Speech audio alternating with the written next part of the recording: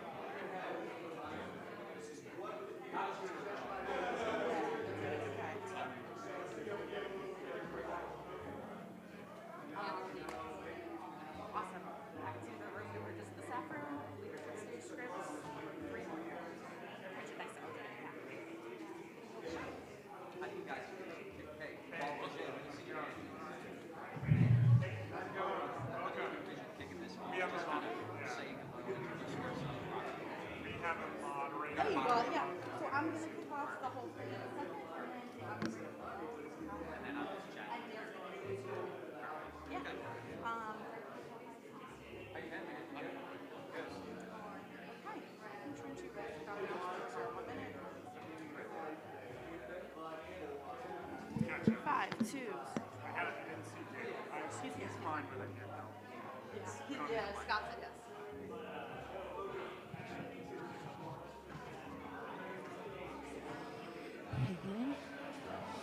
Hello, hello, hello. Good morning. Thank you for being here. We're going to start in 1 minute. This is just your 1 minute morning that we're going to get rolling. Thank you so much for coming.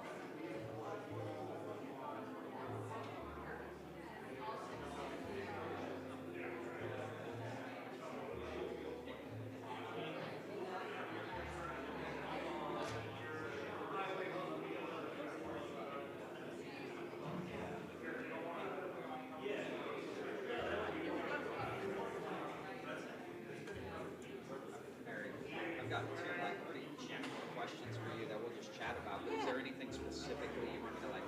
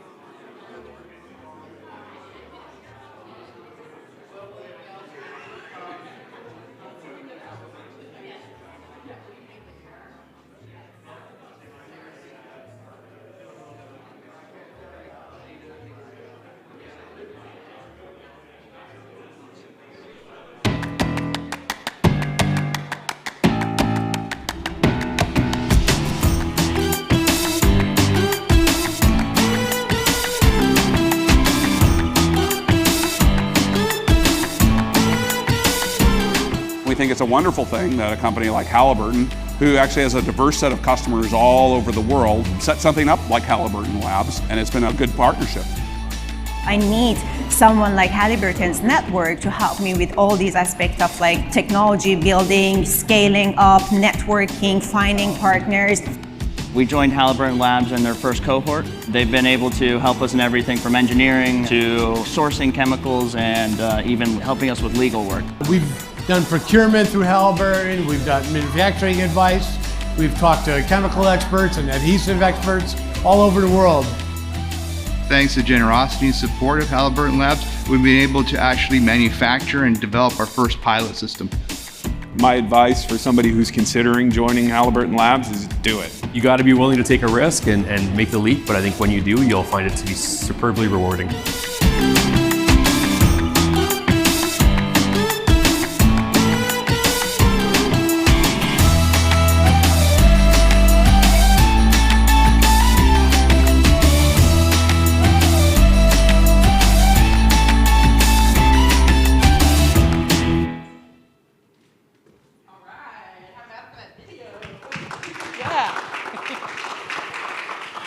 Good morning, everyone. Welcome again to Gallier Hall, to Thursday of New Orleans Entrepreneur Week.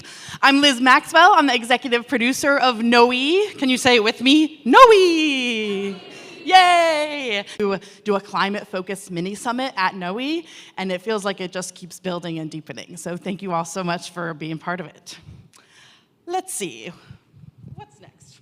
I was going to say that we've been working together for 7 months on this morning's programming. I was counting last night. The goal is to have a thoughtful, meaningful conversation about energy transition, and with a lot of back and forth, I think we have put together a really fantastic program. Before we kick things off, I'm going to bring up to the stage Dale Winger, Managing Director of Halliburton Labs, let you tell a little bit more about the work that they do, and then get our first session started. Thanks again for being here.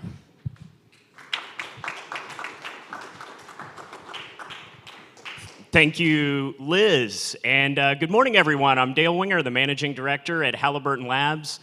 As Liz stated, this is our second year presenting the Energy Mini Summit as part of New Orleans Entrepreneurship Week, and it's a special privilege for us. New Orleans is an important partner as we think about the Third Coast's role in energy innovation, and we'll be talking more about that as the needs of the energy system continue to evolve. One of the starting points for Halliburton, which, as many of you know, is an over 100-year-old provider of services to the oil and gas industry with over $20 billion in sales and operations in 70 countries around the world. We recognize that the importance of energy runs through the fabric of everything humankind does, from industry and society and kind of well-being and achieving, education and middle-class lifestyles.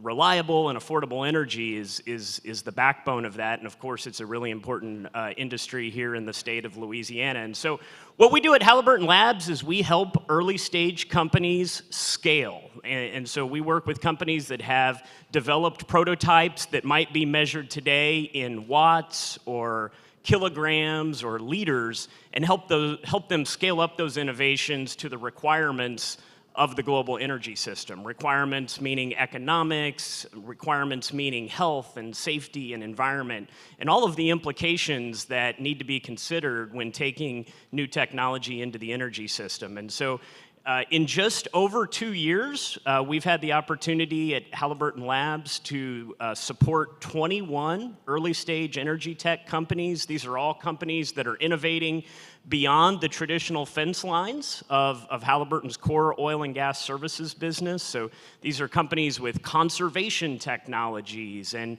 waste to energy and new cooling technologies. And sustainable mining technologies. And what we provide those companies is really an opportunity to leverage Halliburton's engineering expertise and physical facilities and customer and supplier network that reaches globally to bring credibility and insight and expertise to help early stage entrepreneurs use their time and capital more efficiently. So it's my privilege to kind of tee up today. I think we've got a great lineup for you. You'll hear from entrepreneurs, you'll hear from investors, you'll hear from other corporates that are a part of the ecosystem, as well as other thought leaders and those with policy-making background. You'll actually get to hear from a Halliburton Labs CEO today, the CEO of Redshift Energy, who grew up here in New Orleans, Howard Nelson, will be on a panel later on today, and so we're happy to have him in the lineup.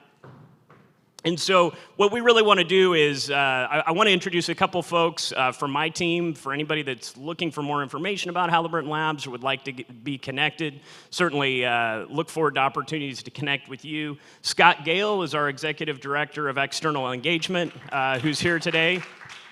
We have the newest member of the Halliburton Labs team, Luli Castillo. And one of our advisory board members who's been supporting the Halliburton Labs journey from the very beginning when it was just an idea, Walter Isaacson.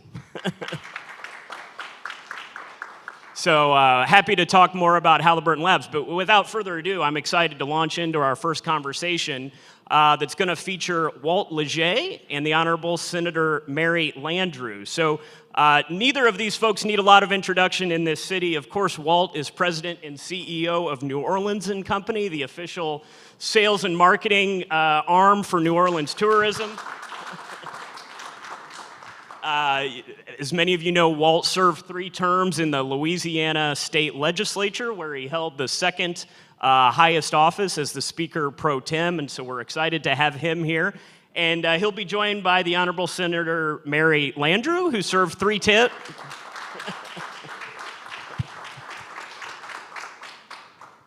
Of course, she served 3 terms in the U.S. Senate, also served in the Louisiana legislature, and is well known for her expertise in energy and natural resources, where she held committee leadership responsibilities in the U.S. Senate, and also built a reputation for a bipartisan, well-informed perspective on bringing solutions. Both of these folks have a lot of interest in energy and climate, and we're delighted to have them lead off today. Thank you so much. Thank you. Thank you. Thank And you. thank you for your support.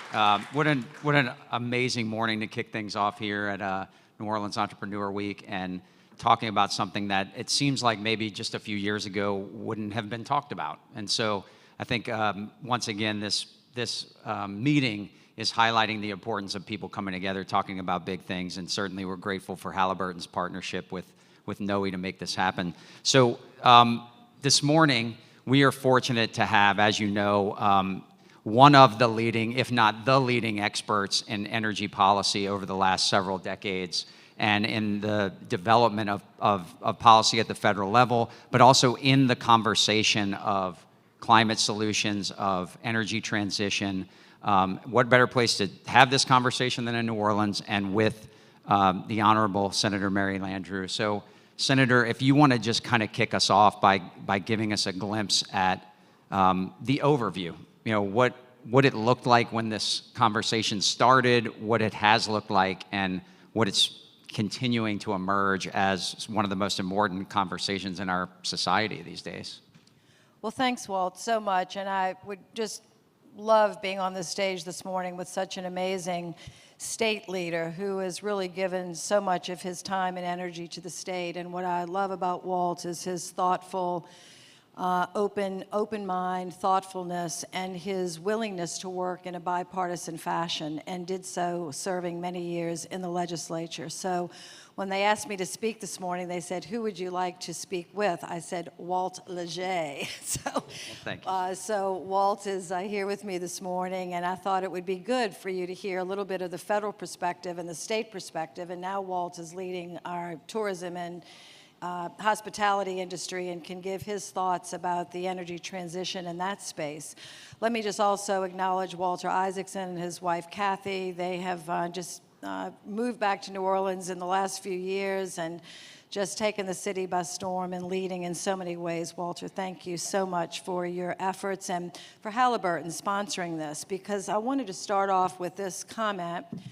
You're in a great spot, not just New Orleans, but Louisiana. And part of that is because our governor, John Bel Edwards, who's in his 8th year of his 2nd term and last term, has been one of the foremost leaders in this space. And you'll hear from him this afternoon about transitioning, the evolution and transition of a great energy state to what the new energy future looks like. So with the political alignment and the governor's leadership, which is not true in every state in America, and most certainly is not true in some red states in America. John Bell, as a Democrat in a red state, is really leading and challenging this transition to meet our climate goals, but with a maybe different twist than you might hear from California or New York. And we were referred to as the third coast. Walt and I were laughing because we think we're actually the first coast when it comes Just a little to, biased. just a little, yeah, we're a little biased, but we think we come from the first coast when it comes to energy production and powering not just the Gulf Coast and the United States, but we actually power the world. We're on the largest river system in North America, one of the largest river systems on the planet. We supply 70% of the grain out of the Midwest to feed the earth. We supply the electricity that we produce in the state does not just go to our homes, it goes to homes all over the country and powers and fuels a great manufacturing base for the country. That's number one. Number two, what you hear from sometimes the first coast and the second coast and in Washington, D.C. is a lot about electrifying vehicles. Perfect. You hear a lot about wind and solar transition for residential utilities. Perfect. But what you don't hear a lot about, which is what you're going to hear about today, is the decarbonization of the industrial and manufacturing sector, which is the hardest to do by engineering and science, but the most important to do because that's where the majority of the carbon and greenhouse gases come from. So going number three, Joe Biden, our president, just passed, with his amazing skills in a bipartisan way, one of the most important infrastructure bills and CHIPS Act, but by a partisan vote, unfortunately, not because of his fault, but because I think Republicans didn't lean in enough maybe to want to give him a victory, but it was done anyway. One of the most significant investments in climate transitional funding ever in the history of the world.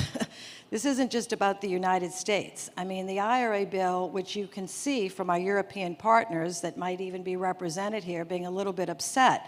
The French president came and had a word with our president. The German president has come to have a word with our president. Why? Because our bill in the United States is so powerful to incentivize the industry and the private sector to generate trillions of dollars to this effort.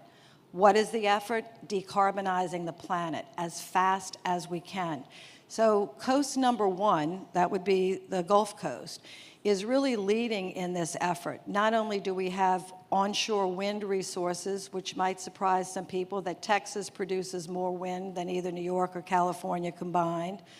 We have Louisiana getting ready to do, hopefully will be the third state in the union to get primacy, which is for carbon sequestration, which helps all of the major industrials, BASF, CF Industries, Exxon, Air Products, continue to produce the manufacturing base, but sequester the carbon because we have the geological formations primarily in this part of the country. We're not the only ones, and that's not the only technology, Walt, but it's one of them.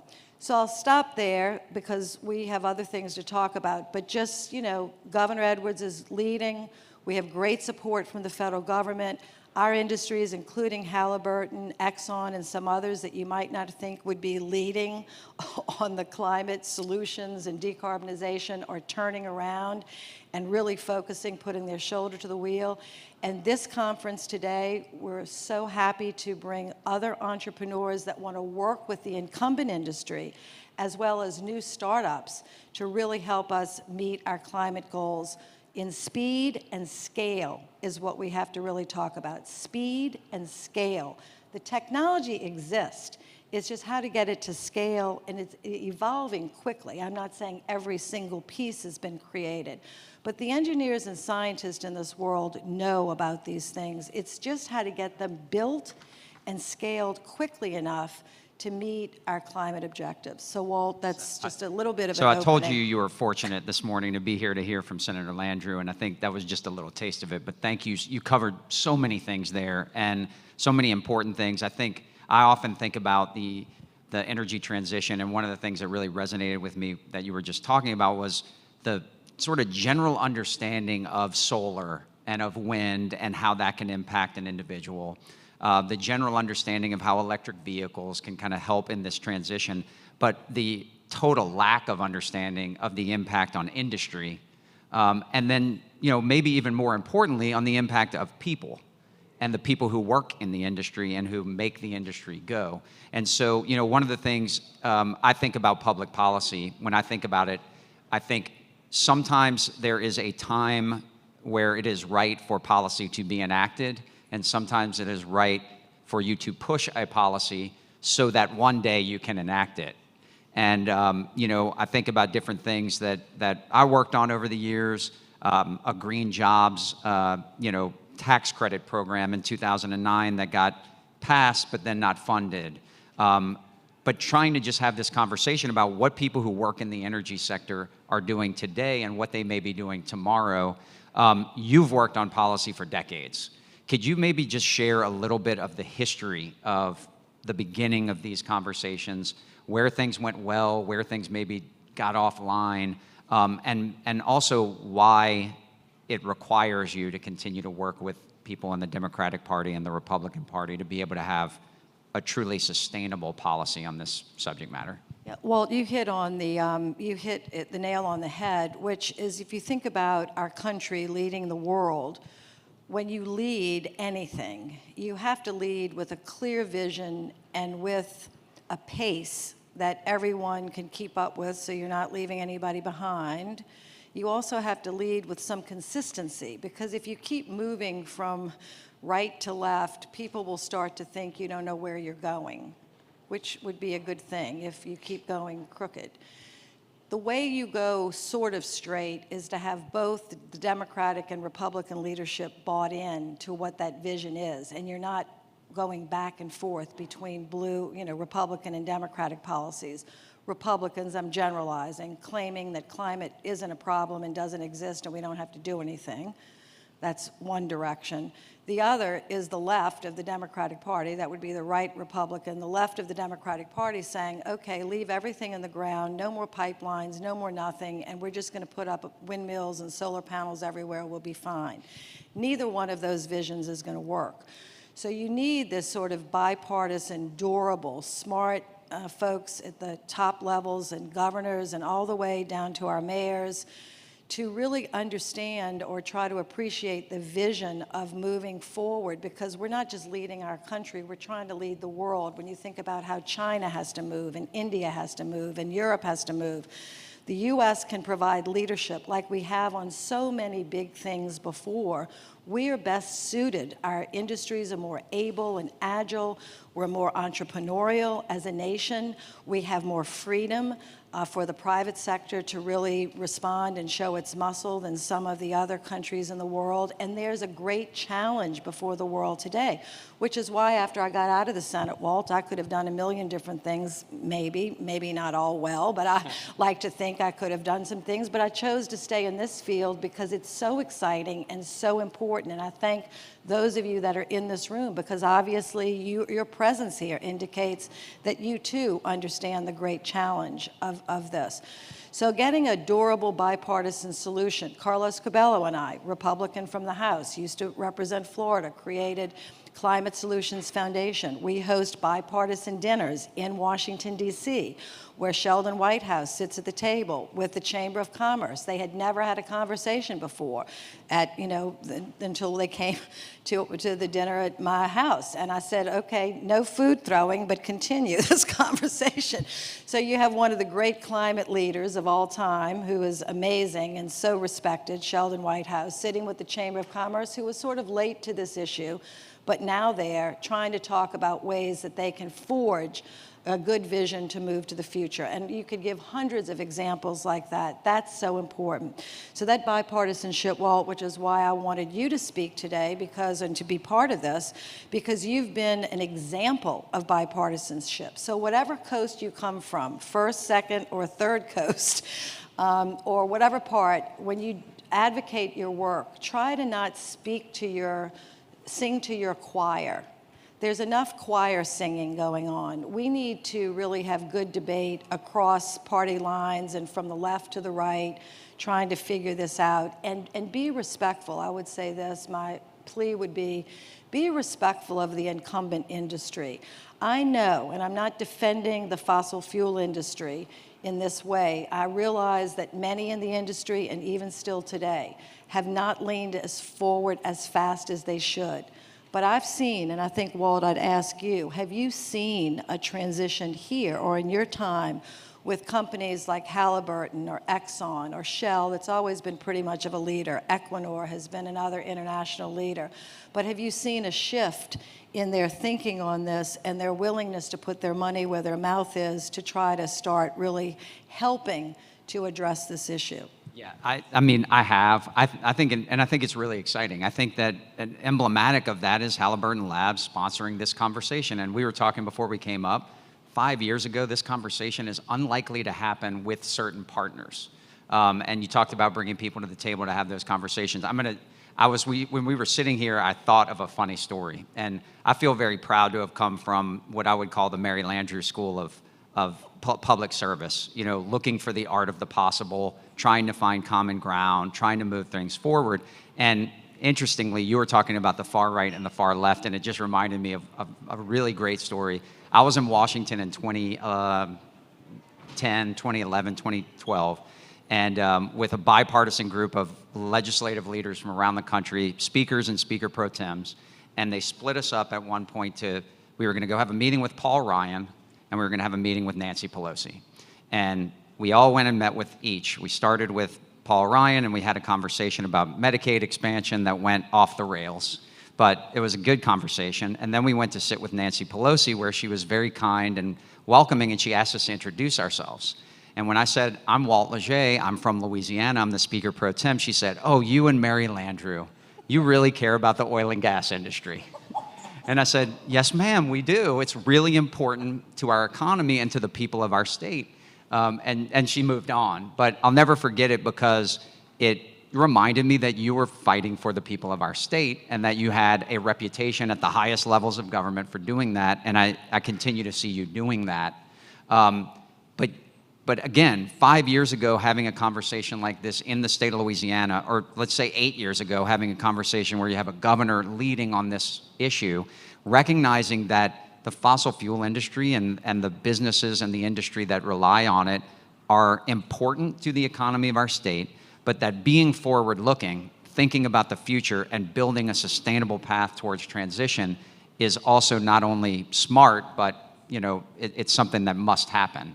And so I think we continue to see that emerging, and the power of people coming together to have these conversations cannot be understated. Absolutely, and I know this is Entrepreneur Week, so I don't want to get too far off on the big incumbent industries, because new technologies, small companies that you all are creating and ideas that you have, you know, they're all going to be part of this solution. But even John Podesta said at CERAWeek, and I don't know if any of you, how many have ever attended CERAWeek in Houston? It's a pretty phenomenal conference, and what's happening, you know, it happens in Houston, and it's thousands and thousands of people, but it's about the energy transition. But what's very interesting, and Walt, you were there this year with me, they have an Agora track, and then they have kind of an incumbent fuels track. And in the same building, you can sort of see how this is emerging. Like all the hydrogen nerds are over here with the, you know, solar and wind and everybody else, and then all the incumbent industry nerds are over here, and they're sort of talking in different ways, but you can feel it coming together for the first time in a long time. So when you're in an energy place like Houston or New Orleans or Lafayette or the Gulf Coast, you can feel that maybe more than you can feel it in the California coast or the New York coast, because both are here. You know, we have sort of the new energy pushing the old energy, and because John Bell, our governor, is so smart and so good and so forward-leaning as a leader and so honest, he can see this, and he's doing his best to lead forward. So we're helping him as best we can And I think the industries are, you know, what the legislature has done to increase incentives, but it's mostly the federal government that's really put a huge amount of money into these initiatives. So the 8 hydrogen hubs, for instance, that'll be, I say 8, it's a minimum of 4, maybe a maximum of 10. It's $8 billion that will be distributed around the country for these hydrogen hubs. We hope to get one for Louisiana, Arkansas, and Oklahoma. Of course, we're competing against about 30 other places in the country. Air Products is the largest producer of hydrogen currently in the world. We have the largest hydrogen pipeline. People don't realize we already have that here. So there's exciting things going on because, like Bill Gates says, you know, there's a number, I think it's 51 gigatons. We have to get that out of the atmosphere, or, you know, quickly. That's a big number. So if you have a company that's talking about like a 0.1% of, you know, you gotta scale. This is about scale and speed. Number 2, in this city, in a couple of months, no, in 1 month, in May, the American Clean Power Association is going to be here. They'll bring 9,000 people here. They have a new leader, Jason Grummett. Pay attention to him. He's a bright star. He's a great leader, Jason Grummett. He's leading basically wind, solar, and 2 others, I can't think, but they'll be here. There are going to be some exciting new breakthroughs as they, you know, visit about this here in New Orleans. So between what I learned at Sierra Week, what I expect to learn at the American Clean Power, what I know my colleagues, my former colleagues, are working on right now in Washington, which is an infrastructure bill that's going to help us scale up the transmission lines necessary to move our solar and our wind across the country, our pipelines that are so important, natural gas pipelines, you know, hydrogen-ready pipelines. And I'll close with this. Even John Podesta said at Sierra Week last week, 2 weeks ago, you know, and John Podesta is a great environmental leader. I don't have to tell you who he is or his reputation, but this is what he said in his presentation. He said, since the 1970s, the, quote, environmental movement, which I've been a part of, has been doing everything it can to slow things down. Rightly so, because we were doing some really bad things in this country, like dumping stuff into rivers that then you threw a match and they lit on fire. Bad.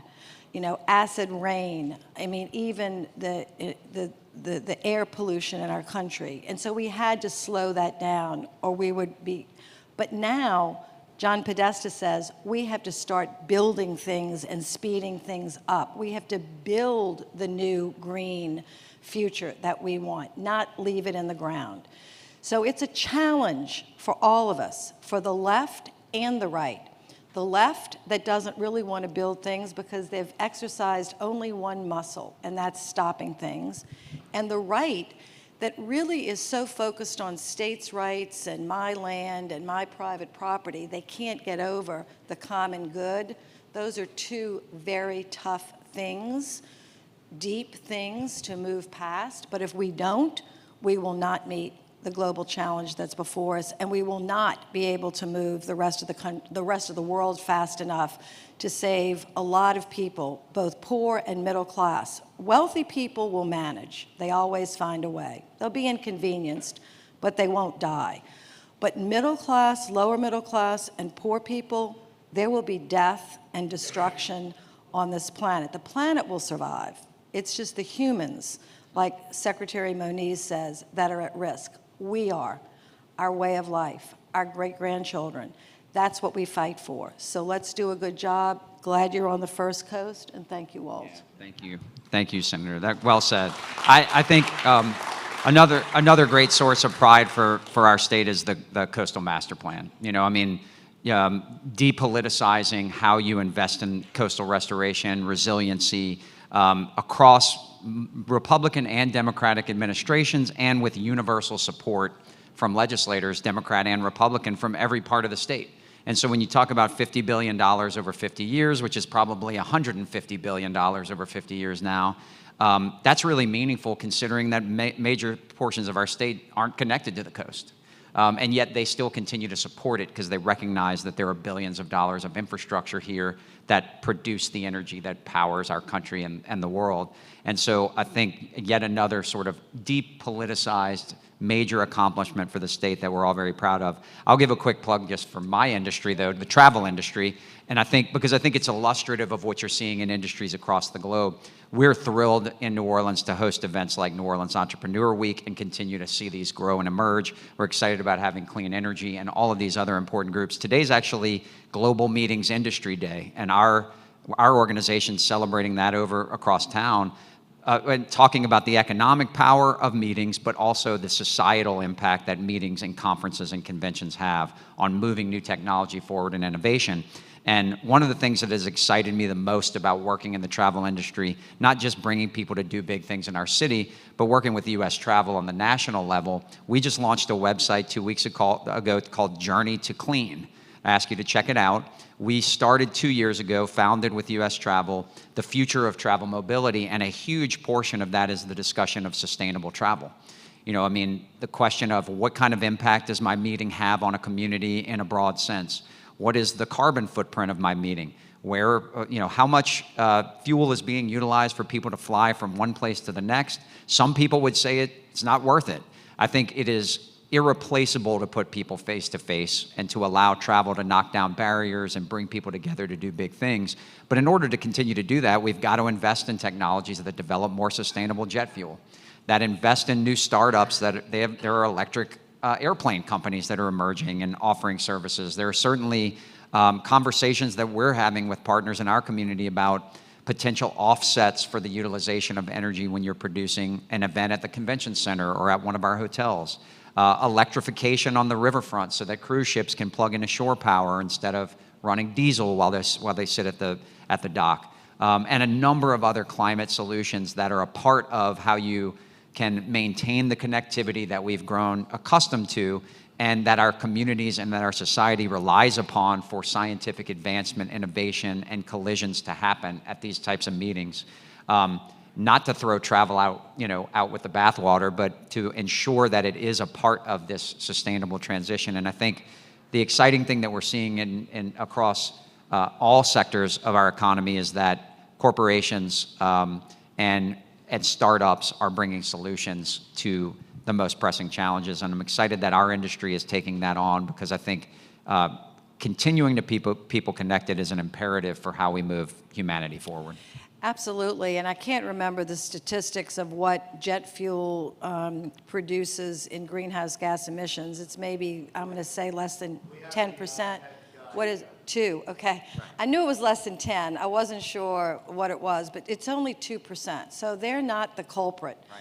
But they are visible, and so United Airlines is doing a great job with their investments, and there are other companies too. Is it yours? Mike is the head of Energy Ventures and New Ventures at United Airlines. Okay, United Airlines. We know about United Airlines. They are really the leader in this, and their CEO is Scott Kirby, is a phenomenal guy, and he's leading this effort and really has gotten the attention of the White House and the international community on this. And I think some of those fuels may be being able to be produced here in Louisiana. In Louisiana. Great opportunities. And the other great thing that we're excited about is in our maritime industry, producing maritime vessels that don't run on, they can run on liquefied natural gas, they could run on hydrogen, they could run on, things that are much cleaner than diesel or oil, et cetera. And so we think that this, this industry in Louisiana that helped build the first maritime boats in the generations and generations, in addition to the Higgins boats, which we think helped us win World War II, right. But that's another story. That's another innovation that's another innovation for another day. You all need to see that at the World War II Museum. But nonetheless, we think this first Energy Coast has a lot to say about aviation fuels, about maritime fuels, Walt, new ways to transport goods. So that is a real challenge. And so thank you for everything that some of you all are doing. And I might mention also BEX, which is biofuels, either from sugarcane residue, ethanol, of course, you all know about that, and the biofuels. But here in Louisiana, we're launching, hopefully, or is expanding, one of the largest biofuel companies that can take the waste from wood, not cut down forests to chop up trees, but when trees are used appropriately and sustainably for building materials, et cetera, we take that waste and use it to produce electricity. So we think the forest industry in Louisiana and some of our rural communities can be revitalized. This particular company I know about, Drax, which converted the largest coal plant in Europe to biofuels, and now we are supporting sending product to the UK. It's one of our great exports from Louisiana, and we're expanding. So there are all sorts of new fuels, new technologies. Everybody pulling in the same direction, trying to lead towards transition. And it's been incredible to be with you this morning. Thank you to Noe, and thank you, Senator Landrieu. Thank this you. has been We're phenomenal. on 000. We're at negative 4 minutes. Negative. Thank you so much. It's been great. Everybody have a great day. Thank you so much, Walt and Mary. Totally incredible. I'm inching on the stage, but not wanting to cut anything off. That was so fantastic. We're going to move right on into the next session in today's mini summit. We started with this bipartisan solutions to climate change conversation. I like to think to get politics out of the way right at the get-go. Like, let's talk about it. Now we're going to talk about the state of the transition. Like, what is the landscape? What is happening? Sort of where do things stand in New Orleans, in Louisiana, and across the Gulf Coast? I'm going to invite our panelists up to the stage as we get settled here. I believe, I was going to say, our moderator's in the audience listening. No, she's right here by the stage. We've got a fantastic group. Let's welcome them up to the stage, and we'll keep this morning rolling. Thank you so much. Yeah. 1, 2, 3. If you use those mics that are there. Okay. Great. I'll give you this one. Thank you. Perfect. Yeah, wherever you want to sit. Yeah. Okay. Awesome. Hello? Okay, there you go. Awesome. Well, that was an invigorating conversation and really empowered us to think more about how we can collaborate together between different groups. And I think that's also the theme of this panel going forward. So we're here to talk about the state of the transition, and in particular with a lens on policy. So we'll be diving in onto topics related to how we can use the federal dollars that Mary talked about a little bit better, and how we can actually administer that here in Louisiana. So we have 3 very distinguished and awesome panelists here today, and I might ask if each of you could to introduce yourselves and talk a little bit about what you do. Sure. So my name is Greg Upton. Can you hear me? No. There we go. Sounds good. My name is Greg Upton. I'm the Interim Executive Director of the Center for Energy Studies at Louisiana State University. The center was actually created by the legislature in the early 1980s, back when over 40% of the state's revenues came directly from oil and gas. And so as you can imagine, different groups were coming to the legislature saying different things. And at some point they said, you know, we just don't know what to believe. So they created the center. They housed it at LSU to give the academic protection. And what we do is we research what happens at the intersection of the energy sector in Louisiana, the economy, and the environment, and then we communicate that to the legislature as well as the general public. So that is what the center is, and that's what we do to this day. Hi, good morning, everyone. I'm Josh Flegg. I'm the Vice President of Business Development at GNO Inc., Greater New Orleans Inc. So GNO Inc. is the regional economic development organization focused on supporting business and investment from the business community and creating jobs in the Greater New Orleans area, so the 10-parish area around New Orleans. I run the business development team, so we focus on attracting industry to Louisiana, to our region in Greater New Orleans, and also helping our existing businesses expand and stay here and grow and thrive in the Greater New Orleans area. Good morning, everyone. My name is Shafeen Khan. I'm the VP of External Affairs and Innovation at the UNO Research and Technology Foundation, also known as The Beach. So we work very closely with the University of New Orleans and their expertise in offshore energy, and so have built the Louisiana Wind Energy Hub at UNO that leverages the engineering expertise, the environmental sciences expertise, as well as the business expertise over at UNO. So supporting research, supporting innovation, and doing workforce training. Happy to be here with this great panel. So the standpoint I come from is from looking at the climate tech landscape as a whole and how to finance the actual scale up of climate tech. So I have a blog called eTech Monkey. And one of the articles I did was looking at how emissions is distributed across different areas. And what was enlightening to me is that, you know, if you look at the pie of emissions distributed across different, I guess, life use cases, you have a third that's dedicated to making stuff, so industrial production, manufacturing. You have another third that's electricity production. And then that last third is actually split between transport and food and ag.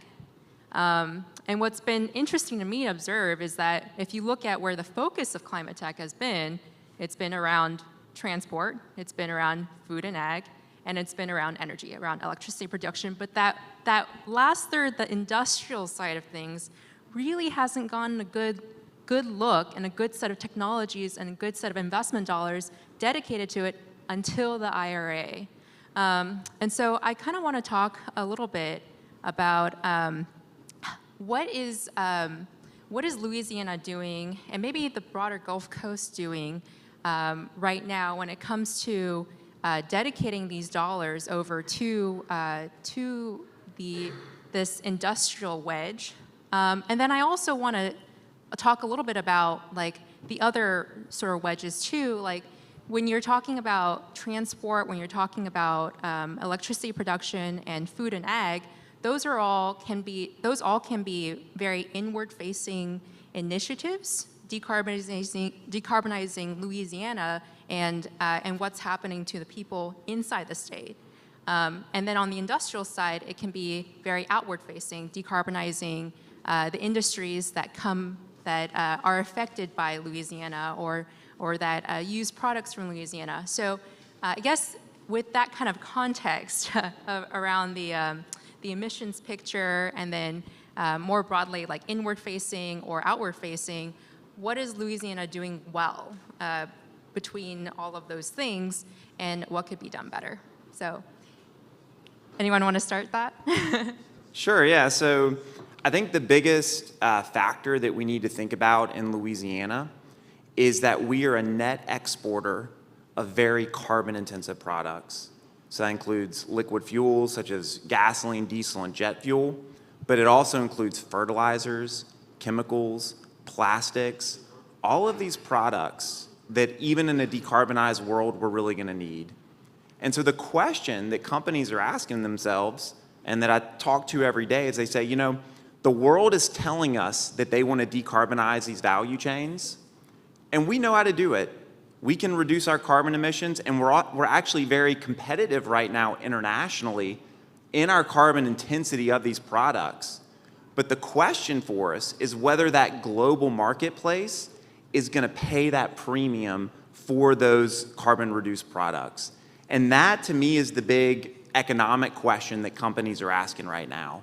I can make an investment today, whether that's electrification, whether that's efficiencies, whether that's carbon capture, whether that's move to hydrogen for combustion, all these different technologies that we can talk about.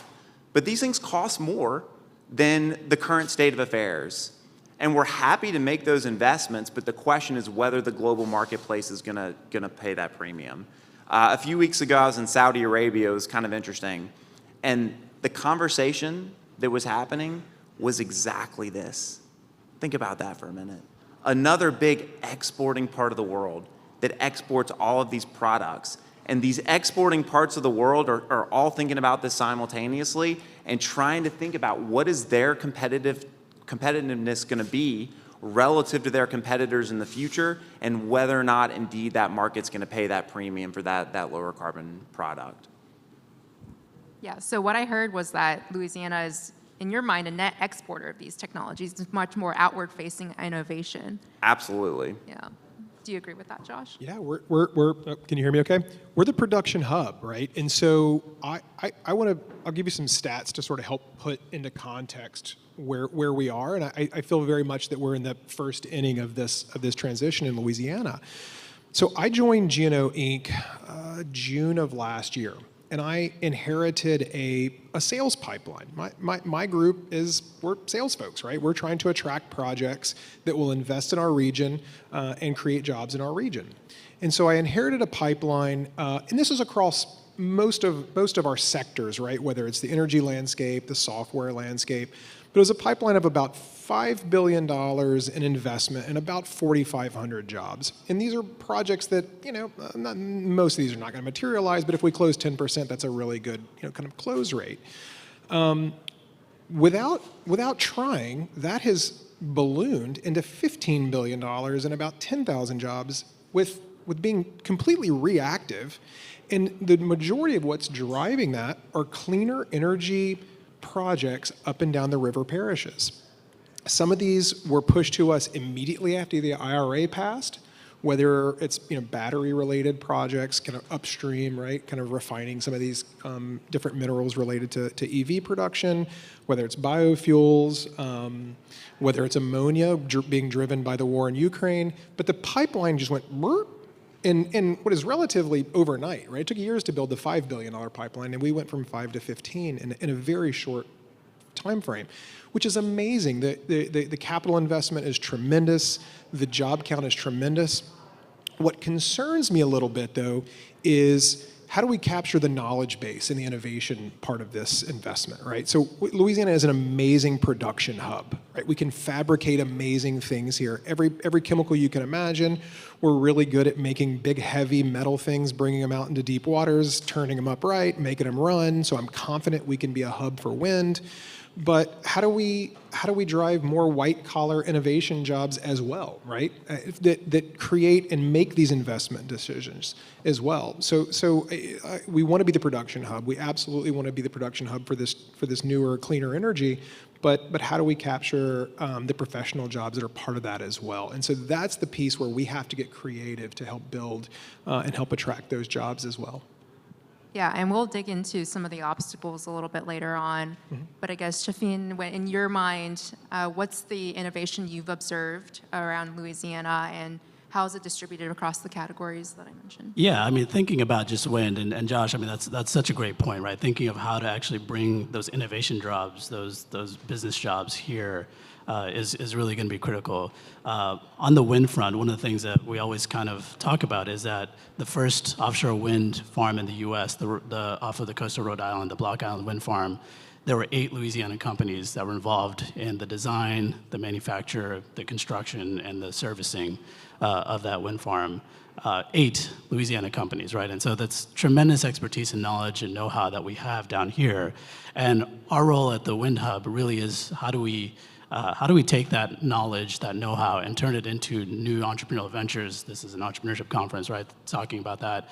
How do we get some of the oil and gas expertise that has translated into those jobs to spin out new technologies, new products that can have that global impact, right? And so you think about offshore wind in the Gulf, and you think about hurricanes and other challenges that we have. There are companies in the region that are looking to address those challenges, and those are new innovations that are going to really set the gold standard for the technology for wind turbines moving forward. So I think that's a great opportunity for us to build off of. Yeah, and so, we have this advantage position. Louisiana has this advantage position along the Gulf Coast where it's very natural to be siting offshore wind projects and other offshore projects here. Also, Louisiana is a big manufacturing hub and has the ability to produce products at scale, which not a lot of regions around the U.S. Have the talent and the capabilities and the manufacturing facilities to do. So how do we actually make this happen? So Josh, you mentioned that there's a ton of projects in the pipeline right now as a result of IRA. There's a workforce problem as well. But how do we actually get the dollars deployed?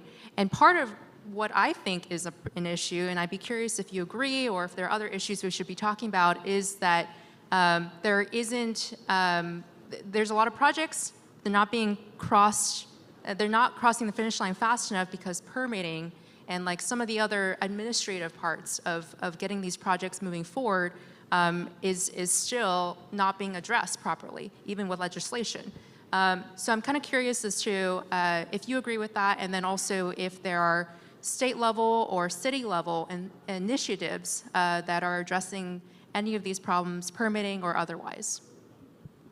Yeah, so the biggest permitting obstacle right now in Louisiana, and this might be getting too much into the weeds, but it's called the Industrial Tax Exemption Program. So in Louisiana, the state is not allowed to assess a property tax via the Constitution, but the localities are not allowed to assess an income tax, so it's kind of a trade-off.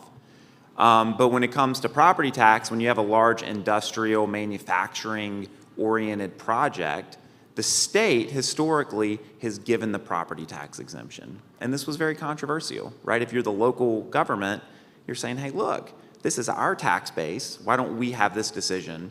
So when the new governor came in, John Bell Edwards, 8 years ago, he made a change to this.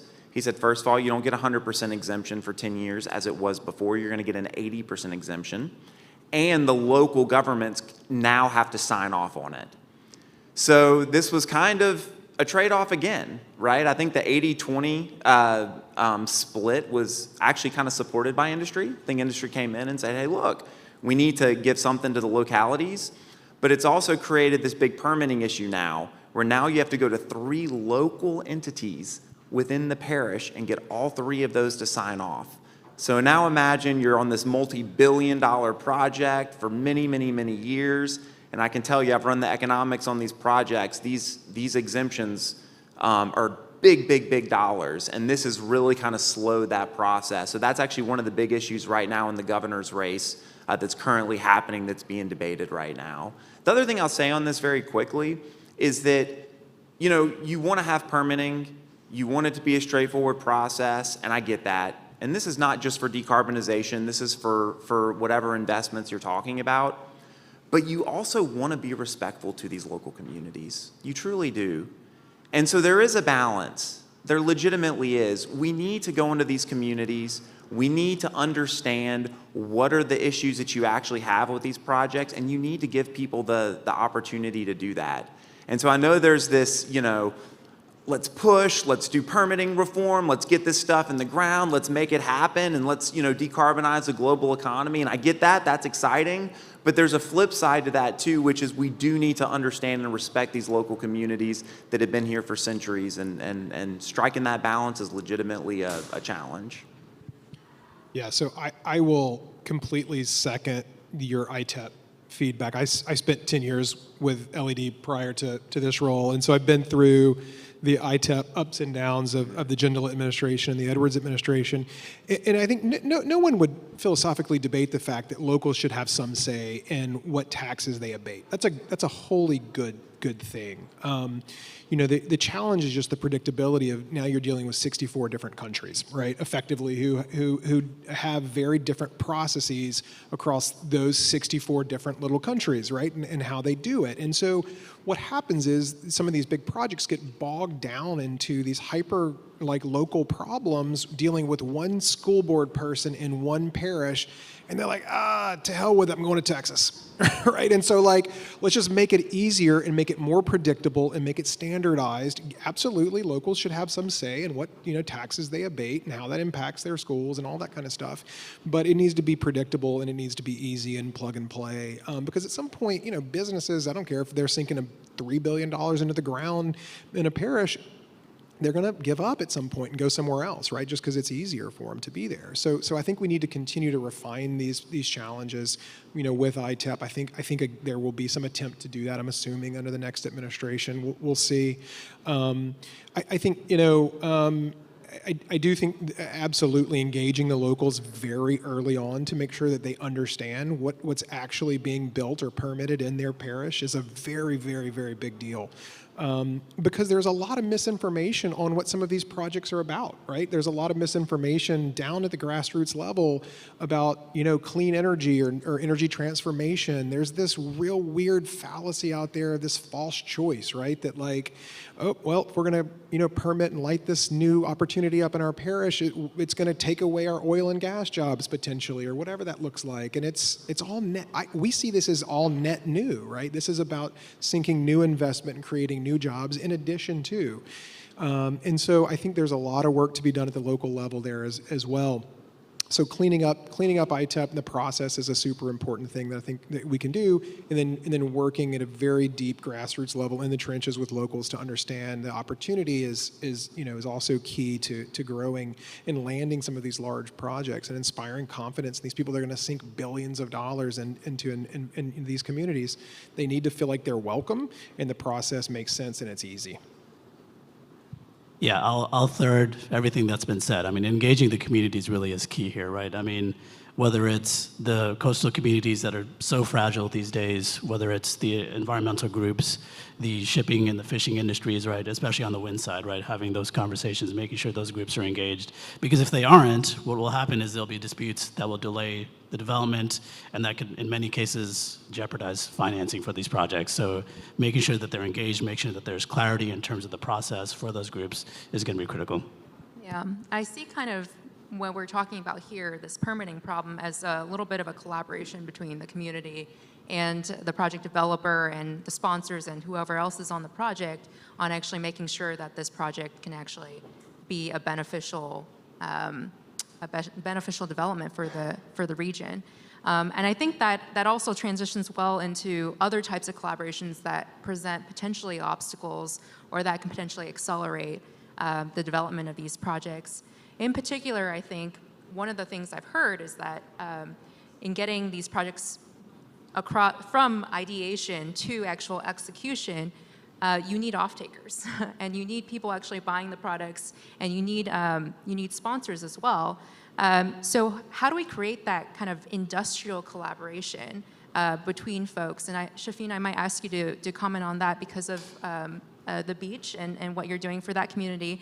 But how do we, from a state level and then also from a city level and from a region level, how do we foster that collaboration between the industrial side, the public side, and then also the community side of things? Yeah, absolutely. I mean, I think it's very similar, right? It's engaging them early in the process, right? So on our side, because of the strength we have in engineering in our university, we do a lot of work with the industry partners to build new technologies and new innovations that can enable the development of offshore wind in the community. But we're also engaging, policymakers and other developers as well through our business school and a partnership we have with GNO Inc. called H to the Future, the Nexus project that I'll let Josh talk a little bit more about. But there's a variety of ways that we need to make sure that we're engaging with those groups because, as you said, even groups like the Public Service Commission, Entergy, who's the energy provider here, they need to be engaged in the discussion. And in fact, they just had an announcement this morning that they're put together a memorandum of understanding with RWE, which is the second largest wind energy company in the world. So that's really exciting to see that there's been developments on that front. Yes, thanks, Shafin. H to the Future is our answer, right? So we won a large federal grant last year through the Build Back Better Regional Challenge. It was $50 million from the feds, matched with $25 million from the state. It's called H to the Future, and ostensibly the goal is to create a few different work streams that are going to help us fabricate a cleaner hydrogen. Core to that concept is, can we have some windmills in the Gulf turn an electrolyzer that will then break seawater into cleaner hydrogen? 30% of the buyers of industrial hydrogen in the country are between the 70-mile stretch of river between Baton Rouge and New Orleans. We have the off-takers here, right? We have the buyers here. We have the pipeline infrastructure. So, a lot of what I've spent my career on has been knocking on the doors of software companies that are like, what? Louisiana? No, get out of here, right? So it's not the case in this world, right? We have that industrial base. It exists. The infrastructure exists. The off-takers exist. And so through this program, part of what we're using those dollars on is to build an industry council of those players. On the buy side, the big industrial guys, the off-takers, everyone who is part of this potential cleaner energy revolution. It's not just about clean hydrogen. That was sort of the gateway, but we're building a future energy council that will be the big players, some of the small guys, and then the goal will also be to have a subset of that, which is more innovation focused, helping some of these startups sell into the big players, right, and to commercialize their technology as well. Yeah, I'll kind of come back full circle to what Senator Landrieu talked about and what I had alluded to at the very beginning, which is we want to decarbonize this global value chain, right? So what do you think has happened to energy demand here in the United States over the last decade? What does everyone think? You think it's gone up, down, stayed the same? It's been completely flat, okay? Why has this been the case? So we just, I know we're running out of time here, but so we just had our third child, and my wife says, all right, Greg, we need to get that big 3-row SUV, right? We went from the 2-row RAV4 to the 3-row Highlander. What do you think that the fuel economy is of the Highlander today versus her RAV from 2010 when we got married? It's actually 1 mile per gallon better, okay? The same year, our dishwasher, our washer, and our dryer all go out. I was very lucky this year. Super lucky, right? Okay. What do you think our energy usage is today relative to before we got these new appliances? It's a little bit lower, right? Now, would I go buy a new car and new appliances in order to reduce my energy usage? Absolutely not. From an economic standpoint, it doesn't make sense. But over time, what we've seen in the developed world is energy demand growth has not happened. Same thing in Western Europe. The demand growth that we are meeting today in the Gulf Coast region is Asia, China, India, the developing world, where you have hundreds of millions of people getting access to electricity for the first time, getting access to transportation for the first time. And ultimately, it is going to be those markets that drive and tell us, are they willing to pay a little bit more to have these lower carbon products? And if the answer to that is yes, then I think we'll be able to, the economics will be there and we'll be able to drive that to be able to supply that to the global market that's being demanded. And so that to me is the big question for us here looking forward in our decarbonization Is effort. whether there will be consumers paying the green premium for these products? Absolutely. Interesting. Absolutely. Okay. Yeah, well, we're out of time. I hope this has been an enlightening discussion on kind of some of the actual initiatives on the ground to help unlock those IRA and infrastructure dollars and also to help incentivize innovation here in Louisiana. Thank you to our distinguished panelists, and yeah, enjoy the rest of your day. Thank you guys so much. It's such a fantastic building conversation, right? As our next panel gets settled on stage, I want to shout out the Big Easy Ideas podcast. It is sessions recorded live here at New Orleans Entrepreneur Week. And we just released this month the Climate Tech season that was recorded last year at NOE 2022, hosted by Scott Gale from Halliburton Labs, who you will hear up here on stage again in a minute. But we plan to release these conversations post-event too, in addition to all of the other content that you'll hear across NOE. So Big Easy Ideas, that's, for being like down here in the Big Easy and all of the big ideas that we're hearing continuing. So check that out if you haven't. Little podcast plug. Our next session is going to be really fantastic. Again, we're just trying to build as we go here. So we talked about state of the transition energy landscape. And now we're going to talk about when the rubber meets the road, what does that actually look like on the ground? So please, round of applause and welcome them. Well, thanks so much, Liz. My name is Bo Jones. I'm the Chief of Staff and General Counsel at the Water Institute of the Gulf, an applied science and research institute based in Baton Rouge and at the beach at UNO. Fantastic conversations today and yesterday as well. I'm really excited for this panel. Where the rubber meets the road, I've got Mike Lessican from United Air Ventures. We've got Nita Ballin, and we've got Rick Johnson from Entergy, and Nina is from the Center for Planning Excellence. Fantastic organization working in and around Louisiana. So I'm going to let them introduce themselves as we get into the conversation. I'm going to start just with a little bit of context, right? So you're in Louisiana. We're talking about companies and innovations here and abroad. But in Louisiana, as many of you know, and you'll probably hear a lot about it this afternoon from the governor, but Louisiana embarked recently on a climate action plan, one of the first deep red states to do this. And they did it in a big way. Over 140 experts from across the industry, from communities, from government entities, to try and figure out what Louisiana's path to net zero was, what the path to net zero is by 2050, right? And Louisiana, we're a little bit different, right? Everybody knows that. That's why we're here. We're a little bit different, but we are from an emissions standpoint and an opportunity standpoint, right? As there was some discussion earlier, we effectively subsidize much of the world's, or much of the country's production. And so our emissions portfolio, where other folks are looking at things like transportation or energy generation, right, we're looking at industry. Over 2/3 of our emissions are industrial in Louisiana. So our portfolio, our emissions inventory is a little bit different, and our pathway there is a little bit different. But we also want to zoom out because obviously airlines are an area where there's a lot of room for improvement. Energy generation is an area where there's a lot of opportunities there. And so we're going to hear from Mike first to talk about kind of the global perspective from the airlines and what they're doing with sustainable air fuels and in other areas. And then we're going to come on down the line to the communities. So go ahead, Mike. Oh, well, thanks, Bo, and thank you all for this opportunity. Decarbonizing aviation is one of the hardest industries to decarbonize.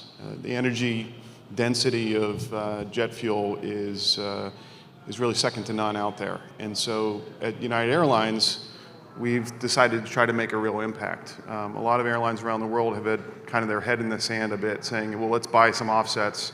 And there are some good offsets out there, but most offsets are not changing one molecule of carbon in the air. And so at United Airlines 2 years ago, under Scott Kirby's leadership, we were given the opportunity to fund a venture capital team. We're very close to having about $1 billion of capital that we'll be able to invest in the pursuit of this. And we have a very differentiated approach in that for short-haul travel, for electric flying taxis, for regional aircraft, we think we can electrify. And as battery technology improves, we think we can electrify routes that are up to 200, maybe 300 miles with improving battery technology. But for longer haul flights and for aircraft that are going to have 50 seats, 75 seats, 200 seats, jet fuel really has no good alternative. And the world has been chasing sustainable aviation fuel the same as renewable diesel by chasing scarce quantities of fats, oils, and greases that are out there. Think about French fry grease. And the willingness of us to travel and the fuel have different factors, right? How many French fries we eat are going hopefully down, and how much we won't want to travel is going up. And so that does not solve the problem. United Airlines has purchased about half of the sustainable aviation fuel in the world that's based off of those processes, and the price of that fuel is now 3 to 5 times as much as the price of fossil-based Jet A. That isn't a sustainable solution. And so we're looking at processes that use woody biomass, like Mary Landrieu talked about up on stage here. Woody biomass is a fuel stock. We're looking at processes to efficiently convert ethanol into jet fuel, and that's going to be a very important solution over the next decade. And in the longer term, we're looking at solutions that are going to be power to liquid based. Hydrogen will be part of that pathway, but we think it will end up being liquid sustainable aviation fuel that power our jets. And so in a very significant way, we're trying to do the right thing and do it the right way by shrinking that green premium, because it is important as a society that we get out there and travel, get to see each other face to face. We need to keep that cost at the cost it is today, but we need to do it in an environmentally sustainable way. So I'll hand it over to the rest of my panelists here, but thanks for being here, and thank you, Bo. Yeah, absolutely. Thank you, Mike. So we're going to turn for a little introduction to Rick Johnson, who's the Sustainability Director at Entergy. So all of our lights here are being run by Entergy, so we're going to go from the global, although Entergy is a very large company, it is our local supplier of energy, and so this is when we think about our power mix and we think about our emissions portfolio, these are the guys that are holding those keys. So let's hear what's going on, Rick. Yeah, thanks, Bo. I've been with Entergy 22 years, and that entire time I have been working on sustainability and climate issues. And I can say things are accelerating. I'm really excited to be a part of it, because the utility sector plays a critical role when it comes to economy-wide decarbonization. That role is to provide as much low to zero carbon power as we can to other sectors, to our customers and other sectors of the economy that are electrifying. We heard about the transportation sector. We hear what's going on in aviation. Ports are a huge electrification opportunity that Senator Landrieu mentioned. Plugging those ships in when they're in port versus them burning their diesels while they're, overnight, while they're reloading or while they're, getting ready to work the next day. That sort of port electrification is a huge opportunity. Of course, e-mobility, but as Senator Landrieu stressed, here in Louisiana, industrial electrification is a huge opportunity. And there are so many technologies that we need as a company and that our customers need to achieve that the net zero economy goal, there's just an entire landscape of technologies where we need innovation, we need entrepreneurship, and we need cost reductions. We need those technologies, as Senator Landrieu mentioned, to scale and accelerate to full commercial availability and viability. So on our side, our transition is accelerating. We have voluntary interim targets along with our net zero commitment by 2050. And last year we published an updated climate report where we laid out our technology evolution that we anticipate to employ over the next 3 decades to accomplish net zero. I would encourage you to go take a look at that report. So our transition is accelerating, but we're also accelerating our efforts to collaborate with customers and other sectors of the economy to leverage that low to zero carbon power to reduce emissions across the entire economy. So it's an exciting time. We're going to talk a little bit about barriers and things that we're confronting, but our efforts to help customers electrify and meet their goals are driven by us taking aggressive action on decarbonization and our transition to meet our goals, both our interim and long-term goals. So I'll turn it back to Bo. Yeah, thanks, Rick. And so now we're going to turn to Nina here. And I started with a very brief kind of overview of Louisiana's climate action plan. And, there was first setting out this high-level plan, right? What can we do? What are the opportunities? What is our inventory, right? What is the current situation? Now we have to implement it, right? And I know that the Center for Planning Excellence, CPEX, has been working to make sure that this climate action plan is implemented, but it is also implemented in a way that values the needs and the perspectives of the community members, right? So that this is not, top down, but it is a bottom-up transition. So can you talk a little bit about how the communities are engaged in the work that CPEX is doing? Thank you, Bo. Good morning, everyone. Nina Balan with Center for Planning Excellence. We are a statewide nonprofit organization that works with people, culture, and brings planning together to make great communities happen. We've worked with over 50 communities in Louisiana to overarch and bring those communities at the policy level and implementation. So in 2020, we've been part of the Climate Initiative Task Force that resulted in Climate Action Plan. And under the governor's initiative to transition to clean energy, CPEX has worked with Louisiana Department of Natural Resources, DNR, and developed a model solar toolkit. In addition to that, we have assisted with weatherization, outreach, and application process. We are currently working under wind and solar initiatives, and we have a campaign called Power Up Campaign. It's a two-pronged campaign. On the one hand, we work with key legislators from House and Senate to cultivate champions within renewable energy and develop our State of Energy office. On the other hand, we work with communities and coalition and groups to make sure that we have an understanding that our communities are the ones to benefit the most. So we can maximize benefit and minimize impactful harms. We have also, the organization works as bridging other coalitions, right? We work with audiences from elected officials to climate and community cultural leaders, and making sure that the communities are not only part of the vision, but also of the implementation process in order to help the state develop mitigation, adaptation, and help build resiliency at larger scale. Great. Well, thank you. all three of you, and right, to take on this challenge, to put the rubber onto the road, right, to lead this energy transition. We obviously have some bright minds. We obviously have some great investments.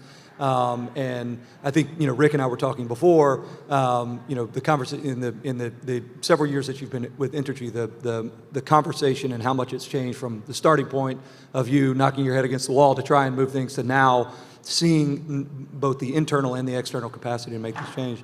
But we also know that there's a lot of error bars in moving us down. What are some of the obstacles that you're seeing?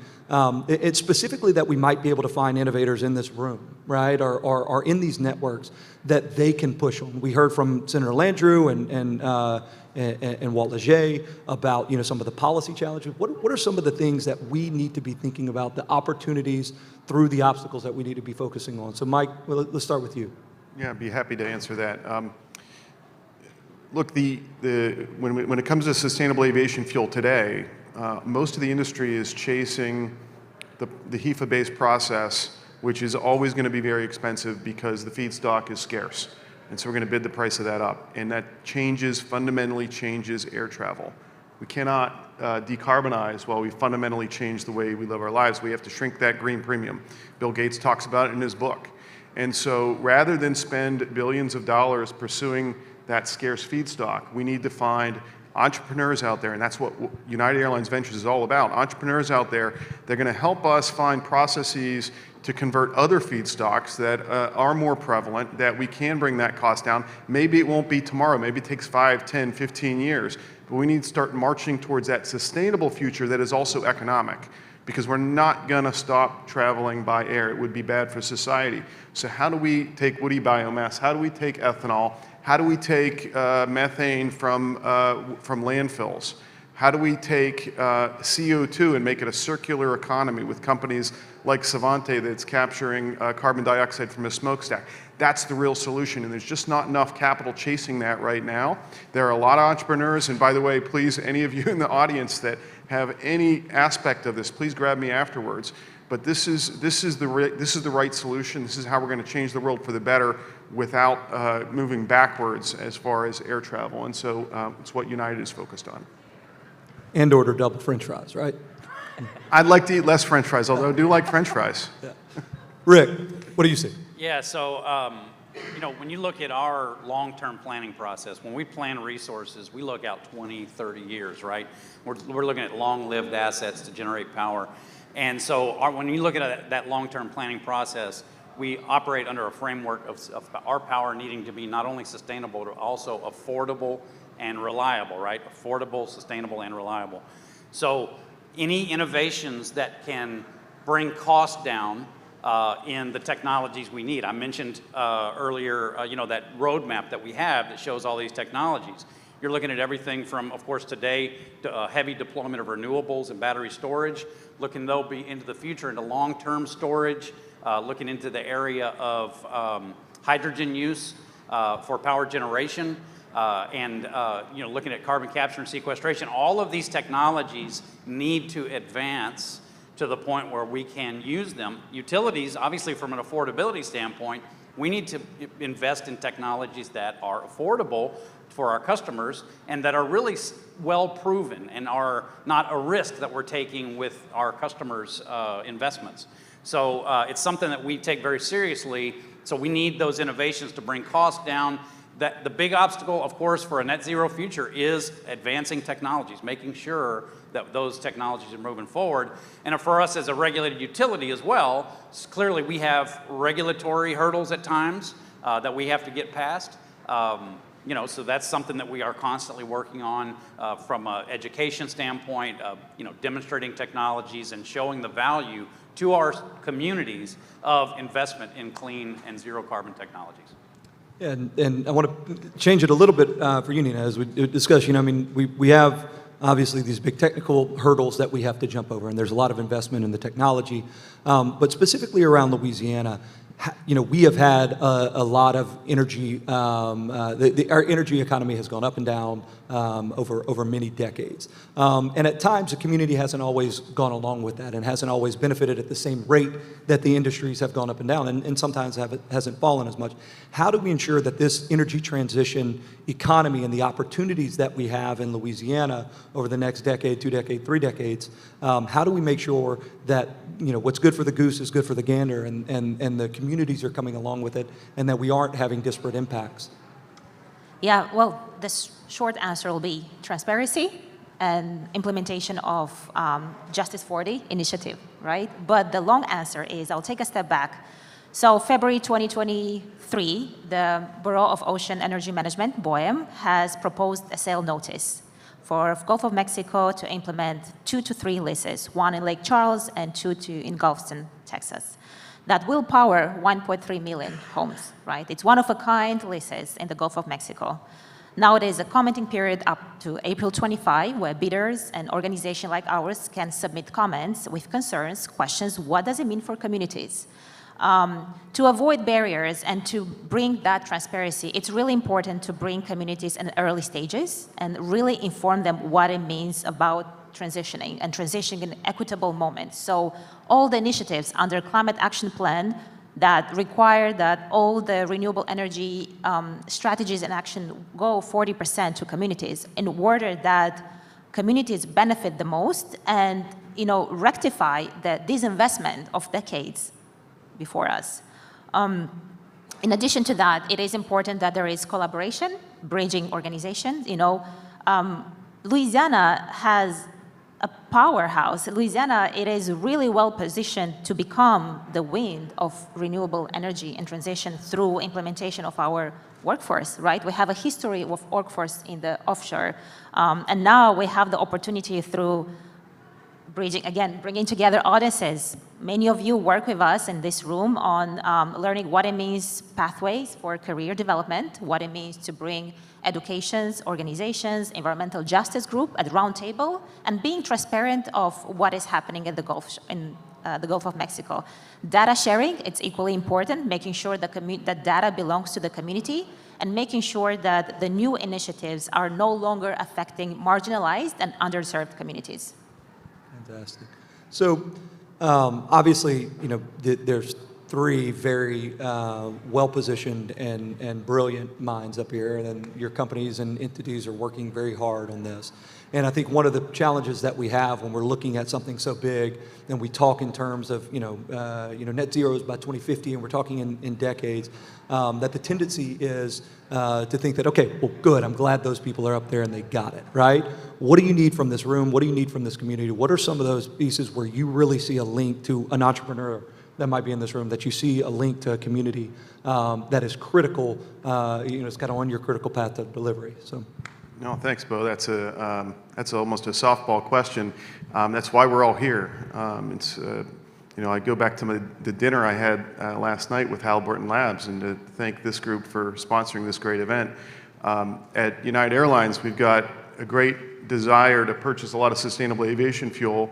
We now have capital because of the fund that we have launched. But when I think about pre-seed companies, seed stage companies, Series A, we don't have the technology we don't have the subject matter experts around technology to say, wow, this pathway through this chemical pathway makes sense.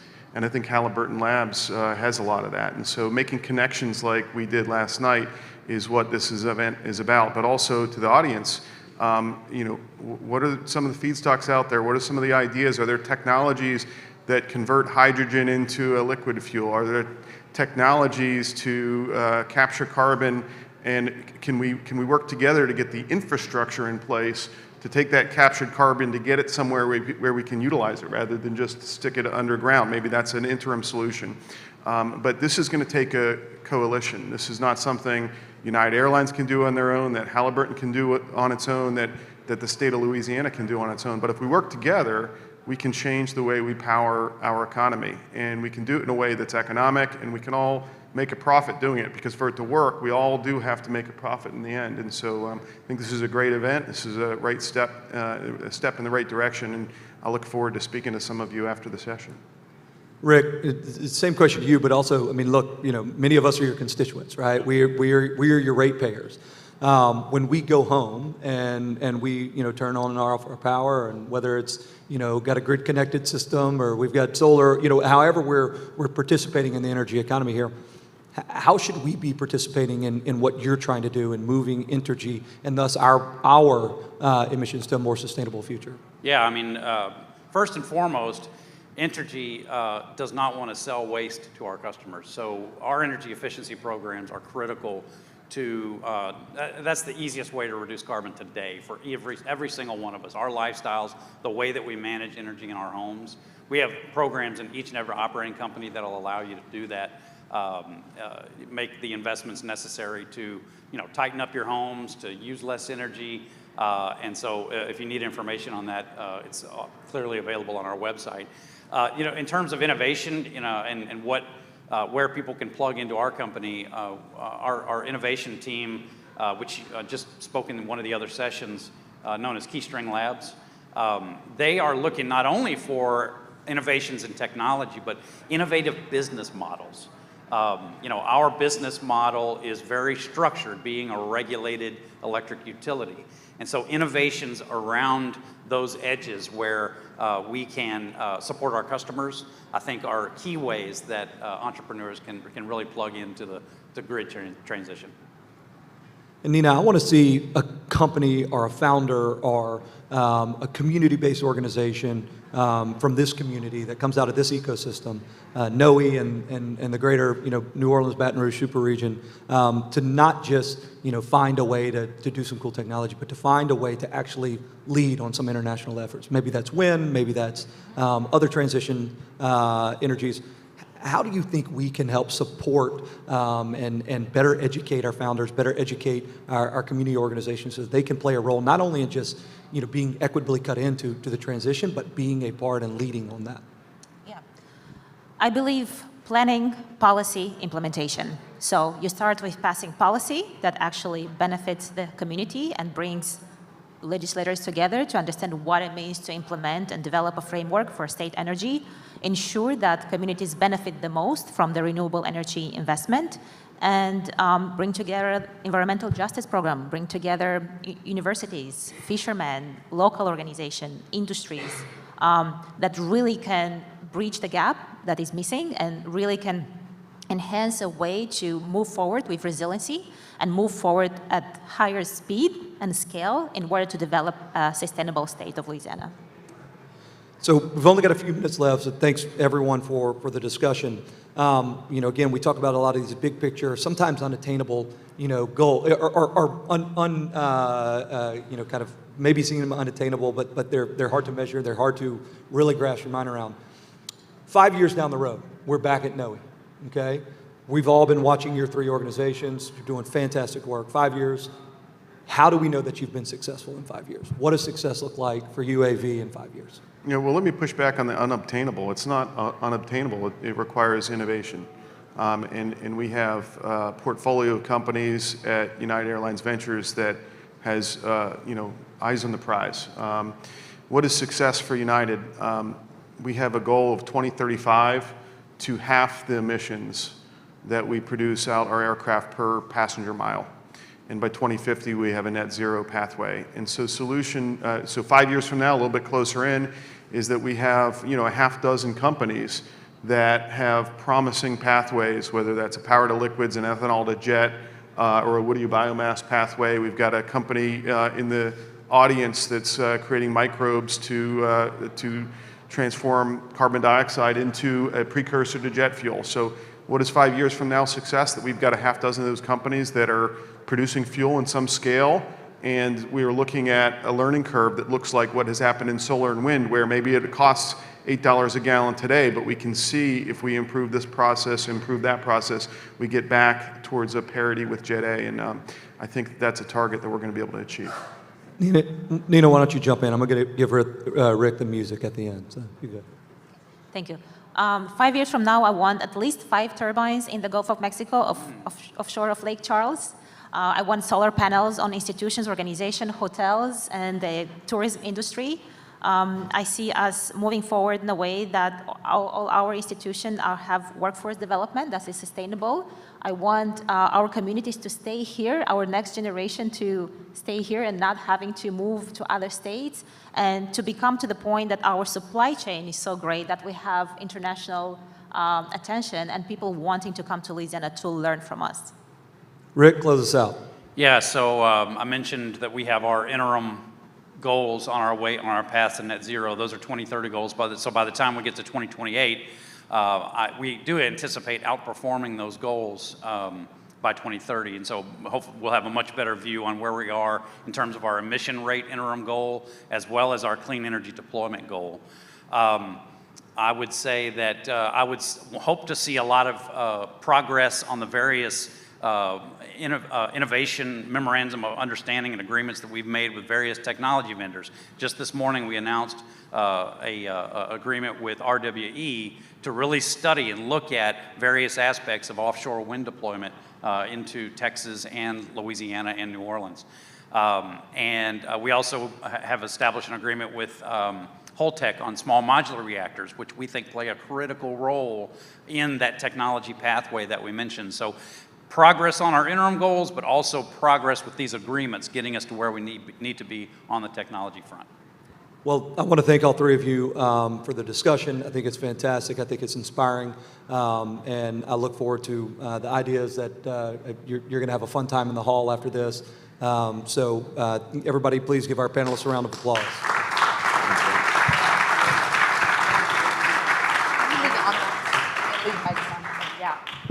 Thank you again. We are coming into the last few sessions of the Energy Transition Mini Summit now, and next up is really sort of the centerpiece. We were thinking of it as programming this entire segment. It is New Orleans Entrepreneur Week, and so this next panel is the entrepreneurs in climate tech in energy transition. So we have three incredible founders on stage, and Grace Rodriguez is going to be our moderator from Impact Hub Houston. Let's give them a warm welcome. Hello, everyone. Welcome to the Hero's Journey. I'm Grace Rodriguez, co-founder and executive director of Impact Hub Houston and regional lead for the Impact Hubs in North America. And for those of you who are not familiar with the Global Impact Hub Network, we are over 112 Impact Hubs across 69 countries around the world that all align in accelerating entrepreneurial solutions for measurable and scalable impact. And through my work, I have the honor and privilege to meet a lot of amazing people doing really incredible work, and so privileged to be joined with three of those people on stage. So I want to invite each of you to share your own journey and some of the challenges that you might have met along the way. And we'll start with you, Shiva. Yeah. So I want to take you back to the year 2000. That's when I finished my high school, 23 years ago already.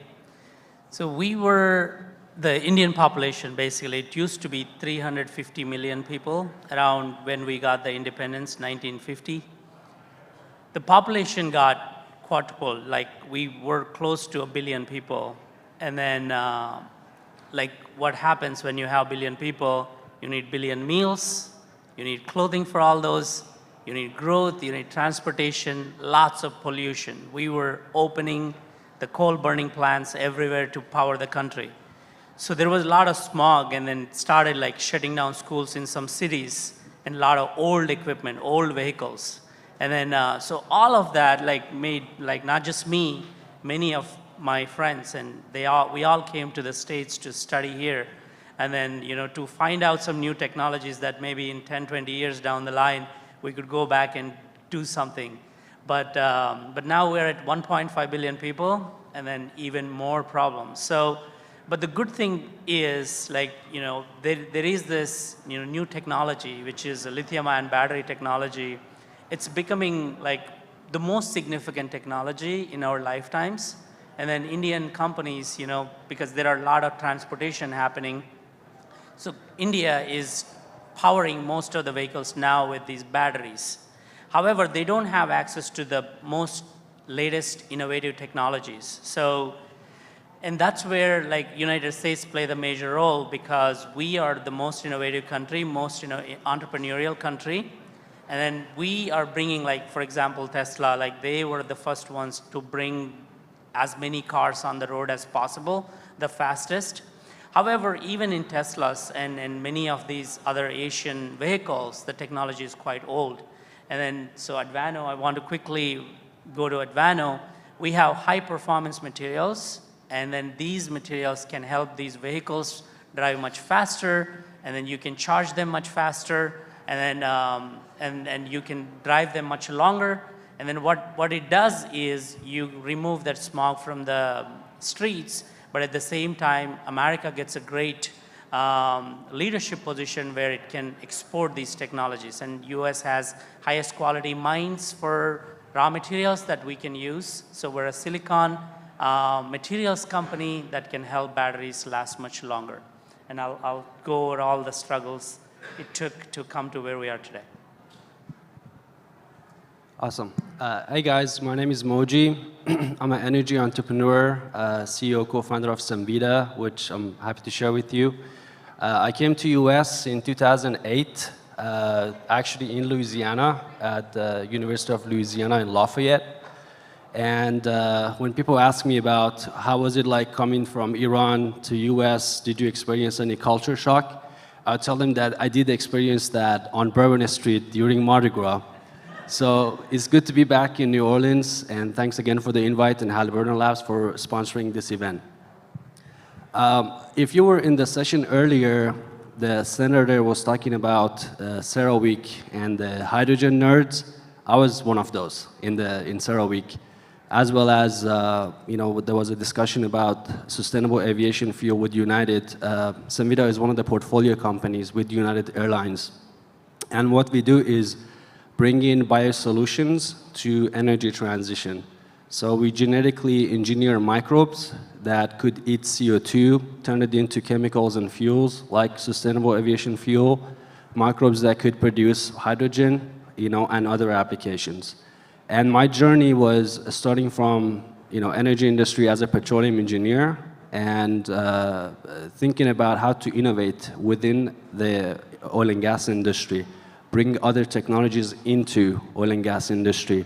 And I was part of a startup called Biota, where we brought DNA sequencing to subsurface, basically looking at DNA of microbes in the water and rock and oil in the subsurface, and building this kind of like a 23andMe type maps for the subsurface.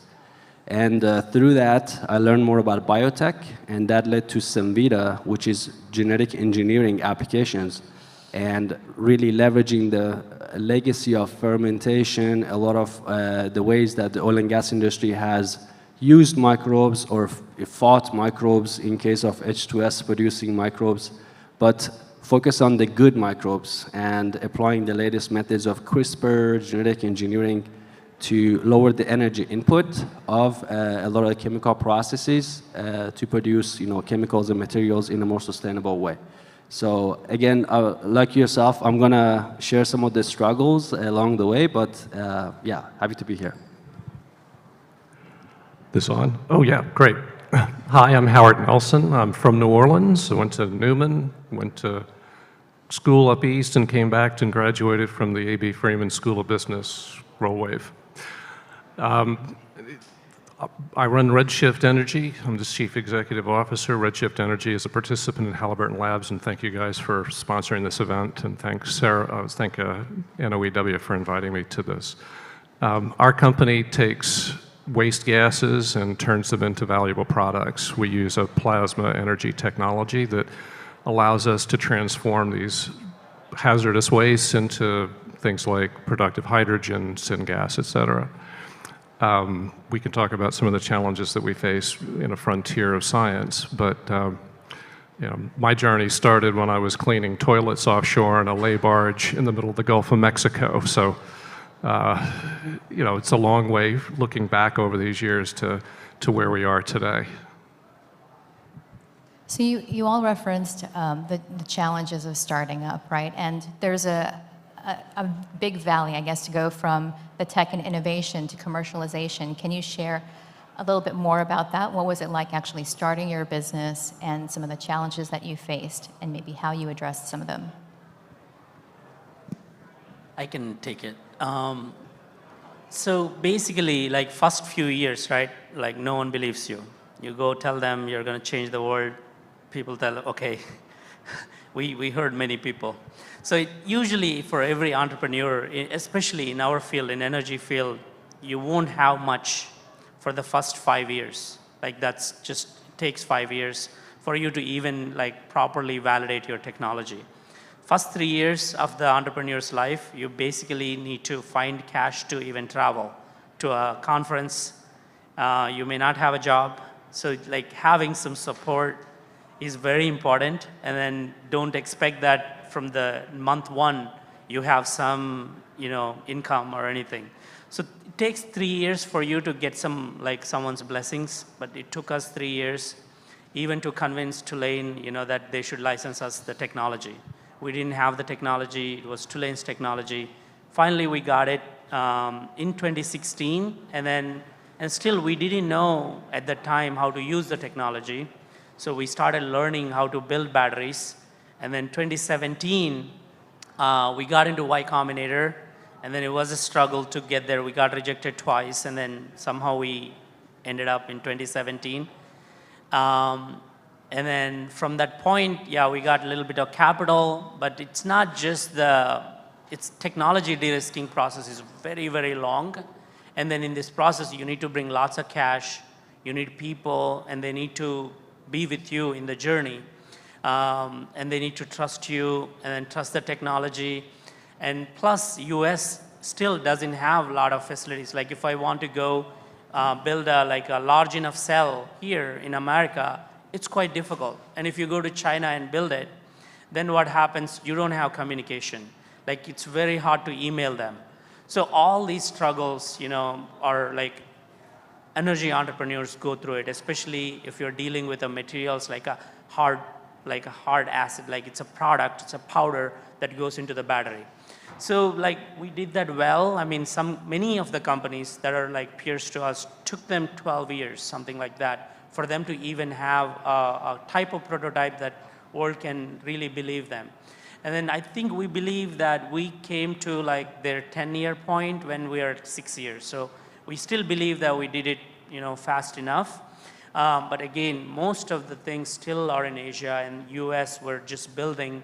But with the IRA tailwinds, bipartisan infrastructure law, Defense Production Act, all these are like amazing things that government has done recently.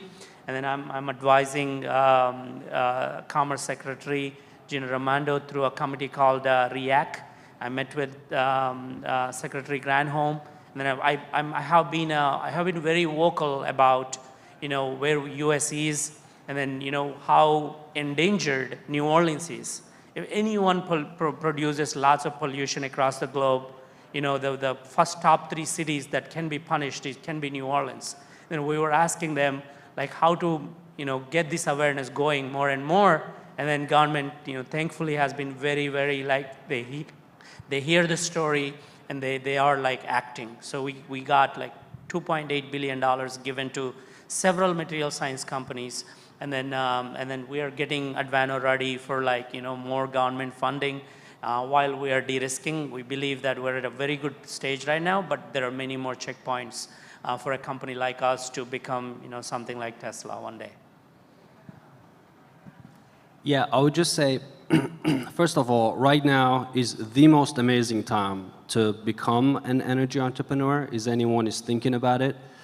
Some of the challenges that probably we'll share, they don't exist anymore because we're living in a different world just in the past few years, amount of resources that are available now for entrepreneurship in energy.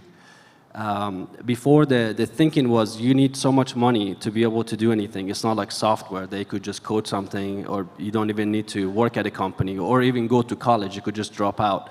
You can't do that in energy. You have to understand how companies operate, the relationship between operators, service companies, contractors, and how those decisions are made, the processes that they have that you have to work through to actually get something done, right?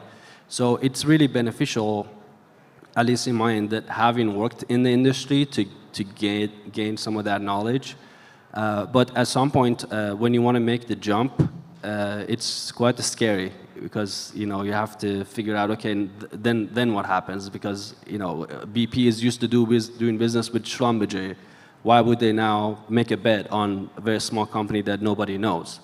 And I think what has changed now is energy transition, and I would say industry is more open-minded than they've ever been in terms of opening their doors, creating different pathways to collaborate with small companies.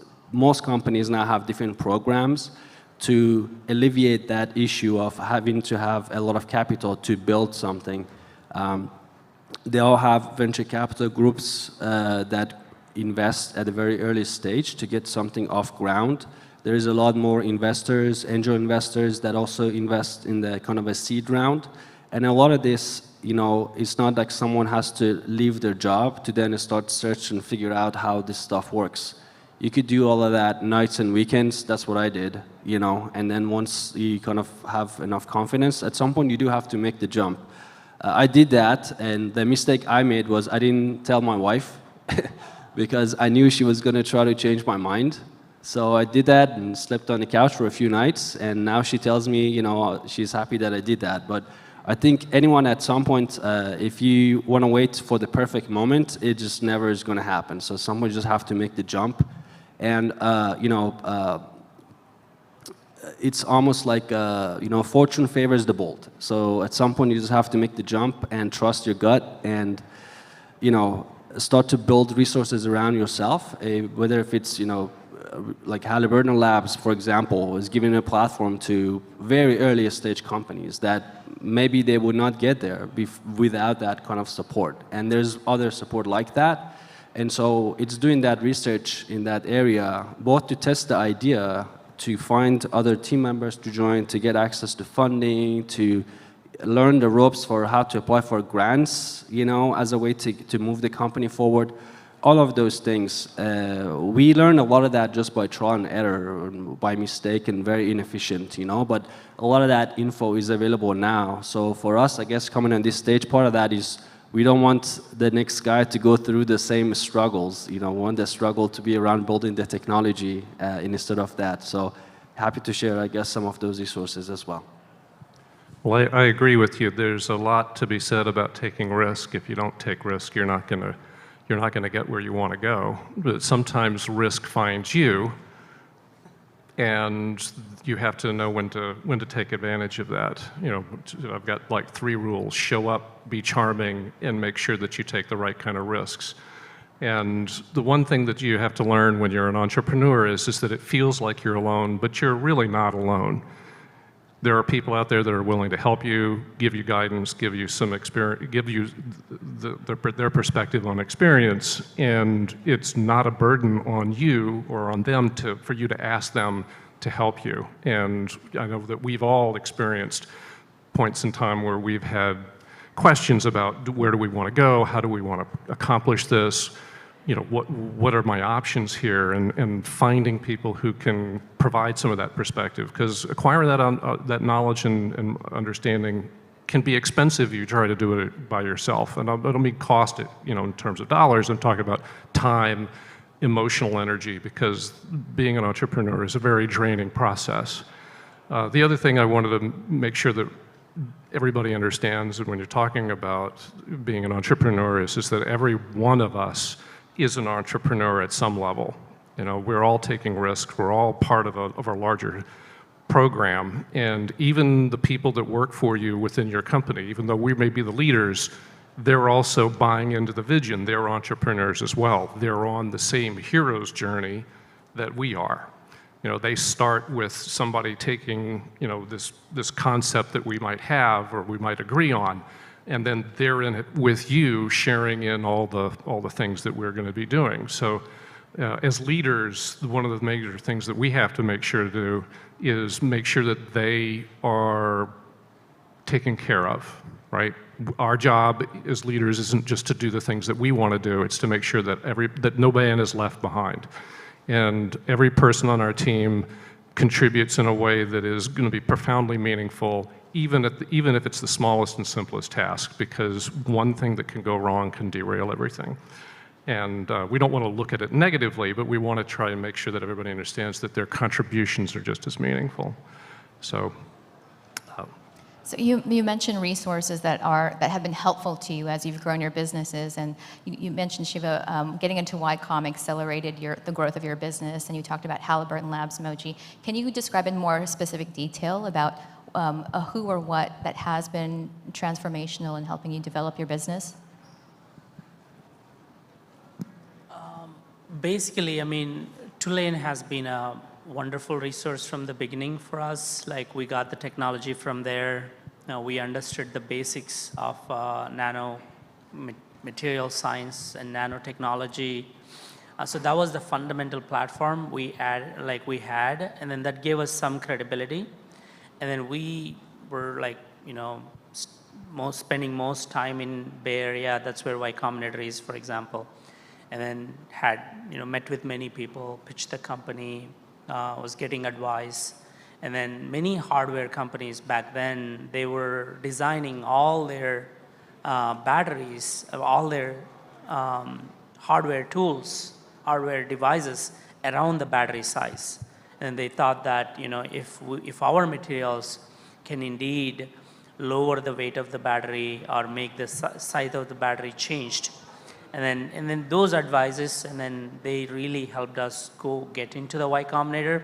But the journey did not, it was not the only thing. Y Combinator is just one thing. Then UNO gave us space, like University of New Orleans, for very little money. And then, the hiring, and first 3 years was like we had tremendous growth. Like, we were able to convince one of the large Japanese companies that our material is better than theirs, which they have been working for 10 years. And then they invested in us, and then we raised $19 million. So investors played a major role, but the UNO facility helped us get there. And then after that, like, I'm giving you like snippets of the success. And then, we raised that 19 million. Then we figured out that our tech works in this Japanese battery, but not in like, something that's on the road, like many batteries that are real today. We had to redo the entire technology again. We needed like 20 new patents. And then we burned like half the capital. But anyway, we were able to redesign the material. And then now we have the validation from one of the largest EV companies. But even get to those type of connections, our board helped a lot. Our board members, we should have Hugh Evans is our board chair from New Orleans. It's been a tremendous help. And our board member, Professor Shirley Meng, she's a chief scientist at Argonne National Lab, great help. Tony Fadell, inventor of iPhone, iPod, he is our major investor, great help. So people, and then these, like, whoever listened our story, tested our material. And then today, we can feel good about ourselves is because of these people. So I guess when you start, you don't have any money, right? But you have something that is really valuable, and that's equity. And we really leverage that. Like, we would bring on advisors that we could not pay them at the time. They would charge, like, we could not even think about paying them. But they aligned with the vision. They liked the idea. They thought that, yes, I agree, this needs to exist in the world. And I would like to be a part of it. But we were also not selfish just to ask them, why don't you just help us? It was like, okay, can we have an advisor relationship? We give you some equity and you help us. And not in a kind of overwhelming way, just, an hour a month or something like that, right? And so we had like 10, 15 advisors early on. And investors sometimes would say, look, why do you have so many advisors? Like, well, that's how we've come this far without spending too much money, because we've leveraged those relationships. And they really opened doors for us because they really felt as part of the team. So now I run into them in events and I tell them, hey, your equity is now worth this much, right? And they're like, okay, great. This was a great example. So then they're going to do it maybe, hopefully, for other companies that are early stage, right? So it's not being afraid to ask people to say, can you join our advisory board in those early days and use that really as a great resource. The other one that we really optimized was how to really work with corporate venture capital, like CVCs. So we have, Oxy, Sumitomo, Mitsubishi, United Airline Ventures is a great partner with us. And as the company has grown, we've brought others as well, like Chart Industries. So those kind of have different ways of thinking about the world as not just like a pure investment, but they have a vision for what their company wants to do. And if you have part of the puzzle that could help with that vision, you have some alignment, so then they'll work with you to see, okay, how could we actually work together? And they, even if you're very early stage. So those are things that are quite tactical, but it's important, I think, for any energy entrepreneur to learn about those and think about how to leverage both advisors from, other successful entrepreneurs, executives, as well as working with the CVCs. When we decided that we were going to pursue Redshift, it wasn't really Redshift at the time. It was a bunch of scientists from around the world who saw a really big problem, and we had a couple of ideas on how to try and attack it, but we were trying to use plasma energy, which is really difficult to control, so we decided to create what we call a kludge, which is sort of a really horrible-looking device that might work or might not, and we took it to my farm, we plugged it into the pool pump, we turned it on, and we put gas through it, and it blew up. All right, I know, all right, but the thing is, it worked.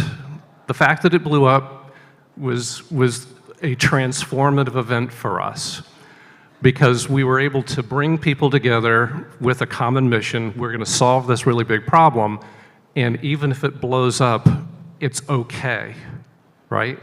Failure is okay. You're going to fail far more times than you succeed.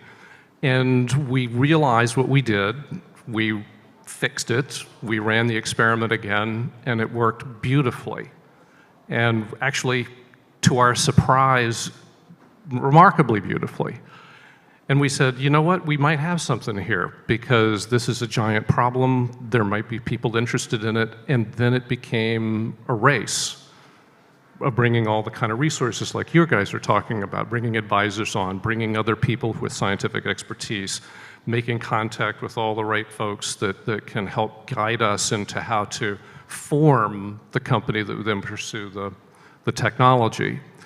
But we see making mistakes as part of just the daily process of prosecuting our world, right? If we're not making mistakes, we're not trying hard enough. And we intend to push the envelope, because if we don't, then we don't solve the problem. And you guys have clearly made, and you have to make mistakes. And we look at them as an opportunity to learn, to hone, and to bring on new skills, because when we can't solve something, we say, okay, who can we network with? Who can we pull from the skill sets that we are aware of that can help us out? And we've been able to accomplish that. And when we're talking about inflection points, some of the inflection points that we've experienced are not just some of the failures and successes that we have that promote the things that will get us in front of people, but also just the opportunity to network in with people who understand us. The challenge for most people in energy transition is to connect with the right person who understands our story, who can then help us within these large organizations. Having networked in with companies like Bechtel and Halliburton and Baker Hughes, et cetera, these are companies that will get it if you spend the time to help them understand. And that's the other thing that we learned is that time is both your enemy and your friend. They will eventually get it. They will eventually understand what you're trying to do, and then they will come around, and then their doors will open. Thank you so much for sharing that. So we have just a couple minutes left. I wanted to know if you have any, as pioneers and leaders in the energy transition space, if you have any key considerations or parting thoughts for those who are listening to you right now. Everyone's looking at you, Howard. Looking at me. Yeah. Let's see, what would I advise? You know, I've been doing this a long time, so I look at myself 25, 30 years ago and I go, oh my God, he's not dead. And, you know, from all the things that I didn't know and I probably should have known, but I didn't. And if you look at yourself and you think, oh, I'll never get it done, I'll never get it achieved, you won't. And you have to be brave. You have to be, you have to have the confidence to know that no matter what, no matter if you fail or you succeed, you're going to be a better person. You're going to find people that are going to believe in you, and you just have to keep pushing on. Perseverance, I think, is sometimes overlooked, but I think it's not just the only component to being a good leader. You learn to listen, you learn to understand how to motivate your team, you learn how to understand how to motivate your partners, and that's the most important thing that I think that I can pass on is learn how to be the person that eats last. Maybe I'll share a technical one just to complement that. And it's, you know, when you're an entrepreneur, you're in the business of studying the future and understanding the trends and what's happening and where things are going. And your job is to be actually ahead of everybody else and be the one that is telling others, this is where I see the future. And this is how, you know, this bit of technology is going to enable this customer, you know, not to just future-proof themselves, but to actually be creating that future. So as part of that, just on the energy side, we believe that, you know, in the future, you may not have companies that they call themselves oil and gas company or a mining company. They could all be just natural resource companies. And so for the thesis of our company is to say, okay, if, you know, oil and gas or minerals, these are all products of nature. Humans didn't make that. We'll just extract them, right? But if we could lower the energy input of extraction, and if we could lower the energy input of producing chemicals and materials that make our life possible, that's a kind of an energy company of the future. So what technologies go into that and how to create it is the how part, is the technology that you sell. So as an entrepreneur, you have to be able to describe that future. And, you know, so it just always, when I talk to other co-founders, my friends, this is really always what we talk about and learning from each other to, you know, have that story really tied up. I'll take like 30 seconds here. Just focus on the goal. Like globally, if we want to make this whole entire planet Earth a sustainable place for living, recent Tesla Investor Day presentation, go look it up, March 1st. We will need 240 terawatt hours of energy storage. We can generate energy, but if you don't store it, you can't use it properly. Like even if you produce a lot of oil and gas, you do need a reservoir, you do need to know which grade and where to send and how to use, right? Like, so that's the battery storage system. Very important. So 240 terawatt hours, it's $10 trillion. It costs us $10 trillion. Not a big number if you think about how much energy we waste today globally. So think about the goal. Don't think about all these people, management teams, executive teams, whoever, like negative energy, positive energy, useful input, bad input, good input, like anything. It's important, but you just pick and choose. But your aim should be on that. That's 9 million jobs. That's like, you know, for us. And then a lot of human capital is needed. And America can be in a very big leadership position to export technology. There is nothing bigger than energy. And right now, lithium-ion battery technology is one of the most significant ones. And then storage is the most important piece. All of us should work like soldiers. There is no ego, like no level, nothing. Like it's just the goal, make money for the country for many generations. And in that world, when we are like 20 years out, I think we'll see a much more beautiful world. So thank you. Well, thank you, Shivamoji and Howard, and thank you, Noe and Halliburton Labs for hosting this conversation.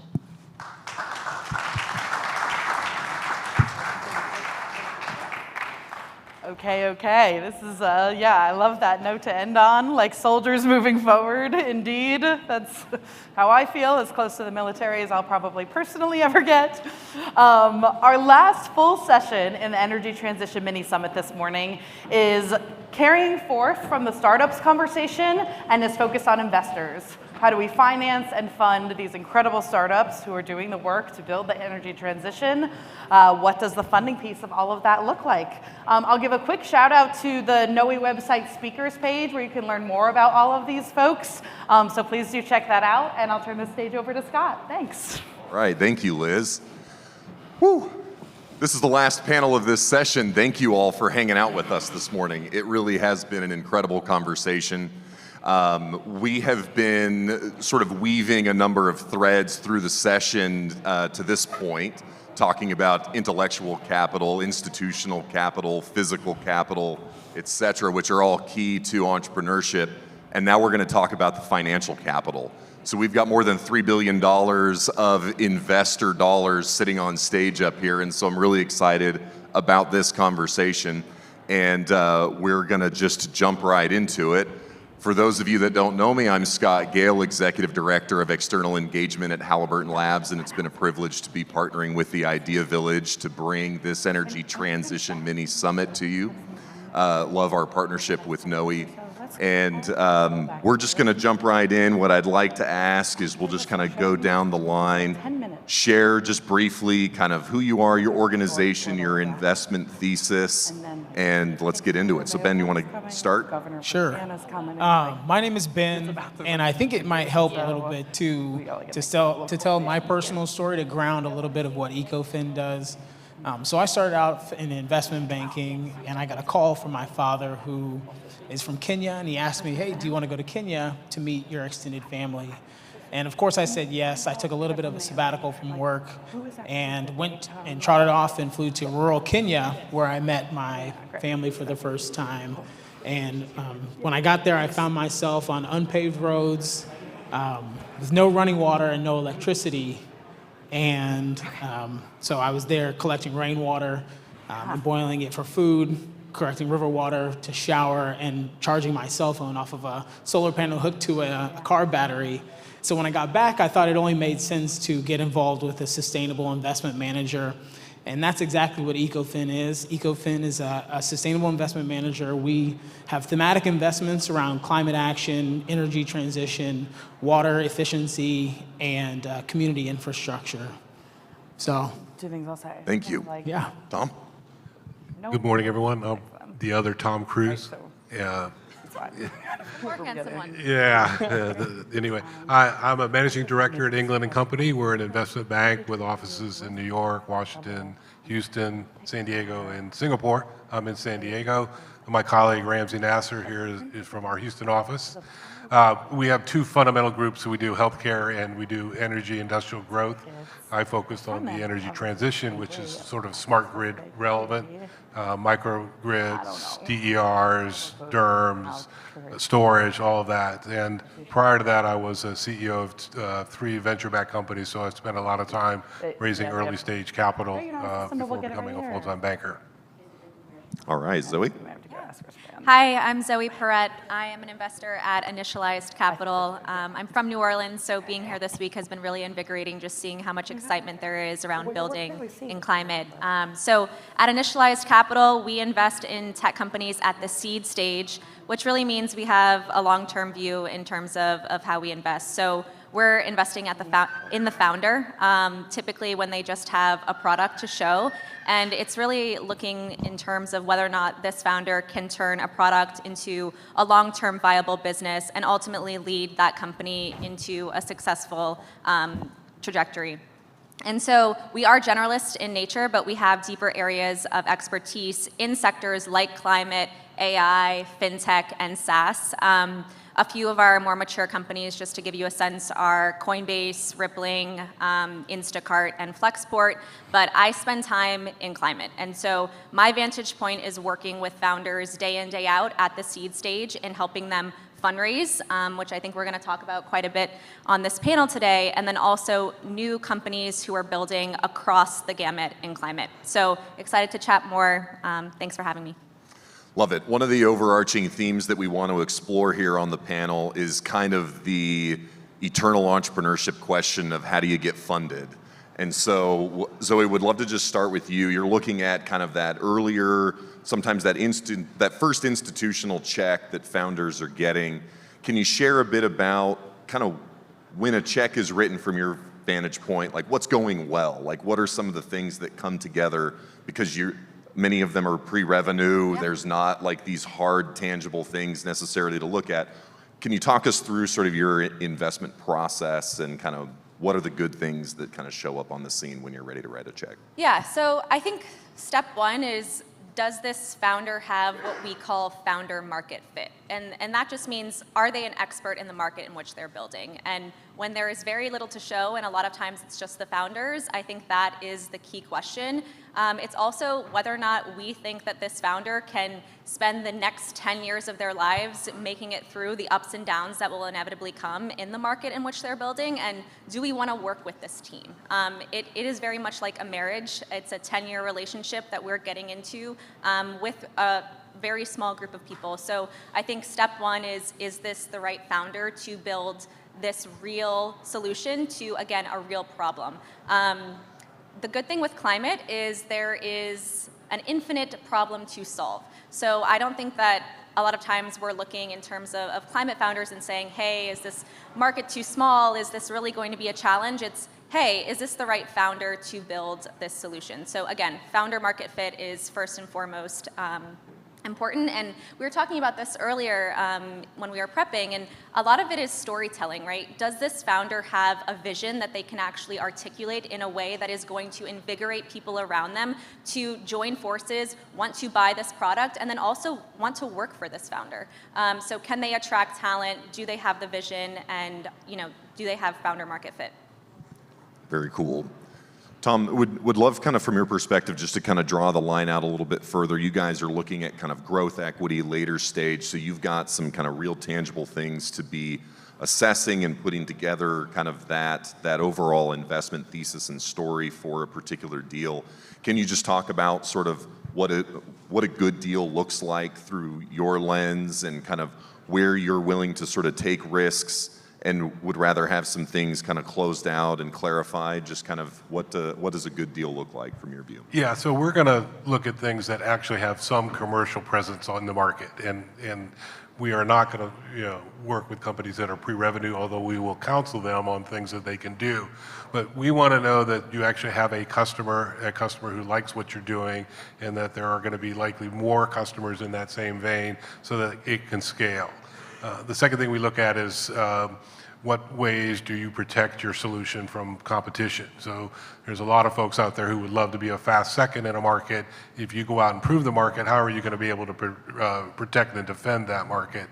And then the third thing is founder leadership capabilities. Are they able to actually execute as promised? Do they have the stamina that Zoe alluded to be able to ride the wave, because it will be a wave?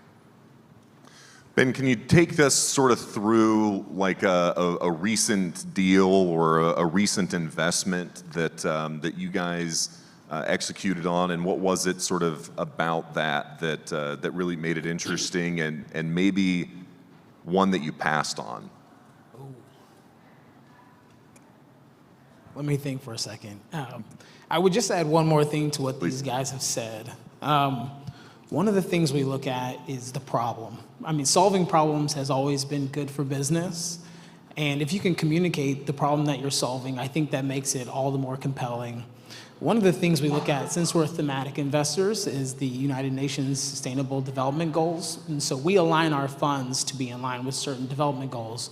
So if you can communicate to us in a way and say, hey, we're aligning with these development goals, that makes it all the more easier. I think the second thing that we look at is the customer. If you can communicate how sticky your business is to your customers. For example, we have some direct investments in private solar and wind assets, and we look at those through the lens of contracted cash flows. So if you have that, we can make an investment around those things. What we don't invest in is businesses that have poor sustainability outlook. So if you have problems around ESG, if you are having problems with regulations and polluting, then those are things that would disqualify you from our funds. I want to talk about just sort of like one of the things where outcomes for NOE is like inspiring entrepreneurs to, aspiring entrepreneurs to sort of step out and take the risk. We heard sort of in the previous panel, like you kind of just have to cannonball into it. And what it can end up happening is the early sort of formation structure of the organization might make it less investable for some reason or another. And so want to just like double click into some specific pieces of advice on if I'm going to quit my job tomorrow and go stand up a business, what are like the top 2 or 3 things that you see that are like deal killers that people could be kind of thinking about to make sure that they're making themselves more interesting and more investable along the way? I would say first and foremost, this is the best possible time that there has ever been to start a climate company, because the funding now exists, and it exists at my stage, at the seed stage, all the way through the public markets. And that is a real shift in the market. There are not only, large venture funds that have been raised dedicated solely to climate, but there are a lot of funds like mine that's technically a generalist fund, and we now have dedicated people focused on climate. And I think that that shift, where all VCs are now thinking about this as a real market that can have the same returns as traditional software, as historical hardware, whatever it may be, I think that shift is and should be very exciting to founders who are willing to take the risk. And especially in New Orleans, I think that's one of the common sentiments that we've heard over the course of the past few days is there is a unique lens here to the local context required to build the solutions that are needed. And I think that is something that everyone here should really take to heart, because you're not coming in as an outsider trying to fix a problem here. You see the problems here. The problems are real. It's impacting all of our families, the people who live here. And so if you are willing to take the risk, the money is now there. And so I guess your question is more on, what are the bigger challenges that can come. And I would say for us, since we're investing so early, it's not necessarily a cap table challenge, right? Hopefully, you haven't sold already 70% of your company when you get to the seed stage. So it's less on that structural end, and I think really more so whether or not this is the right founder to solve the problem. And I think, investors like ourselves can kind of see through that a lot of times if there isn't that right alignment. Yeah, I think a couple things. If you're looking to attract institutional capital, you may have a cap table problem if you have way too many investors of all the wrong types. So don't be judicious about bringing in investors. The other thing on a startup level, if you're pre-revenue or early stage, your first investors are going to be your advisors. So get good folks to counsel you and willing to advise you in exchange for equity or something like that, because you have to establish credibility with the investor community. And if you can attract advisors to your team, you're going to be able to attract institutional capital. The third thing is, I think you got to show that you know who your customer is, and you know who the decision maker is within that customer, because we've talked about it here. You could be selling to Entergy here locally and convince the facility folks that this is the best thing going, but they have to convince 3 layers of management above them, including the CFO. And that could take months or years to get to that decision point. It's going to be something you need to consider when you think about the timeline you need for getting to commercialization. What I like to think about is a lot of these problems seem so large. I mean, trying to solve for climate change or climate action or energy transition, the problem seems on such a grand scale. What we like to look for are enablers. So all of these large publicly traded companies like Amazon and Microsoft, they've all made climate pledges. They've all made sustainability pledges or net zero pledges, but they're going to take small, nimble startups to fulfill those pledges. And so where you can carve out your niche or carve out your industry, your place, and plug into some of these larger companies is really where there's a really great opportunity. And I think New Orleans has a great ecosystem built just for that. I also think that there's an interesting collaboration mindset in terms of climate and the founders who are building in the space. And one interesting thing that I've seen is that we have really, really early stage, maybe seed stage companies that are now partnering with climate companies at the growth stage, and together they'll be applying for a DOE grant because they would have a better chance of securing that funding if they didn't do it together. So I think there is just more collaboration in the space, and that can also be a consideration when you're starting out. You know, who's further along in this journey that I can team up with, and together we're going to get much farther. Some of the conversation this morning was around kind of the role of government and kind of the infusion of capital. Like, the scale of the problem around the world that we're talking about is so significant. It's measured in billions of tons of carbon, it's measured in trillions of dollars. And so would just be sort of interested, as you guys are kind of looking out across the landscape, like, what are some of the challenges to scaling some of the technologies and like this kind of built energy system of the future? Like, what are some of the things that kind of have to come together, the support network, these value chains and things that have to unlock things that we're hearing about, like offshore wind, hydrogen, et cetera? Well, a couple of things that you need to understand is, particularly, we deal a lot in the electrification and the utility sector, and that sector is very much like healthcare, where the first rule is do no harm. So when you go out and you have a new technology to deploy for grid management capabilities to reduce, you know, a variety of carbon inputs or outputs, you're going to have to be prepared to go through multiple tests and pilots and the like in order to get them to sign off. Almost everything that we see today has a data element to it, and so now you have to get through the IT department. You can convince the finance department, you can convince the facility department, but the IT department will throw up a giant red flag if they think that you're going to invite viruses into their network, which is highly susceptible to virus from the very get-go. And what do you think?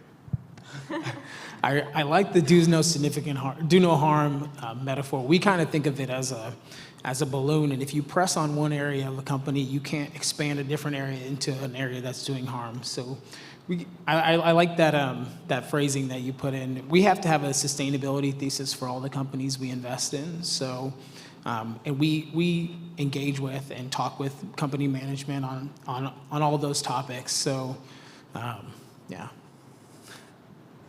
Good. I've got want to sort of like, what are you guys most excited about? So if I just gave you each $100 million to invest personally, you're investing other people's money. Personally, what would your sort of portfolio look like broadly, like broad brush stroke? Like, where are some of the areas of interest that you see sort of in the near term, kind of the next 3 to 5 years, maybe 10, depending on how patient of an investor you are? Where are you most excited? Well, I think energy storage is a huge deal. When I was a CEO of an energy management company 20 years ago, and my board came to me and said, look, the first thing you need to understand is you can't inventory electricity. I was like, what do you mean? So, well, you can't store it. There's just no way to store it at a utility scale. So this is why we have brownouts and blackouts. If the supply is not sufficient to meet demand, something has to get turned off. Utilities or energy storage at utility scale is a game changer because that's no longer the case. You can now use wind and solar for base load. You can do a variety of different things that you could never do. So what it does, it creates a lot of optionality, which is where this is all going to go, because we're going to go from a centralized generation to a fully decentralized generation where optionality is going to be the difference maker. I agree with Tom 100%. I think battery storage efficiency is definitely on the horizon. I mean, the sun doesn't always shine and the wind doesn't always blow, so you need somewhere to put the energy, and you think you need to have somewhere to make that accessible. So I think battery storage is very key. We've spent time across a range of different areas in climate. So everything from food wastage to alternative proteins. Eclipse is an incredible ice cream. I don't know if any of you have tried it, but that's one of our portfolio companies. To building efficiency, but more recently have been spending a lot of time in carbon removal. And I think there's even a direct air capture hub coming to Louisiana, which I think is very exciting and something that we should all be talking a lot more about. That there are DOE money coming for this specific solution, but definitely carbon removal. And one of the companies that I'm most excited about and would be putting that $100 million into is Pano AI. It's one of our portfolio companies that works on wildfire detection and mitigation, and it's a full stack hardware software solution built by an incredible founding team, and they've already locked in contracts with PG&E, even the U.S. Forestry Service, and I think it speaks to the fact that adaptation is equally as important right now as it is mitigation. So we're sitting in Louisiana, as Senator Landrieu shared, the first coast. Kind of this part of the world. What does sort of the broader Gulf Coast area have in terms of kind of unique, differentiated sort of capabilities, skill sets, incumbent capabilities that make it sort of uniquely positioned to take some of these technologies to scale?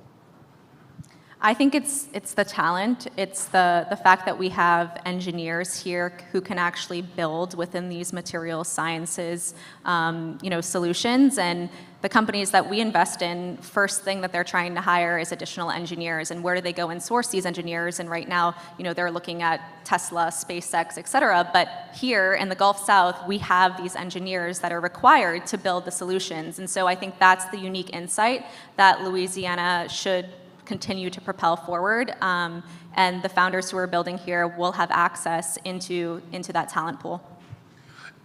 Tulane has a really interesting energy tech and energy development program, and I would encourage anybody focused on climate change to tap into that, because they're doing some cutting-edge research and development. We end up hiring a lot of analysts out of Tulane that work on our Houston office, and what we see is there's a lot of resources there that you could leverage into commercialization going forward. So I would encourage those who are local to really get to know the local universities, get to know the research departments, and see where there's an opportunity to be the commercial arm for their basic research.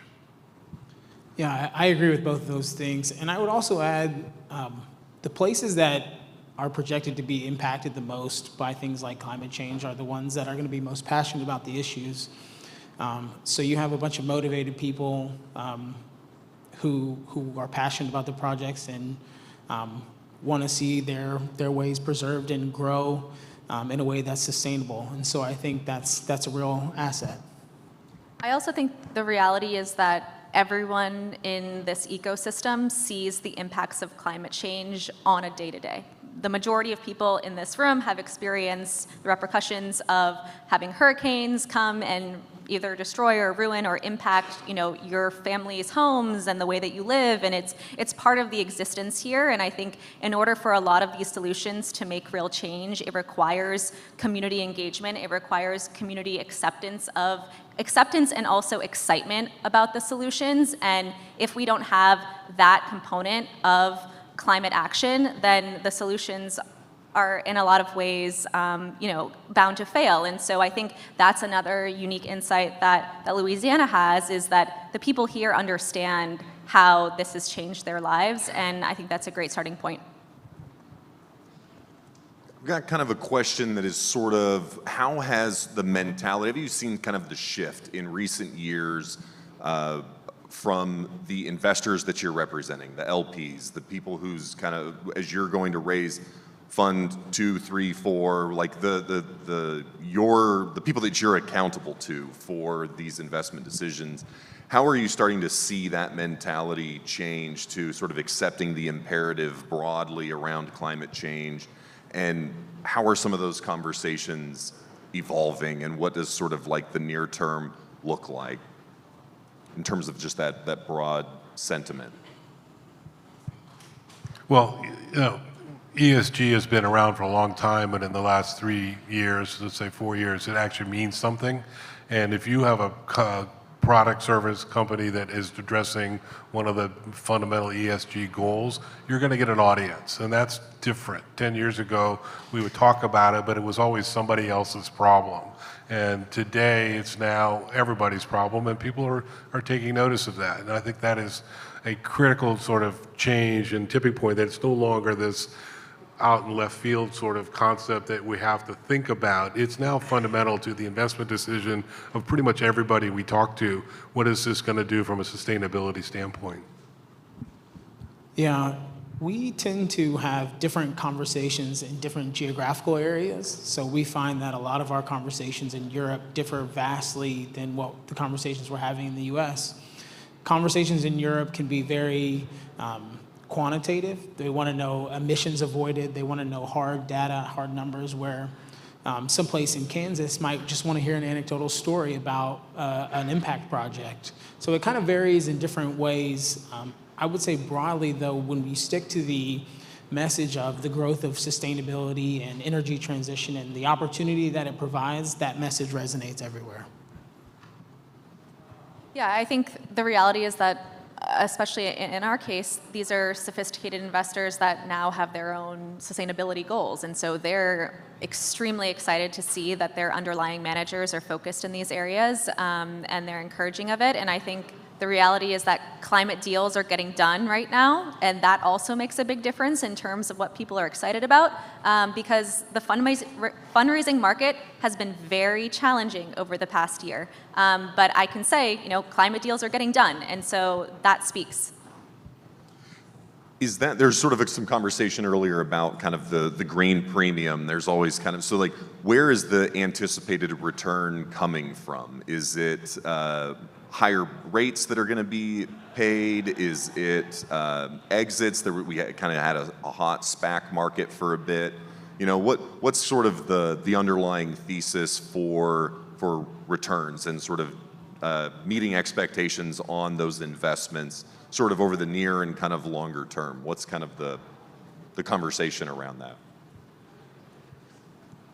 I mean, I would say that we don't have different expectations in terms of climate versus SaaS versus fintech. Like, we're looking for billion-dollar companies, and it doesn't necessarily, there's not a different track that we put our companies on, irrespective of what sector that they're building in. So I would say that climate is no different from how we look at other companies in the space right now. Yeah, I think also there may be a green premium in the beginning before things scale, but if you look at solar and wind and other forms of generation, they're very compatible or competitive with any fossil fuel for generation. And I think that that's going to be the case going forward. I think the other thing that is really critical, there's a lot of infrastructure money out there through the government and other programs. Get to know those programs, because those are matching funds. So if you go to an investor and say, give me $100 and I can match it with $100 from the federal government or from the state of Louisiana, that's going to make them more interested in participating because it's non-dilutive capital. Yeah, and I think this is a consumer and corporate-driven growth initiative that's underpinned by good policy. I mean, look at the IRA spending bill. You have so much money and emphasis put on renewables and things involving energy transition and climate change that we just believe in the growth of it. Just kind of the anticipation of dollars coming into the space, follow-on dollars, that there's sort of, but not looking at it through any other sort of particular lens. It isn't altruism. It's an anticipation that sort of humanity is going to make those decisions and drive that sort of commerce and market adoption sort of in the long run. Yeah, the government's, I mean, they're incentivizing, behaviors. And so community solar, you can get a 10% or maybe a 15% credit on your electric bill if you sign up for community solar. The various states are underwriting that to start, and eventually that will go away, but it'll go away when that program is competitive with just straight out purchasing electricity from your local utility. I also think, to a certain extent, that, maybe 10 years ago there was a sentiment that, if you're solving for climate change, you're somehow giving up returns. And I don't think that's the case anymore with the cost of renewables coming down. It just makes good business now. It's, yeah. Yeah, the unit economics of a lot of these things are sort of on the right trajectory. It seems like there's a convergence of technologies, available dollars, et cetera. Well, the other thing is, it's just not the supply cost. I mean, it's not what is it costing you to buy the electricity or buy that, but it's also what is the cost to mitigate the damage you create when you burn that. Okay, and that's been a new revelation, that we have to look at the total cost of from beginning to end, birth to grave, in order to measure whether or not this is cost efficient. Love it. I think we were sort of counting down. It looks like we got a little bit of extra time.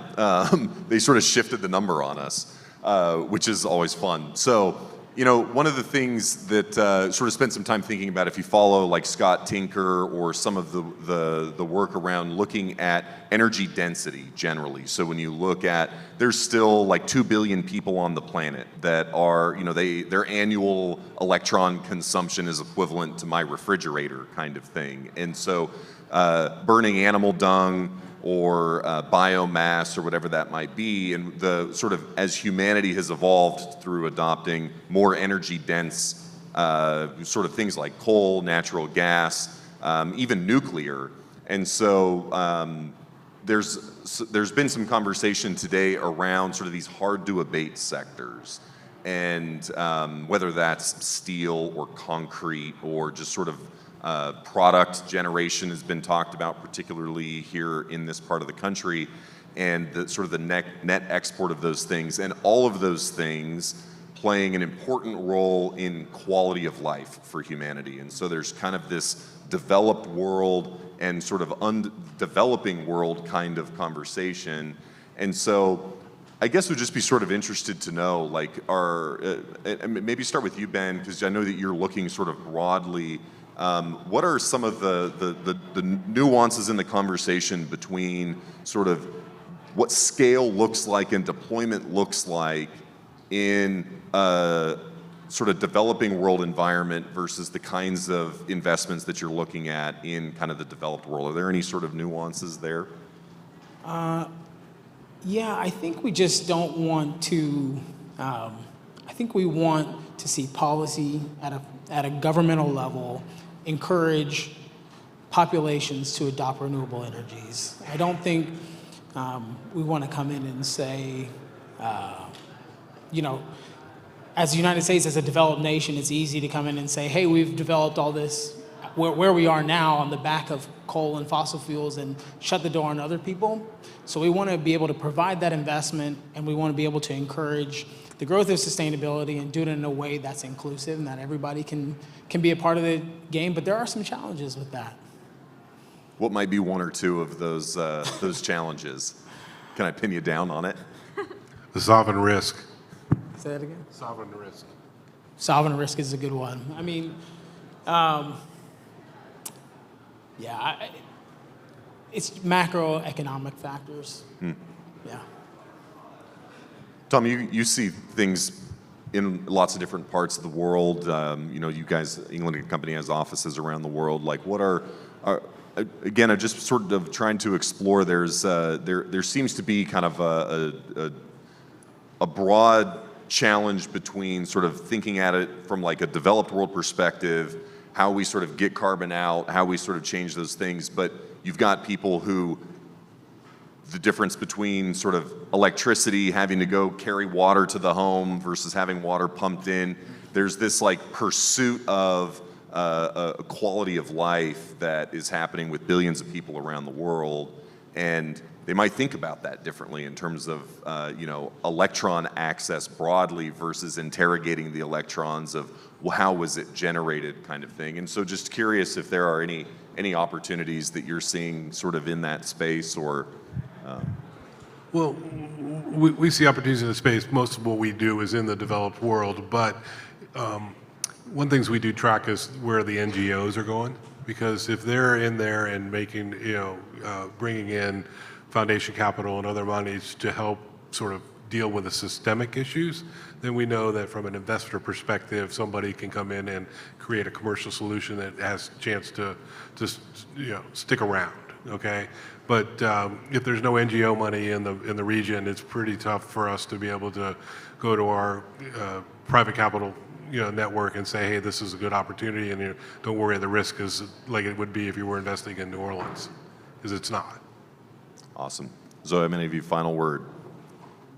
Final word.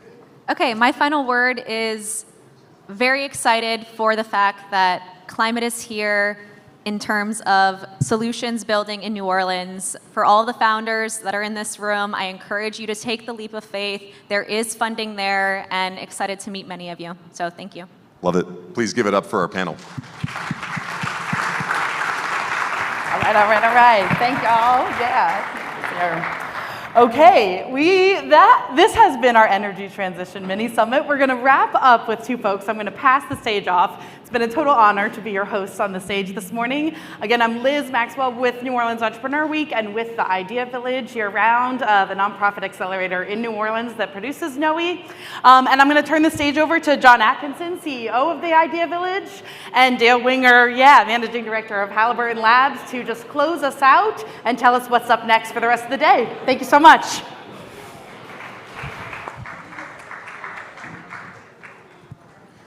All right, how we doing? Everybody feeling energized? Ready to go start something? Walking in for Steve Case, disappointed we're not Steve Case. They heard you were taking the stage, John. Look at them file in. That's right, look at that. So pleasure to be joined here by Dale Winger, Managing Director of Halliburton Labs. And we just wanted to spend a few minutes here to recap what we've done, what we've talked about for the last several hours. So, Dale, if I'm a founder in the audience and I've been, absorbing all of this great information, what am I taking away about what I want to start next?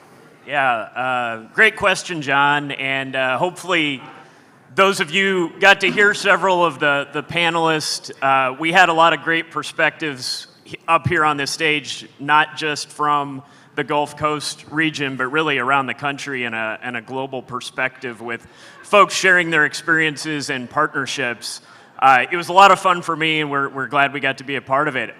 One of the key takeaways, I think, from a founder standpoint is the timing and market are really good right now. If you're thinking about entrepreneurship or maybe you're taking steps in that direction, there's always the question of like good team, good idea, but wrong timing. And I think we heard, whether it was from a policy standpoint or from an investment standpoint, timing is actually really good. Like, we don't know exactly which technologies are going to be the winners and exactly what time frame those will unfold, but we do see like trillions of dollars coming in this direction to looking for solutions that are economical and reliable, but also have an improved decarbonization profile. And so, in terms of like timing, that, hey, are these industries, whether we're talking about storage or renewables or other types of decarbonization of industry, is that going to be a bigger market or a smaller market 5 years out, 7 years out, 10 years out? And of course, that is helpful to an entrepreneur.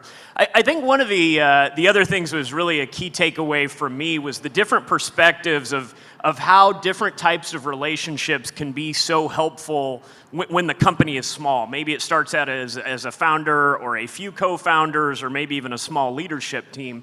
But we heard a lot of perspectives from the stage of engagement with communities, engagement with other founders, engagement with nonprofits, engagement with universities, and engagement with corporations that actually provided really helpful networking and relationships and resources to kind of get the momentum going for some of these early stage, and it's very much needed. And so hopefully, the folks here today, use this opportunity to make some of those new connections. Awesome. So yeah, if I'm a founder, what I'm looking for is a big and growing market, right? And there couldn't be bigger markets than the energy transition space. It's something that touches every aspect of every corner of industry. And so just tremendous opportunity to grow. So I want to zoom in on that sort of corporate startup interface. I know that's core to what you do. These are more complex industries. It requires more partners to build in complex industries. So talk a little bit about your work and how you think about facilitating that interface for startups. Yeah, well, I encourage those that are not connected in with corporates. There are a lot here that are participating in New Orleans Entrepreneur Week. Get to know those folks. They're here for a reason. They want to engage with early stage companies. And it was mentioned on this stage today, there are more and more organizations, particularly organizations maybe from traditional industry, that now have front doors, like Halliburton Labs is for Halliburton, but there's a number of others where that are founder friendly, that are here to be helpful. Maybe the company is not looking for your particular solution at this point in time, but they know people that are, or maybe have ideas that can be helpful as you're starting to think about commercialization steps. And so don't be deterred. I mean, step one is participating in an event like this to expand the Rolodex and get ideas of folks that can be helpful. But I do think, it was mentioned on this stage a number of times, there's an increasing trend of companies recognizing that external innovation and innovative founding teams are a big part of the technology and innovation that will be contributing to the problem. And so they're increasingly looking for ways to engage with you. So you're in Houston, we're in New Orleans. How do you think about where the Third Coast can excel as we think about startups and innovation? I think it's important to always be thinking about expanding the network. I mean, people use energy everywhere. This state and this region has a lot of connectivity, whether we're talking about power or upstream oil and gas or some of the downstream fertilizer, petrochemical, and refining. And so events like this can be really helpful in terms of expanding that network and having connections across the region. But hopefully what we're seeing from the construction of the panelists today, that there is a lot of interest in getting connected with New Orleans entrepreneurs. And so we hope some new valuable connections are established as a result of these conversations this week. Awesome, thank you. I want to say a big, sincere thank you to you and your team for helping us put all of this together. This has been truly amazing, and it's a unique opportunity to bring this to our audience. So thank you for everything you do. Thank you, John. Great to be here. And thanks to all of you for joining us. So next up is going to be Steve Case. We will be starting in about 10 to 15 minutes. So make sure to grab your seats. It's going to be a full house. We are super excited to be welcoming one of the leading thinkers around Rise of the Rest and the third wave. So thank you all for being here. We'll see you in about 10 to 15 minutes.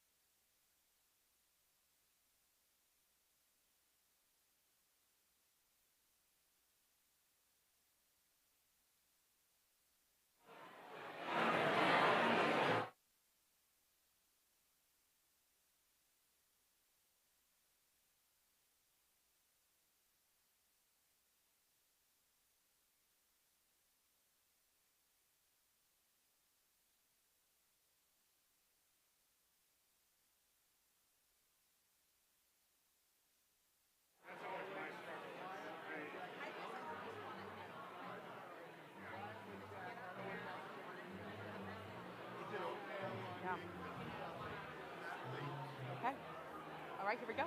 Well, yeah. Yep, go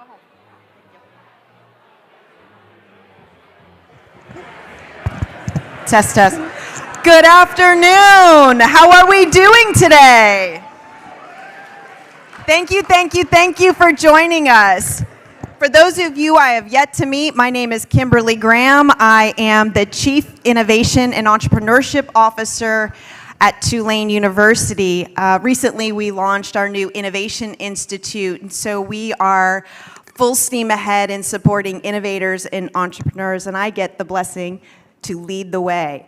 So I am thrilled to be here today. The Tulane University Innovation Institute is a sponsor of NOE, along with LCMC. But I want to take a quick second here to thank some of the folks that worked so hard to put together this conference. A week-long conference is a big thing to do, and most of you have spent the last few days here.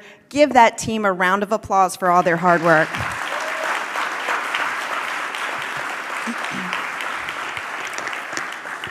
I'll keep my remarks very brief. Later today, you'll be hearing from me and the team at Tulane's Innovation Institute for the inaugural Biotech Mini Summit in partnership with LCMC. But first, we have two extraordinary sessions, beginning with Rise of the Rest, New Orleans and Beyond. This is a partnership between NOE and the New Orleans Book Festival, featuring no other than Walter Isaacson and Steve Case. Round of applause, please.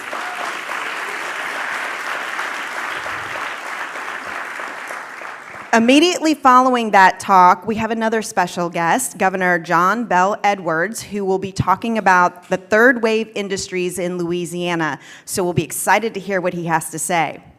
Before we get started, I want to introduce a man who's been at the heart of Tulane University's remarkable progress in research, innovation, and entrepreneurship. So please join me in welcoming Tulane's 15th president, Mike Fitz.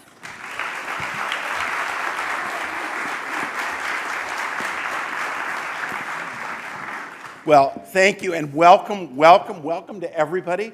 I can't tell you how very excited we are about Entrepreneurship Week and the summit and everything else, and how proud Tulane is to be involved in all of this. Brief note, at the core of everything, every panel, everything that's going on is collaboration. And you see it in all the different people as part of each panel, part of New Orleans and around the country. It's that relational culture which is at the heart of entrepreneurship and what we're trying to support here at NOE, at Tulane University in New Orleans, and in innovation. After this, we have the mini summit. I do want to thank everybody who's been involved in this, New Orleans Entrepreneurship Week, our partners at LCMC, the Tulane Innovation Institute. Everybody's been working hard together. We wanted to have a name for this. We just finished the New Orleans Book Week at Tulane University, the book festival, and we worked and came up with the name Mardi Gras for the Mind, which really captured, I think, New Orleans and a book festival. So I've been working for this, what sort of name should we come up with, and we thought of literally Carnival for Capital. All right. Jazz Fest for Investment. I think one worse. Okay. Carnival for Capital. Everybody wants money. In any event, we're really happy to support all this. Now, let me just say, the question is, how do you do this? How do you, in a sense, create a flourishing, in a sense, entrepreneurial community?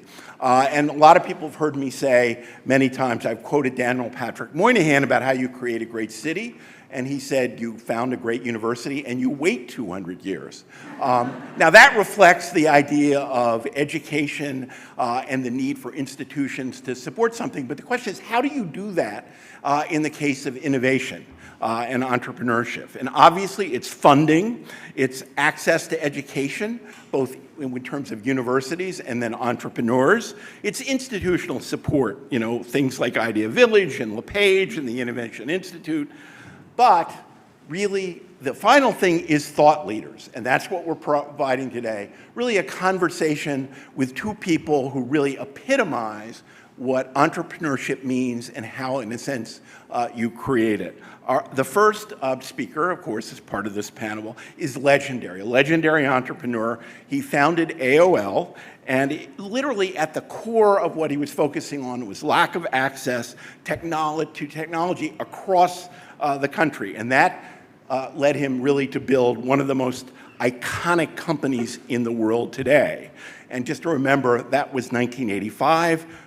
If you had a cell phone then, it was as big as your car, and 3% of the country was online at that point. So he literally, AOL literally fundamentally defined internet to the masses and forever shifted our culture. Of course, his latest focus, his latest book, is Rise of the Rest, How Entrepreneurs in Surprising Places Are Building the New American Dream. And obviously his focus is on equity in entrepreneurship and innovation. That's why we're here. This is what's going on in New Orleans and across the country. As we know, 3 states, I don't have to ask you which states they are, California, New York, and Massachusetts, have 75% of the investment capital. And we've got to change that, and that's what this conference is about, and that's what we're about in New Orleans at this point. It's really a confirmation of all the entrepreneurs here and across this city and state that what they can mean. They have great ideas, we need to, in a sense, empower them to move forward. And obviously, Steve has been at the helm of this investment with his firm Revolution, which is really looking to back entrepreneurs across the country in his Rise of the Rest seed fund. Joining him in conversation will be a dear friend of ours, everybody in this room in New Orleans, Walter Isaacson, literally master biographer, renowned executive, and I should mention an incredibly popular professor at Tulane University. But he is a polymath. He's somebody, a brilliant mind who's forever thinking about what the next thing is in terms of social innovation and culture. He's focused that what next through BookFest, NOE, Idea Village, everything. And now he's very much focused on the biomedical revolution and what this region can do for that. So I could go on for hours. Obviously, you're here to hear two of the great entrepreneurs and visionaries to talk about this revolution. So without further ado, let me introduce dynamic duo, Steve Case and Walter Isaacson.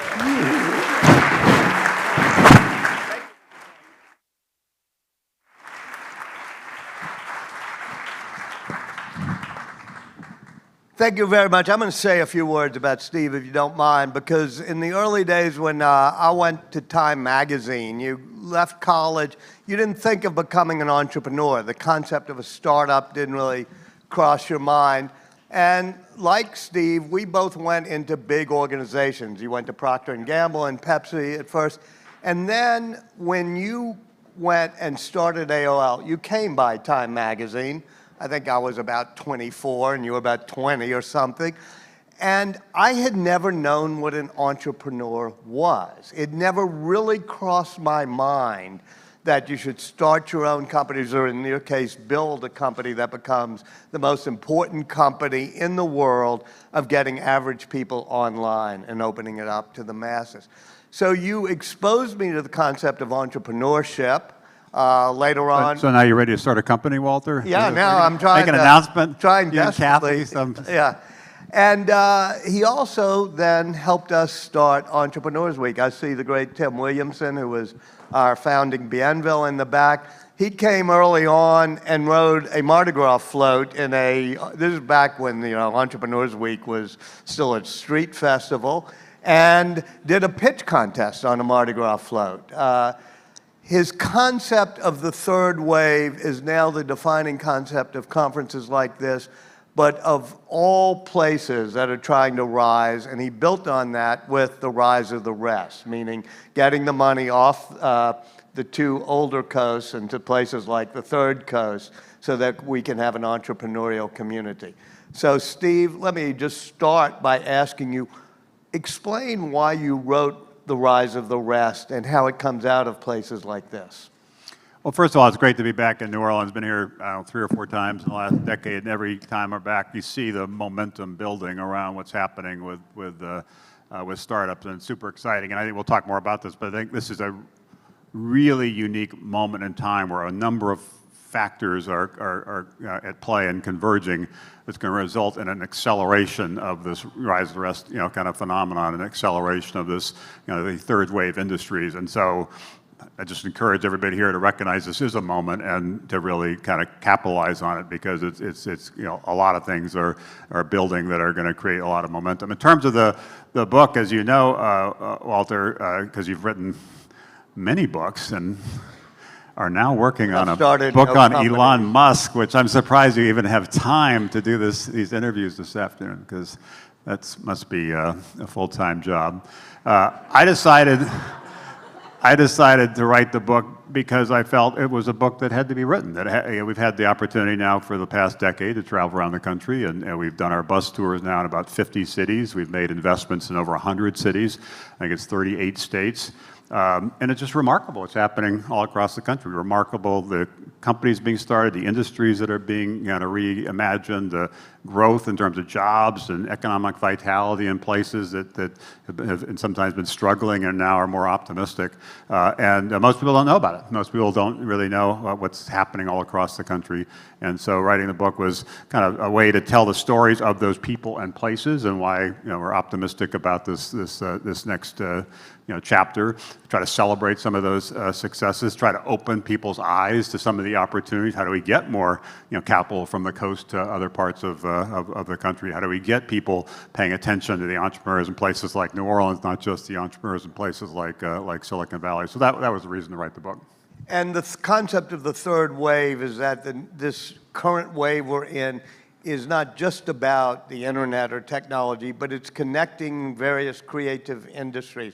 Whether it's a trucking industry, I think you found in Chattanooga, I mean, I could go through it, and how in places around the country, there's a particular expertise and you connect it to this digital wave. What do you see in places like New Orleans that would be the way to have an opportunity to make it a hub? So just a little bit of the set it up for people who aren't familiar with it. This idea of we're now in this third wave is really my reflection on now 4 decades of working to start up and scale up the internet. And the first wave was just getting America online, getting the world online. It was when we first started, most people didn't think that it would ever be a mainstream phenomenon. Even when we had those meetings at Time, I remember you were trying to get Time to buy a stake in AOL, and I thought, oh, this seems sort of niche-y, faddish-y. I'm not sure it's ever. By the way, does everybody know how the script got flipped? I do. AOL bought Time Inc. later. Yeah. So there you go, entrepreneurs. When you're doubted by those incumbents, just you wait. But in that first wave, it was building the on-ramps to get people connected, all the modems and so forth, the servers, and building reasons to get connected. When we first started, there was no content to access, there were no people to talk to, so it just took a while to kind of go from an idea to a real reality. And that was about 20 years, really the 80s and 90s. That then set the stage for the second wave, which was because the internet was now built, you didn't have to focus on that infrastructure or the on-ramps. So the innovation then shifted to software and apps that are riding on top of the internet. Facebook, Google, you name them, are basically apps running on top of the internet. And that's driven most of the innovation in the last couple of decades, cloud software, things like that. Now we're in this third wave, which is, to me, where the internet meets the real world. I did write a book on this 6 years ago called The Third Wave, and the foreword of this book was written by the legendary Walter Isaacson. So we're back again. And the third wave is sort of this, as I said, the internet kind of meeting the real world, reimagining big industries, important aspects of our lives. How do we stay healthy? What do we eat? How do we learn? How do we move around? How do we invest? Pretty fundamental things that changed a little bit in the first wave, a little bit more in the second wave, going to change a lot in the third wave, and that really creates a lot of opportunities.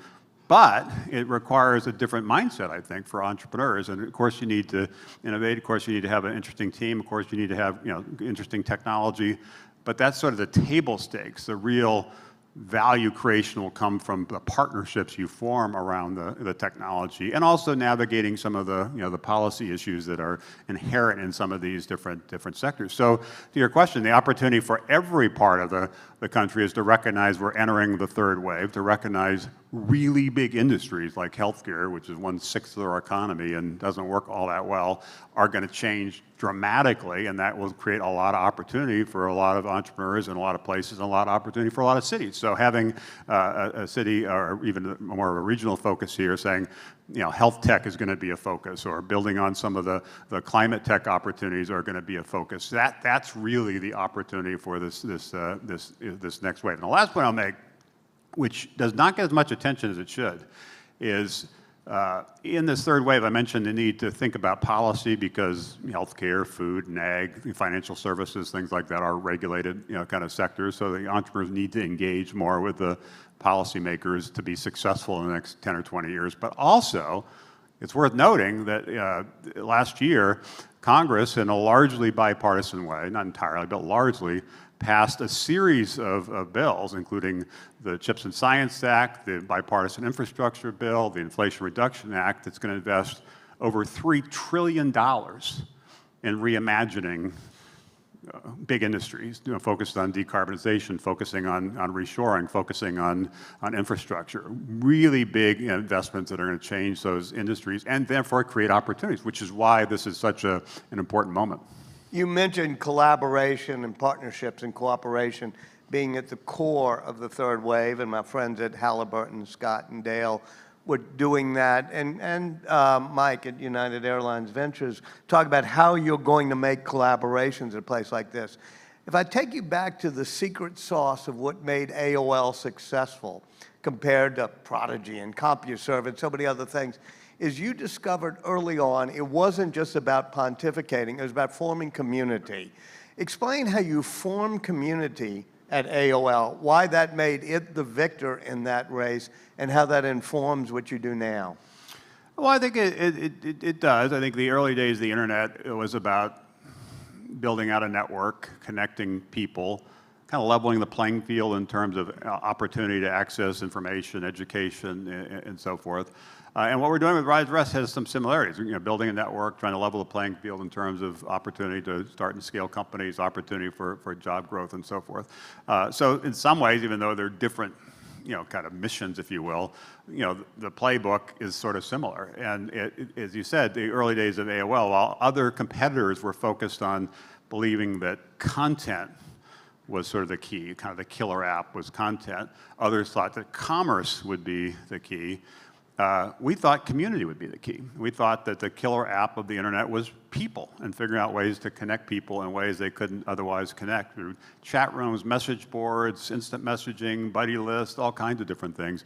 And that's really what drove, as you said, a lot of our success. Over half of the traffic at our peak, which was over 20 years ago, was these community features. And so it showed that people had a longing to connect to people they already knew, and it was a better way to stay in touch, and also people they didn't yet know but had some shared interest and maybe should know.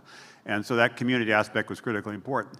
As we think about these Rise of the Rest cities, and this there's part of the book I wrote talks about this, the areas to really nail are, there's other areas, but if you just wanted to focus on three, it is talent, capital, and a culture community point. On the talent side, most parts of the country, including New Orleans, for the last couple of decades, have seen a brain drain. People like you grew up here, thought the opportunity was to be somewhere else. Later on, you boomerang back. How do you get people who are now graduating from Tulane, for example, to stay? To say this is actually the best place to be. Not just I want to be here, this is actually the best place to be for the career I want to pursue. So slow the brain drain of people leaving and create a boomerang of people returning. That's starting to happen in a lot of cities, and even some of the Tulane data I think is encouraging in that respect.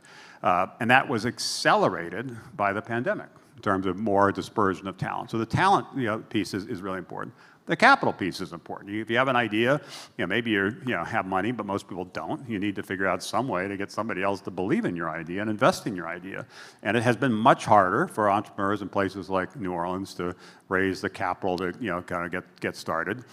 It's getting a little bit better. In the last decade, 1,400 new venture firms have started in Rise and Rest cities, which is encouraging, but it's still harder. How have you helped spawn some of those venture funds? As we've made these investments in these different cities, we always partner with regional investors. We don't lead rounds, we don't take board seats. We're trying to be a catalytic, kind of accelerant, and then connect everybody in this network. And we host conference. We're doing another one in D.C. in May called Beyond Silicon Valley, where we'll bring together about 100 venture capitalists from all around the country to focus on what's happening in different parts of the country and create more of that network effect. So the capital piece is critically important. There, I think what benefits a place like New Orleans, I don't have to tell you this, but in the last couple of years, there have been $2.5 billion of exits. And having these tentpole companies have success is important in inspiring others to take the leap. It's like, oh, maybe we can do this. And also important because some of that capital ends up being recycled into the next generation of entrepreneurs. And so that bodes well for this next chapter. The third piece, though, on the culture, collaboration, community side, this is actually the toughest piece and where New Orleans has the greatest lead. Because New Orleans, again, I don't have to tell you this, I remember this from our previous visits, including being on that Mardi Gras float. It has a sense of community and a sense of collaboration that is unusual compared to other places, and the whole idea of kind of rhythms and rituals and so forth that are kind of unique. There is a connectivity here that's almost built into the DNA that is different. I don't have to tell you all that you know it, but different than other cities, which is really good. What we saw 10 years ago when we were here was that was really good, but you really weren't getting the Tulanes of the world focusing on startups. You really weren't getting the Halliburtons of the world focusing on startups. So the momentum there around extending the collaboration, so it's not just the entrepreneurs getting together for New Orleans Entrepreneur Week, but other people, including some of the big companies, including the governor, others that are key in terms of some of the policies. Getting everybody focused on this is really when you have the breakthrough. So I think it's a real moment. There are a lot of things that have been bubbling over the last decade that are going to accelerate, and I just would encourage everybody here to recognize now is the time to double down. The president of Tulane talked about the old Moynihan line, build a great university and wait 200 years. One of the things that seems important, I'd like you to discuss, is the role of institutions like that. We're having dinner with Gail Benson tonight. She has a big fund. Robert Priddy, I see sitting there, helped fund the Innovation Lab at Tulane. I see Rob Lauka, who is head of the LePage Center at Tulane. What are the roles of an academy in helping to do things like this?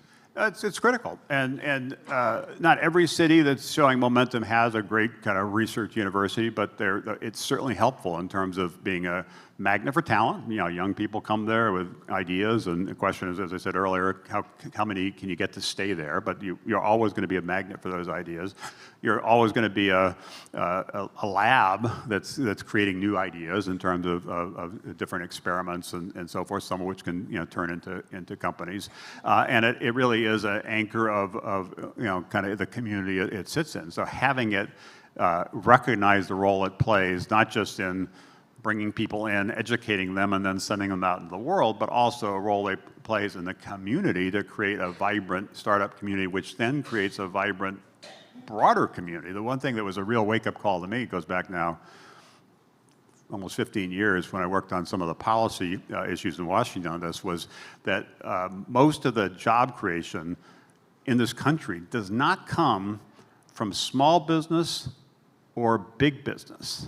It comes from new business, companies under 5 years old. It's a startling number, but you say small business accounts for a lot of jobs, very important, but doesn't account for a lot of net new jobs, because if some restaurant down the street goes out of business, it's probably going to be replaced by some other restaurant and probably employ about the same number of people. Big companies, Fortune 500 companies, some are growing, but many are declining. And so if you add up the ones that are growing and the ones that are declining, it's not a lot of net new jobs. It's really young companies, startups, not just tech startups, startups that create most of the, the jobs. So recognizing that's critical then says, okay, the other data point that was surprising is that half of the Fortune 500 companies turn over 25 years. Half. So half of the companies that you think are the anchor companies in New Orleans will not be on that list 25 years from now. So it would seem you kind of have to be seeding new companies, some of which will fail, but some of which may be the big companies of tomorrow. Just having that mindset of a community and having the institutions, whether it be some of those larger companies, partnering with the younger companies, which helps the larger companies stay relevant and agile and kind of leaning into the future, obviously helps the young companies scale up and capitalize on the opportunity is critically important. And having the institutions like a Tulane play that anchor role is critically important. Well, listening to you talk, we've been talking about what makes for a cradle of creativity or innovation. And you talked about needing the talent pool, you talked about needing the venture capital and the sense and spirit of community in an academic institution. And it made me think, because in a lot of the writings I've done, it's not just about innovators, but it's about cradles of innovation. And it starts, in my mind, in my writing at least, 500 years ago in Florence, which had everything you talked about, a great university, a stable currency, the Medici family as bankers, and it had one other ingredient you haven't talked about that New Orleans has and is sometimes threatened in this country, which is in a place like Florence, a young kid from the village of Vinci who was a total misfit, left-handed, born out of wedlock, gay, distracted, could come into town and be embraced. There was a diversity that came with the fall of the Ottoman Empire and people coming from Constantinople, bringing the mathematics of the Arab world. New Orleans has an incredible mix ever since the first Bienville came here, so many people flowing in. To what extent is the diversity of a community a good ingredient like that? Oh, it's critical. At the core, entrepreneurs see a problem and decide to do something about it. They say, that doesn't work so well. I have a better way, and I'm going to actually, instead of just complaining about it, I'm actually going to do something about it. I'm going to start a company. And you're only going to bump into those problems that then you can see as opportunities depending on your lived experience. And if you live in certain places, you're going to have, with certain people, and you're going to have one set of experiences that open your eyes to certain ideas. And if you're in another place, you'll have another set of experiences. So figuring out ways to maximize your kind of the aperture in terms of what you're looking at, I think, is critically important. And recognizing, which is the heart of your question, that if America is going to continue to be the most innovative entrepreneurial nation in the world, at a time where we're seeing a globalization of innovation, venture capital has dropped from over 90% of venture capital in the global venture capital in the United States 30 years ago to less than 50% now. So we're seeing other countries, not surprisingly, figure out that that's sort of the secret sauce that's driven the American story and are trying to be, kind of win in some of the technology of the future, industries of the future. But we also need to do that in a more inclusive way. Because there are a lot of people, I spent a good bit of time traveling around the country, there are a lot of people in a lot of parts of the country, including a lot of people in this community, that feel left out and left behind. That innovation, technology, disruption, entrepreneurship, not helping them. May even be hurting them. Maybe some of those innovations are actually reducing their career options and job options, not helping them. And they're ticked off. And so how do we make sure we include them in the future? How do we make sure we have a more inclusive approach to innovation? And the diversity piece of that is critically important. Here's the data on venture capital. We talked about 75% of venture capital going to 3 states, which is kind of a problem. Get this. Women are 50% of the population. Female founders get less than 10% of venture capital. By some estimations, 2%. Depends how you kind of track the founding teams.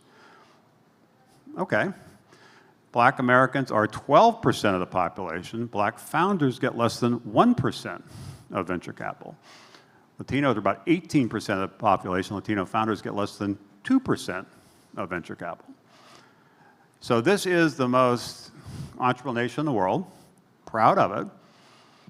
But if you look at the data, it's hard not to conclude that it does matter where you live, and it does matter what you look like and what school you went to.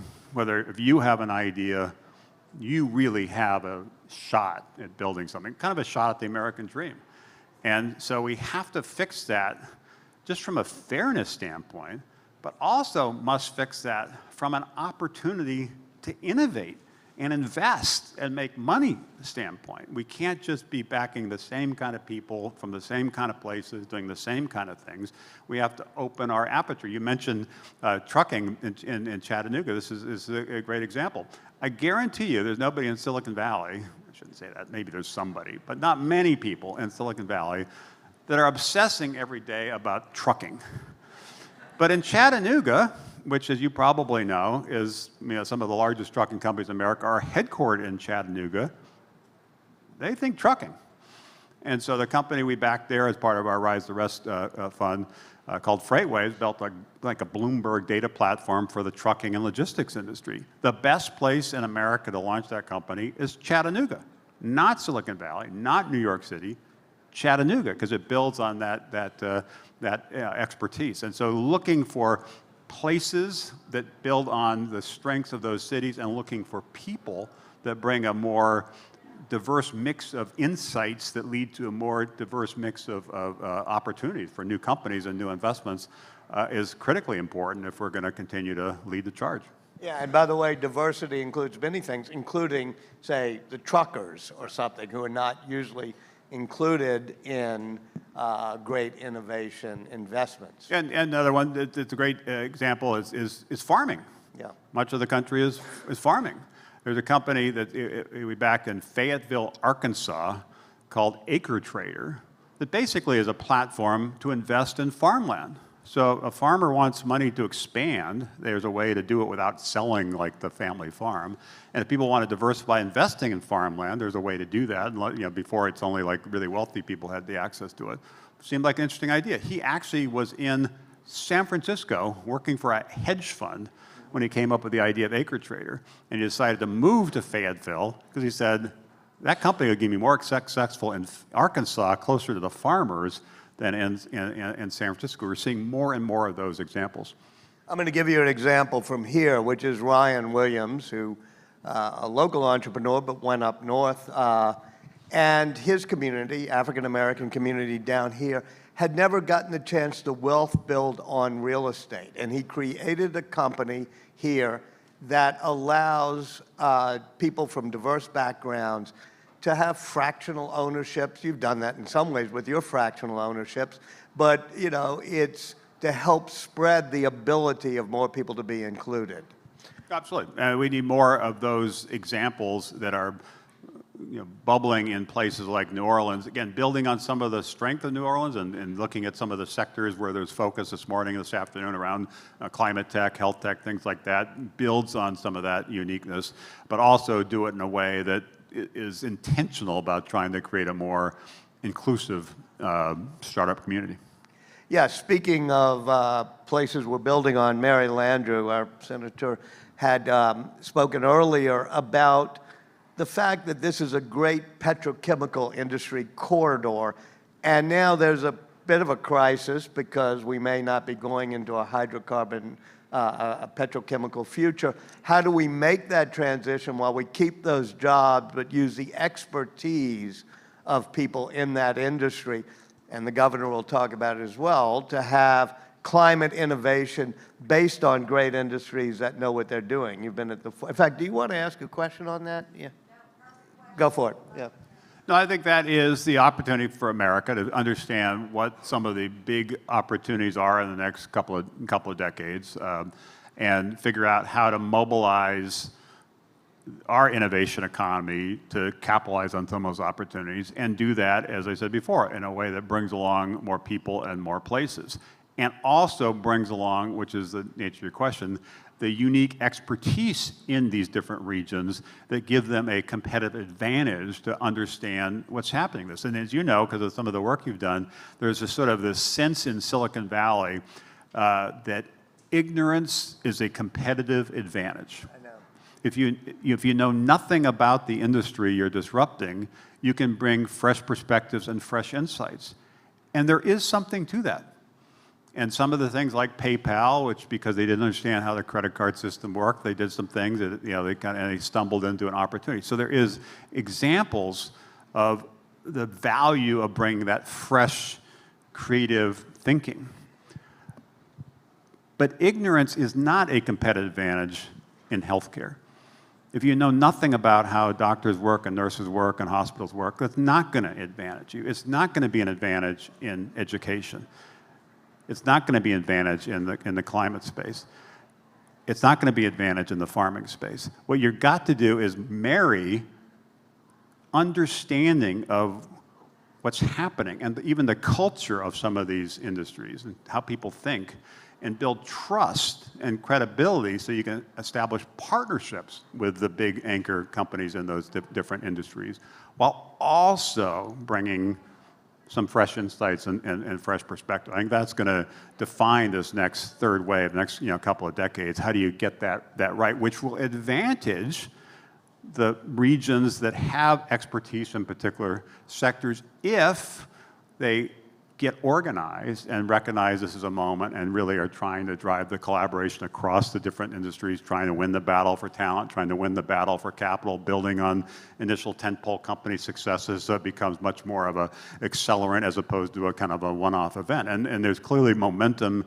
My main message is there's momentum in New Orleans that is striking versus first time I came here. I think it's part of Startup America over a decade ago. And people should feel great about the progress that's been made, but recognize,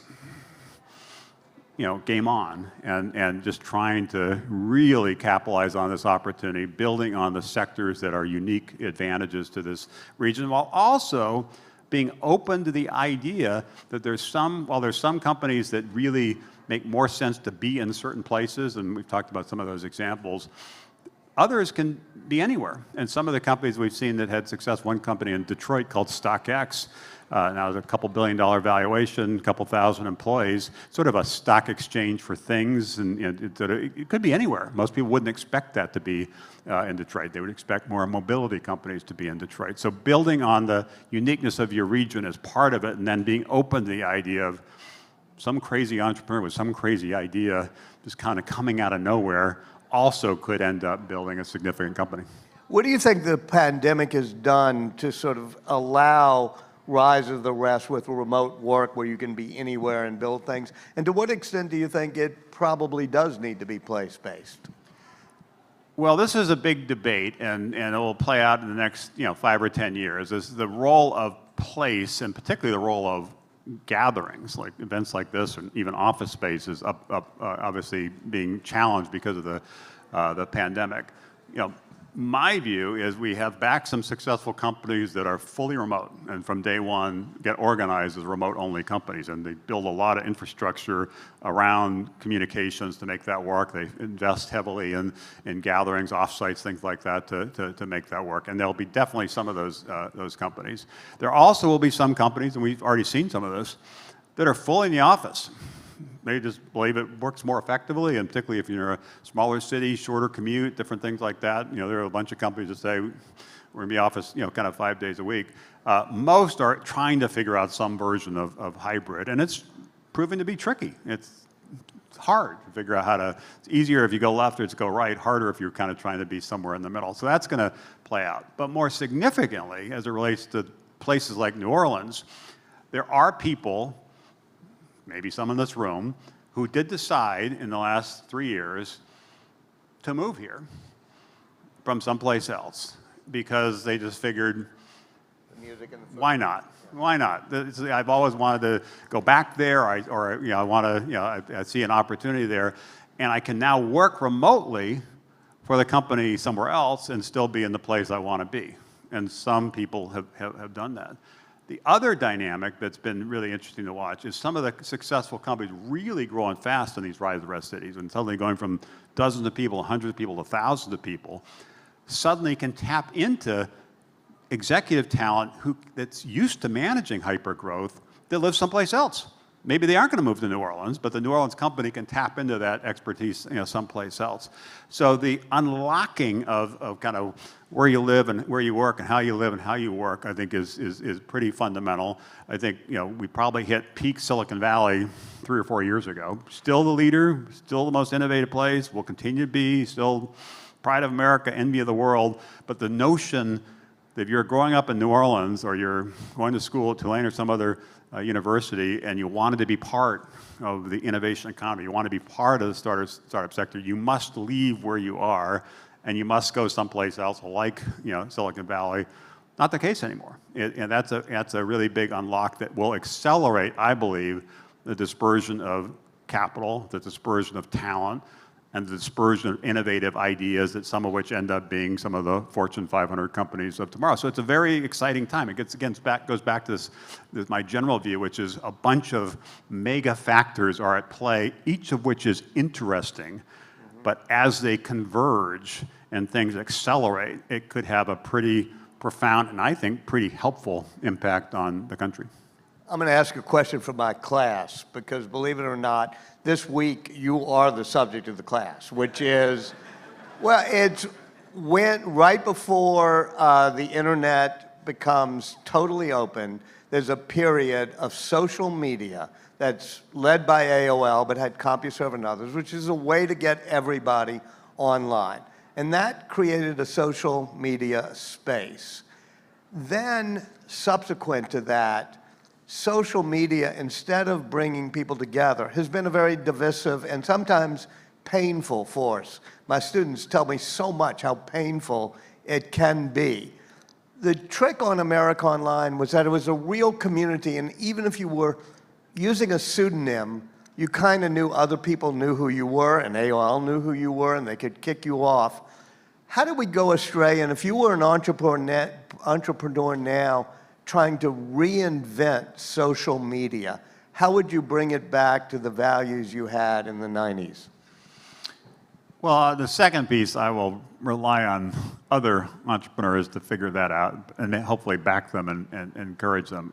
In terms of my own experience in those early days, as you said, it was different. First of all, the internet was not nearly as ubiquitous. It was still more of a niche phenomenon. And the way we were able to frame community is you had a knowledge of who else was there. There was a persistence of your identity. You couldn't just keep, kind of changing your identity. And also, we did a lot of things to try to get people to come together and on different topics. As you say, that has broken down. It's not just the internet. It's also cable television and other things. One of the biggest surprises, one of the biggest disappointments to me from the promise of the early days of the internet was I really did think it would be a way to bring us together and make sure people had a broader sense of the voices, because back then, as you know, it was, several television networks, maybe a newspaper in town, a bunch of magazines, but there wasn't a diversity of viewpoints. Well, it wouldn't be great if there were more diversity of viewpoints. And it is great because there are more diversity of viewpoints. But people choose, all of us, if you look at the data, or at least most of us, to live in our own little filter bubble and follow people that agree with us and watch networks that reinforce our views and don't spend a lot of time understanding the other side of it. So that's part of what needs to be fixed. And the other part, I know this is being debated in Congress now, even the Supreme Court, is we were part of putting something in place, I think it was 25 years ago, which is a somewhat arcane rule called 230 that is being re-looked at. That was in an era which basically said that companies like AOL function more like common carriers, just allowing people to send messages and post messages, but not really play the role of an editor. And therefore should not be treated the same way publishers would be. And that worked in an environment where we were basically just allowing people to post things. In a world where people are posting things, but then companies use algorithms to decide what people should see, that becomes different. And so I'm not surprised that that's being kind of re-looked at. So I think the idea of people coming together and wanting to be part of a community has always been there. That's part of the reason why we're all delighted after a couple of years of kind of lockdown with the pandemic to be able to come together for events like this. And there is a similar desire to be able to connect with people, and most of you do it every day, whether it be Zoom meetings or part of a broader virtual conference and so forth. That is still a powerful way to people can connect. So how do you benefit or maximize the benefits of those kind of things and minimize some of the risks, as you say, that that social media has kind of gone off the rails? We're about to hear from the governor in a couple of minutes, and this is a good segue to that, because he's somebody who has risen above partisanship and has really held things together. I've known you for, I won't say how many years, but it's been about 3 or 4 decades. I've never even really known your politics. You made it clear that things like entrepreneurship, innovation, and social media should rise above politics. What could we be doing now, both as social entrepreneurs? I mean, I see Andy Copeland, who runs the Greater New Orleans Foundation, or all sorts of entrepreneurs that say, we have to see it through the filter of what can unite us again as a country. Well, I've, to your point, I'm glad you haven't figured out my politics, because my politics are not to have politics.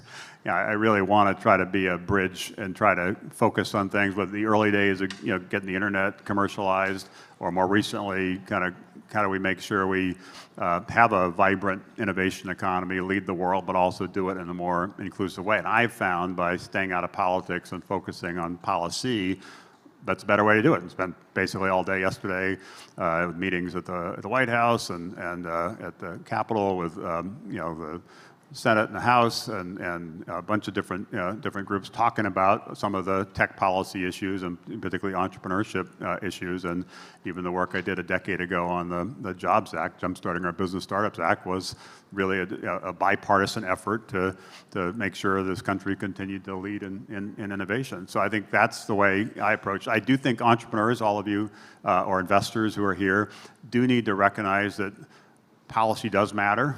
Governments do matter. We're seeing that now with some of the issues in different industries, crypto and other kinds of things, or even more recently with the issues around the Silicon Valley Bank. People who said government should stay out of things, suddenly we're saying government must be more involved.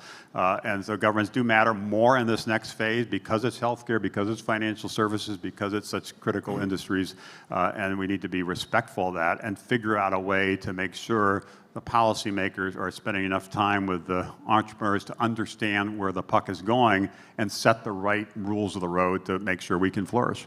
With that note, there's nobody better to bring on stage than the governor of the state of Louisiana, who embodies that, and to thank Steve Case for being with us.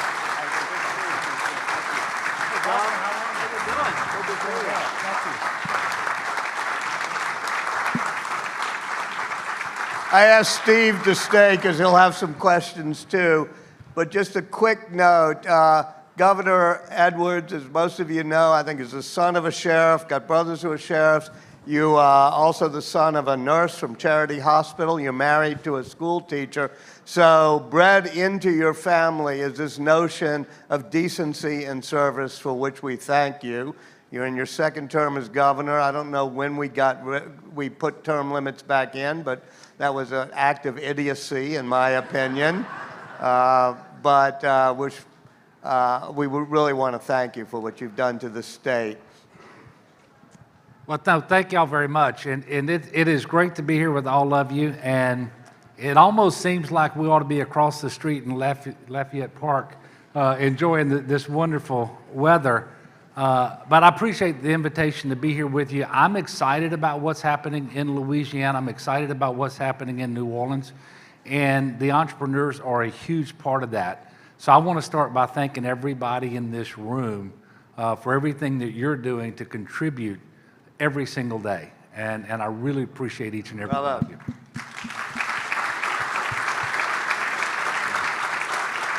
You know, Mary Landrieu was here just talking about the opportunities that come from the evolution of a petrochemical state to one that's going to be in the forefront of climate. You have a climate action task force, but you're also trying to show how we can use this transition as an opportunity. Explain that. Well, first of all, we've been an energy state nationally and globally for 100 years. We won't be over the coming decades if we don't embrace the transition. But in my opinion, we have to do it with a balanced approach, an all of the above approach, one that is clear-eyed and recognizes that we will be exploring for and producing fossil fuels for years and probably a few decades to come. And there is not a more carbon-advantaged barrel of oil in the world than what we get out of the Gulf of Mexico. And so if we're going to do that and we're going to continue to run our refineries and so forth, it only makes sense to produce the oil and gas in the Gulf. First of all, we have environmental standards. We're in charge of enforcing those standards. And when you produce that oil and gas, you then don't have to transport it here. And so that makes sense to me. But at the same time, we know we have to embrace the transition. The market is headed in that direction. I happen to believe that climate change is real. I also believe that Louisiana is suffering from it more than any other state in the nation. That has been objectively proven, by the way. That's not just some subjective statement. If you go back to 1980 and you look at all the damages to each state from natural disasters, 2,000 square miles of coast lost since 1930. So I believe in the balanced, all of the above approach.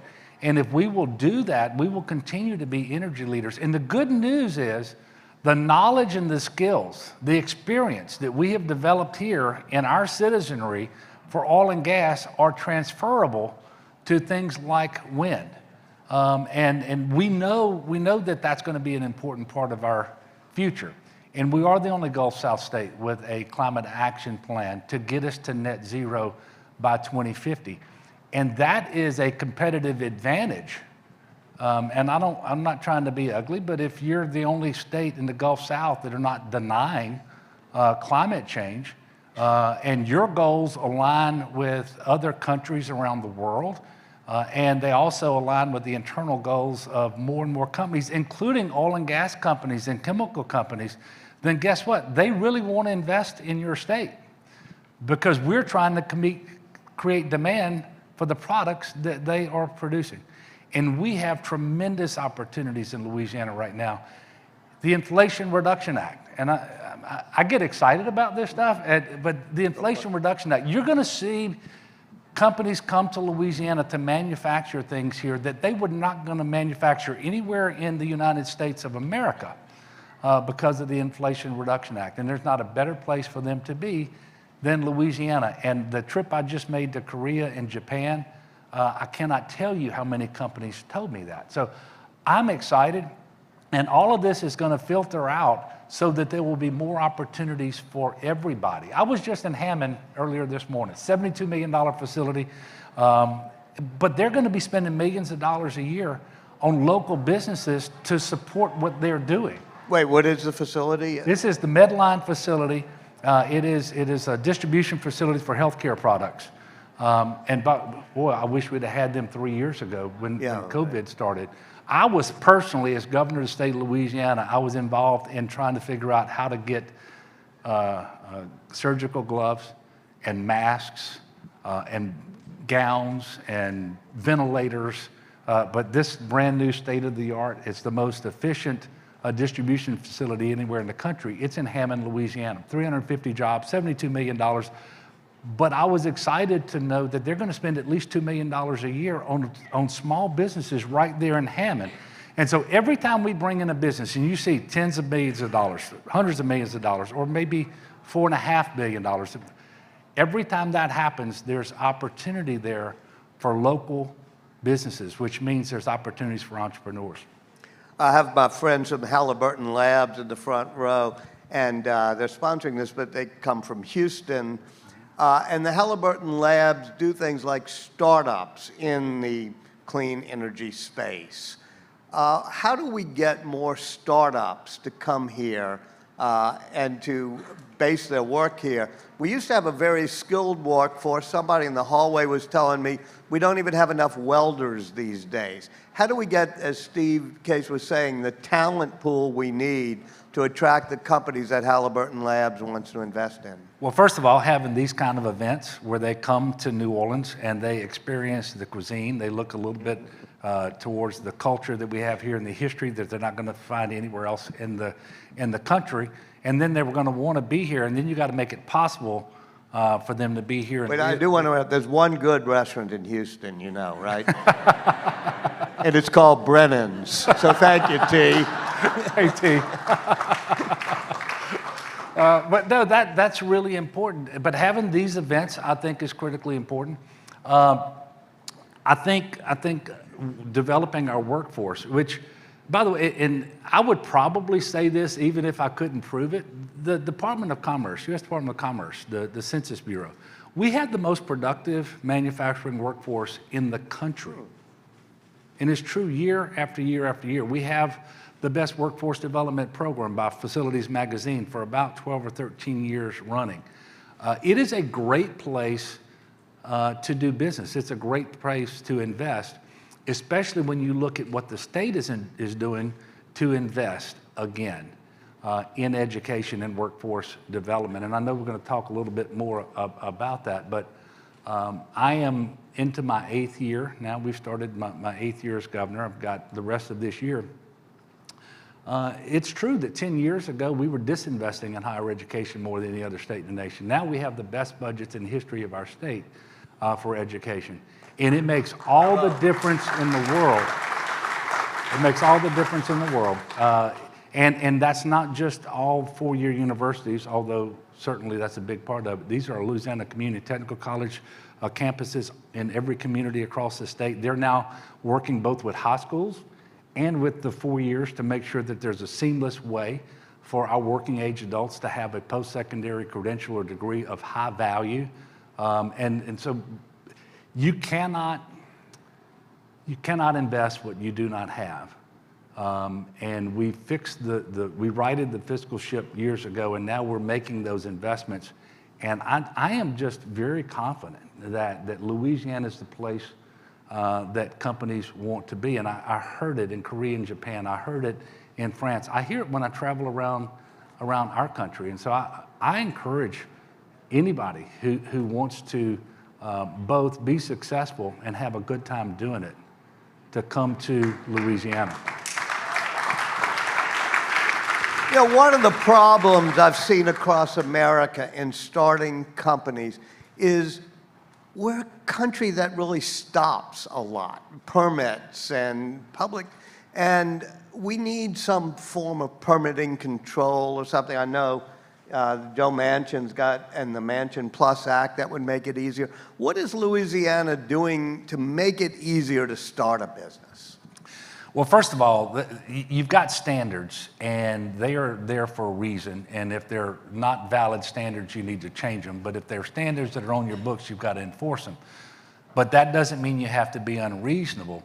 And one of the things that we do, for example, is we allow a company applying for a permit, let's say it's to DEQ, they can pay a higher fee and get expedited consideration because they're paying for the overtime necessary for people to work in order to process that permit. Now, we're not going to cut any corners. We're not going to cut them a break that they don't deserve, but they deserve a yes or no answer. And if the answer is no, it's not yet. You need to do these things. But the sooner you tell them what that answer is and what they need to do, because businesses like predictability, they like certainty, they like speed to market. And that's where we offer a tremendous advantage in Louisiana. And it's something we're acutely conscious of, and we keep working on it. But I will tell you, I am routinely told by businesses who have presence, they have a presence across the country and sometimes in more than one country, that there is an ease of doing business in Louisiana that they don't see elsewhere. I've got one more question. I'm going to let then Steve ask a question and then maybe go to the audience too if y'all have some. But I want to drill down, well, pun intended, a bit on how we move in an energy transition and get kind of specific. Biofuels, wind, solar, what do you think we should be doing more of in Louisiana, and how do we get there? All of it. Some of this is going to prove to be tremendously successful. There are probably some things we're talking about today that are going to not be as successful. But we won't know that for a while. But we have to have a sense of urgency about this transition. We need to embrace an all of the above approach. And so I'm excited to tell you that later this summer, we're going to have our first wind lease sale in the Gulf of Mexico to go with sale 259 of the last 5-year plan for oil and gas that happened yesterday and produced the most revenue for Treasury of any sale in the 5-year period of that plan. But it's way more than that. It's solar. We have to have utility scale solar renewable electricity because we have a plan and it's doable to get to net zero by 2050. But we're the only state in the nation where more than 50% of our CO2 emissions don't come from power generation. They come from chemical manufacturing and refining, which means if we want to reach the goal, we have to do things a little differently. We have to electrify every industrial process that we can. As much of that electricity as that's provided by renewable sources, the better we are. And then hydrogen is going to be a huge part of this too, which I'm really excited about the HALO initiative that we have going on with Arkansas and Oklahoma, a bipartisan three-state regional approach to competing for this hydrogen hub that I think, and involving universities for the research and so forth, it's going to be tremendously positive. And I think we have to also embrace things like carbon capture and sequestration. Because quite frankly, we can't be successful. The country can't be successful. The world can't be successful. When I went to COP26 in Scotland, I became acutely aware that we're going to be producing CO2 for a good long while to come. If we keep just emitting it the way we always have, we're not going to make progress. But the science is there, the safety is there. I know we have to demonstrate that to people's satisfaction and so forth, but carbon capture and sequestration is going to be really important. I think you're going to see no later than May, you're going to see a federal register notice coming out of the EPA where Louisiana will be on track for primacy for the class 6 wells. And we are, anyway, we're moving. Wait, that's a big deal you just went over, which is the word primacy. Yeah. And that could really help us. Explain to them what primacy is. So primacy means that the permits for the carbon sequestration would be given out by the State Department of Natural Resources rather than by EPA. And let me tell you, EPA Region 6, they're wonderful people. They're in Texas. I got nothing against Texas, or I've got more geologists working for me in Louisiana than they have in Region 6, and they're responsible for multiple states. So if you're talking about the timeliness of the permits and making sure that you're getting it right, we're in a better position, quite frankly, than the EPA is to do that. So we'll be able to give the permits at the state level? Yes. Yes, but with all of the standards in place, but we'll be able to do it. And that'll start in May, so that'll be helpful. Well, the Federal Register notice comes out in May. We think that by the end of the year, we will have the ability to actually issue the permits. I'll jump in here. I'm reluctant to step into the shoes of Walter Isaacson, the questioner, but I'll take a shot and ask the governor a question and then actually turn the tables and ask a similar question to Walter. First of all, Governor, thank you for being here. It really is important to send a signal to the entrepreneurs and the investors in those entrepreneurs that the role that they're playing, the companies they're building, the opportunities they're pursuing are important to the state and indeed important to the country. It's a really important signal, and thank you also, Mary, for being here. It really is important. I want to build, and I also think it's great that you're focusing on when you're bringing large companies to Louisiana, how does those create networks around them that also help the smaller companies and some of the entrepreneurs, and that's part of my question. What more could be done as you think about the climate opportunity and have properly framed it not just as a problem, which it is, but also an opportunity that investors and entrepreneurs and innovators should seize? How do we drive more of that collaboration in this next decade, so that it's not just a few companies doing things in a siloed way, it's a number of companies doing things in a more networked way. And then, Walter, similar to you, from your vantage point, what more could we all collectively be doing to drive that forward? I'll start with you. Well, first, it's a great question. And so at the end of the day, leadership really matters. And that's pretty obvious. But even in my time as governor, there were things that initially I was a little reluctant to tell a company, okay, you want to come to Louisiana, these are the incentives, and it's going to be really good for us. And early on, I was a little reluctant to give them a lot of things that I expected in exchange for that. But over the first couple of years, I kind of overcame that. And now I just have a very frank discussion. And I will just tell you, if you're getting Louisiana state taxpayer incentives to do business in Louisiana, I don't want to come look at your parking lot and see a bunch of cars with license plates because they're coming to work there from out of state. I want you to hire Louisiana people. I want you to contract with Louisiana vendors and suppliers.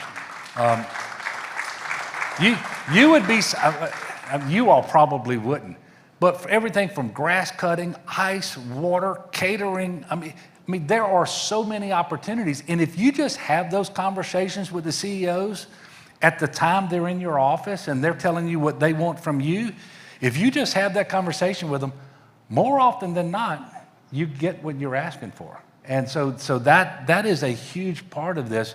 We had a 4-hour workshop in my press room Tuesday afternoon to look at every opportunity coming from the Bipartisan Infrastructure Law and the Inflation Reduction Act. And specifically, how do we promote the Justice 40 initiatives, a lot of which has to do with making sure that as many benefits of the investment go to disadvantaged communities and go to disadvantaged businesses and women-owned businesses and minority-owned businesses and veteran-owned businesses. Well, we spent 4 hours and we brought some of the best people in the country to tell us this is how you do it. And by the way, you're going to be more successful applying for those discretionary grants when you tell them you've got that plan, because they've already told us how they're going to grade our papers. And so we're doing everything that we can. I'm not saying we're perfect, and we're always thinking of new things, and we kind of depend on you all to help us. We're doing so much in Louisiana to try to make sure that every time there's an investment, whether it's a public sector investment or a private sector investment, it inures to the benefits of people like you, entrepreneurs who are willing to put your own capital out there and at risk. And I do hope and believe that it will pay dividends for you all and for our state for many, many years to come. So Walter, just the follow-up to that is you obviously have always had a love for New Orleans and always stayed connected, even doing some of the work around Katrina, coming back a lot. But you and Kathy decided essentially to move back here not too long ago, and you've been much more engaged with Tulane and entrepreneurship and so forth. What are the 2 or 3 things that you think are working best, and what are the 2 or 3 things that you think need more attention, and the governor and all of us in the room could do more to really accelerate the opportunity for innovation? Well, since I want to hear from the audience, I'll just pick one thing that allows me to say, too, why I think John Bel Edwards is the best governor in America. And the reason is that if you're going to get to the cooperation and partnership and collaboration notion that you talked about when you founded AOL and you talked about earlier today, we have to rise above this insane, bitter, poisonous partisanship that has destroyed our politics.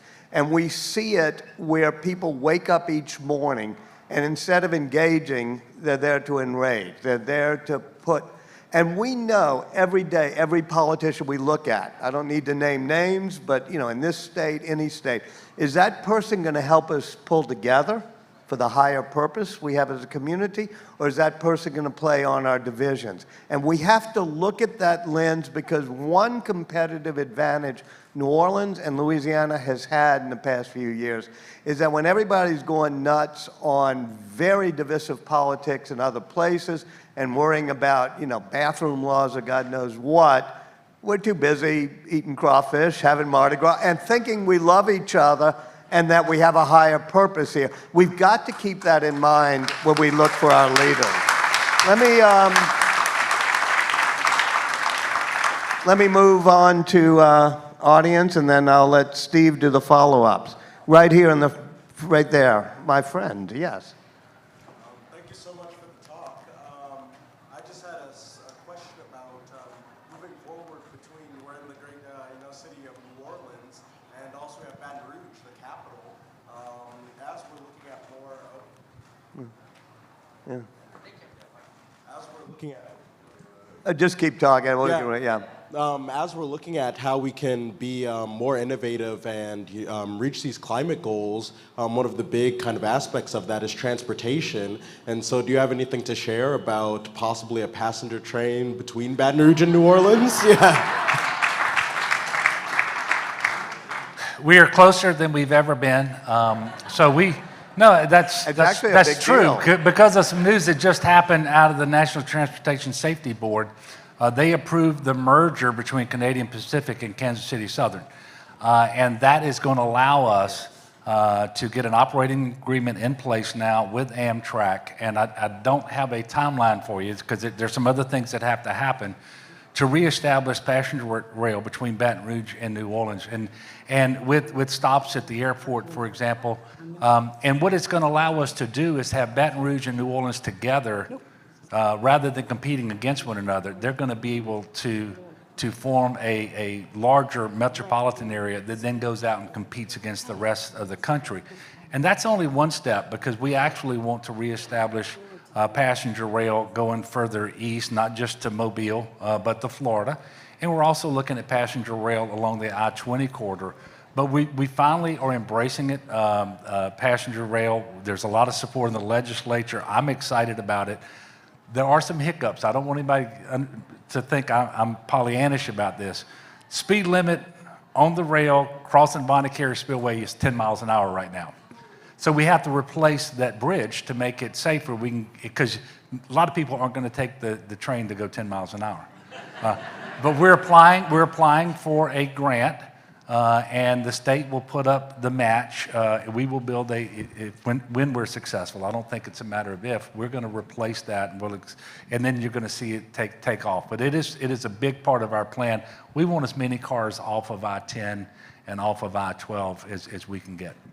The Mardi Gras floats don't only go 10 miles an hour. They're pretty slow. But I just want to build on your point. This regional clustering is really important, and we've seen this all across the country. Part of the reason Amazon picked the Northern Virginia area for their second headquarters was a collaboration between Maryland and Virginia and D.C. and really making a joint pitch and thinking in that regional way, like with Baton Rouge and New Orleans, is critically important. And I know that Mike Fitz, Kimberly, who's here, and others have finally, after maybe 100 years, gotten LSU and Tulane to work together on the Bioinnovation Zone. Yes. Can we, as a state, focus on more energy storage and battery materials? Because there wouldn't be anything nearly bigger than this opportunity for the state. Energy generation has been happening, but storage has been the biggest piece that's missing. And I and my team and even the DC believes that the battery materials are the biggest bottleneck. We have Defense Production Act. And what is the material? Are you doing lithium refining or what? We're doing silicon Enhanced anode silicon material yeah. that extends the life of the battery between the charges and helps these batteries charge much faster so that you don't need to wait for 1 hour in the middle of nowhere charging your car. So thank you. Just a comment. No, well, it's a great comment. And by the way, the state of Louisiana has been an energy storage business for many decades through the old-fashioned Strategic Petroleum Reserve. But when you look forward and what's going to be necessary, obviously the storage is critically important. I want to tell you that I'm very excited about the number of companies who have talked to me recently about manufacturing in Louisiana. A lot of it, the components of the lithium batteries for electric vehicles. And a lot of this is foreign direct investment we would have never had an opportunity to get but for the Inflation Reduction Act, which is going to make sure that we are manufacturing in the United States, that we're developing these technologies here. We're shortening the supply chains, which we are all still paying a price for. So I'm excited about that. And what is it? Lithium hexafluorophosphate? Is that what we have to produce? Yeah. I don't know how. I did pass organic chemistry. I think the professor made a mistake. It's particularly true that in Louisiana we have people understand material science, and when it comes to whether it's what Shiva and others are doing with sort of synthetic ways to goose up silicon, I'll say it, or lithium-ion batteries, which Tesla is now doing all the way on the Gulf Coast through to Corpus Christi, but could be doing here. It's a great opportunity for our petrochemical industry to apply that knowledge to the material science. Yes. Hi, my name is Greg. Thank you all very much for your leadership. And I wanted to ask the governor, one you didn't mention is geothermal. So that's a renewable energy, zero emissions, and can really deploy all of our local industry and workforce, et cetera. Are you hearing anything about that? And can we look forward to something coming up on that? I don't have any announcements to make. I'm generally aware of geothermal. It has not been at the forefront of the approaches that have been made to the state of Louisiana in terms of our energy mix going forward. But I will tell you, we have purposely adopted an all-of-the-above approach.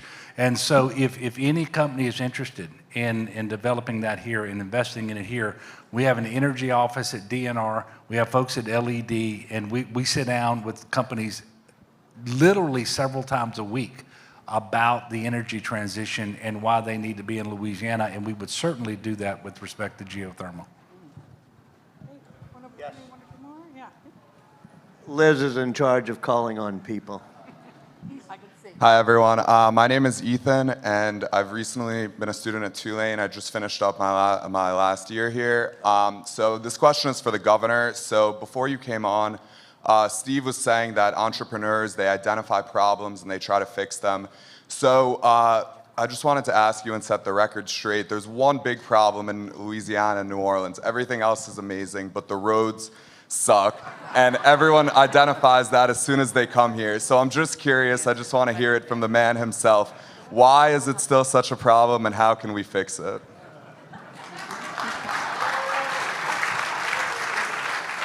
Some of us love our potholes. I told you New Orleans is a very unique place.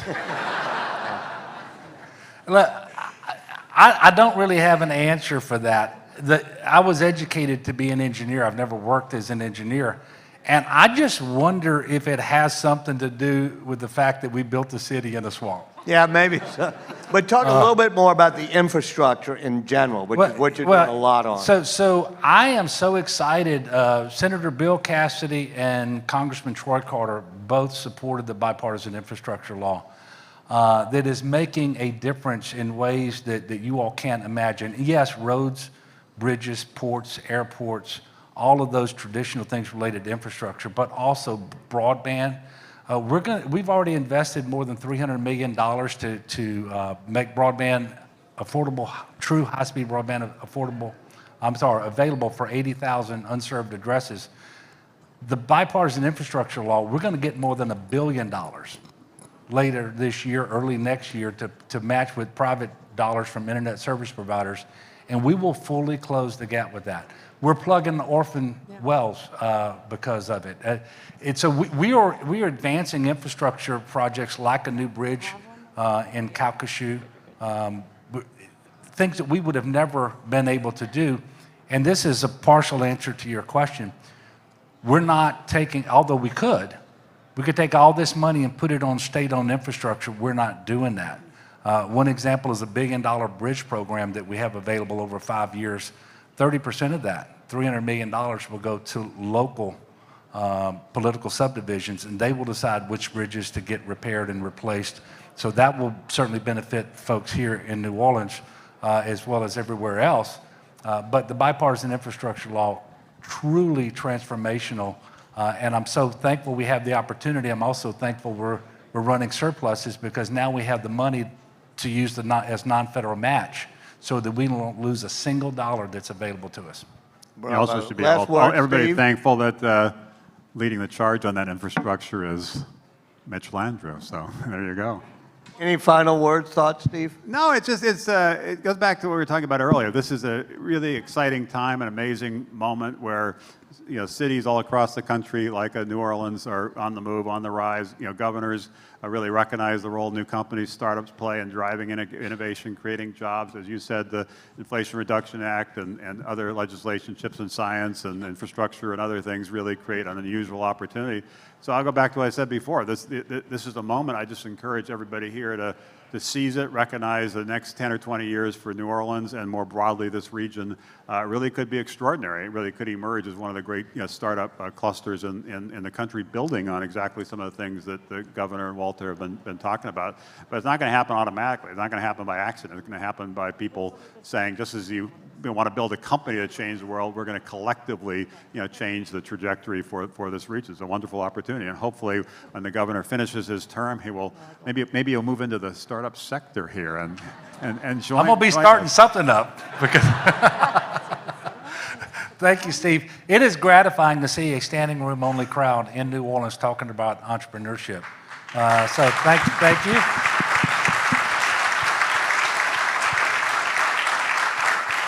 Another reason why you can and should be here are the investments to make New Orleans a much safer place with respect to resiliency.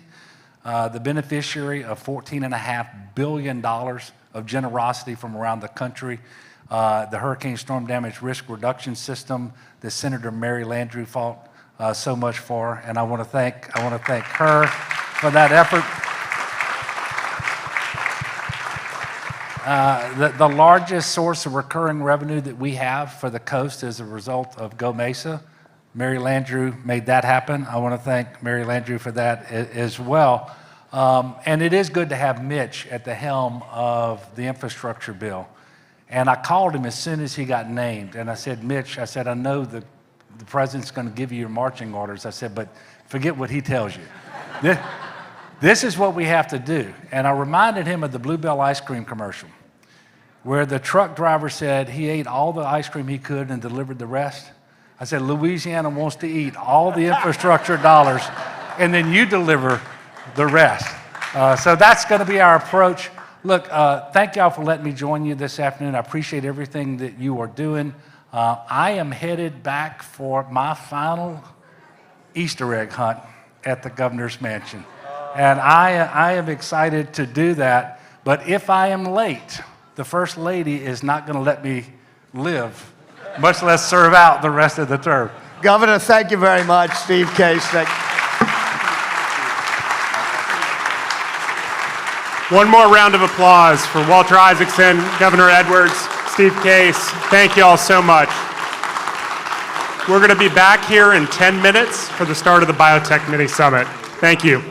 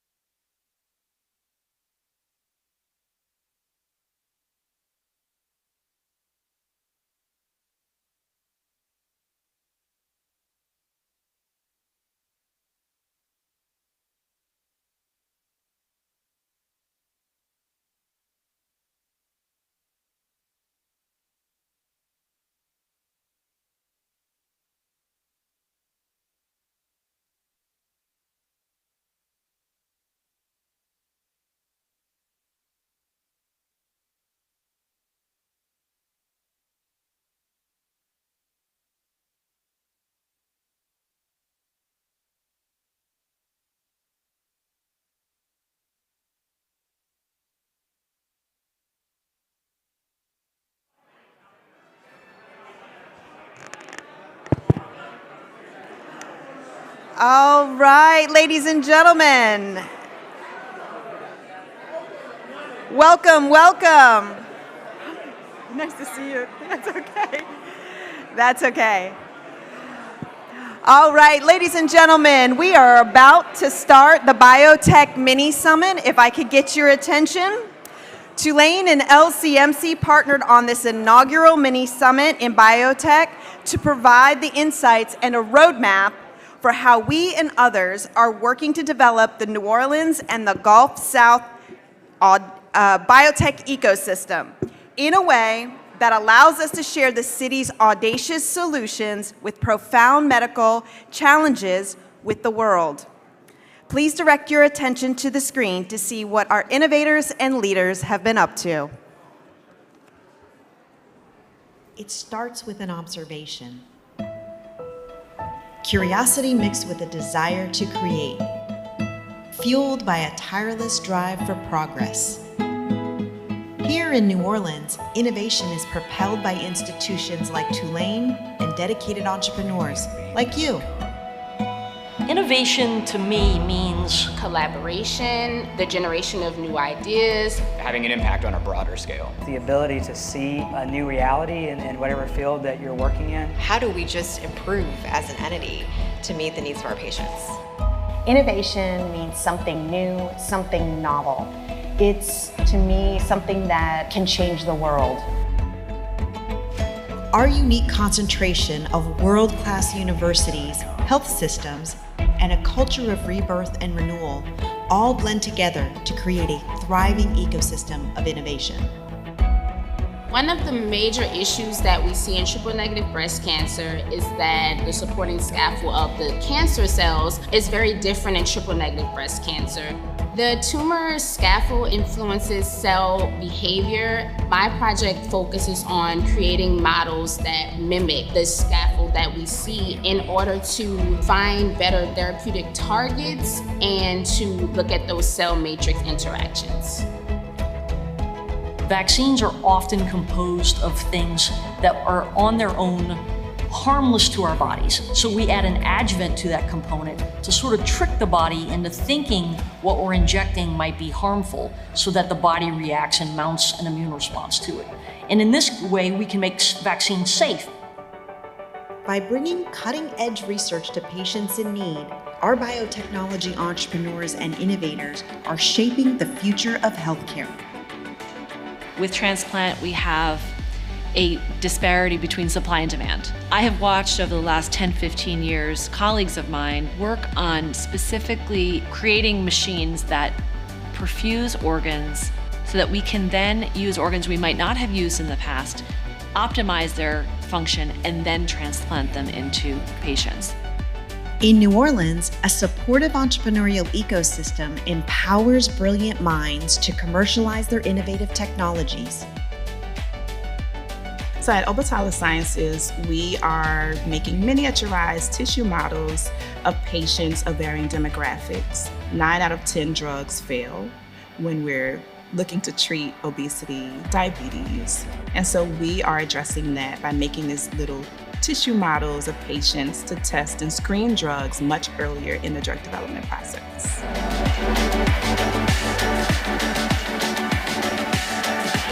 There's no place like New Orleans. It has a secret sauce. It's a relational culture. It's an out-of-the-box culture. It's an innovative culture.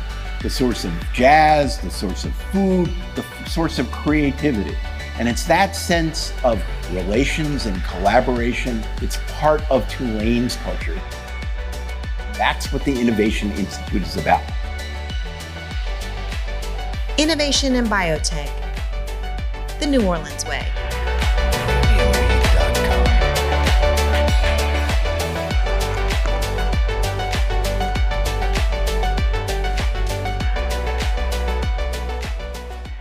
All right, very exciting, right? We have a keynote this afternoon and 3 exciting panels. To start, Dr. David Weiner has over 25 years of experience in the discovery and clinical development of novel therapeutics for neurological, psychiatric, and rare diseases. He has extensive experience as a Chief Medical Officer as well as the CEO of therapeutics companies. Please welcome Dr. David Weiner.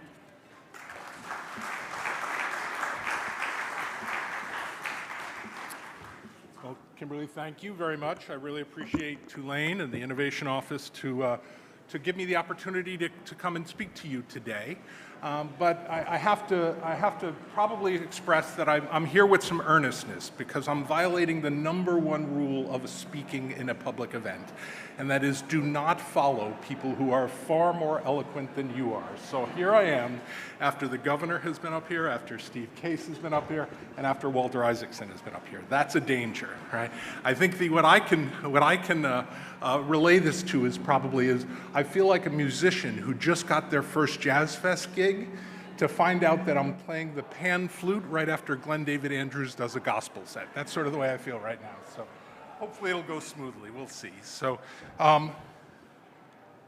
yes. So today, what I'd like to do is wrap up some of the themes that came out earlier today in the talk and through some of the entrepreneurial discussions that are happening and focus them on biotech. And I'm going to do this through the journey that I've taken personally because I've had the privilege of building successful biotech companies. And I hope to use my journey to exemplify what some of the challenges are and what some of the things that we can do here locally in New Orleans to build an ecosystem that'll foster biotechnology companies. A shout out again to Walter. I think many of you may know he just won the National Humanities Medal. Was at the White House with President Biden last week. Steve Case was there yesterday. I have not been to the White House recently. I can reassure you of that.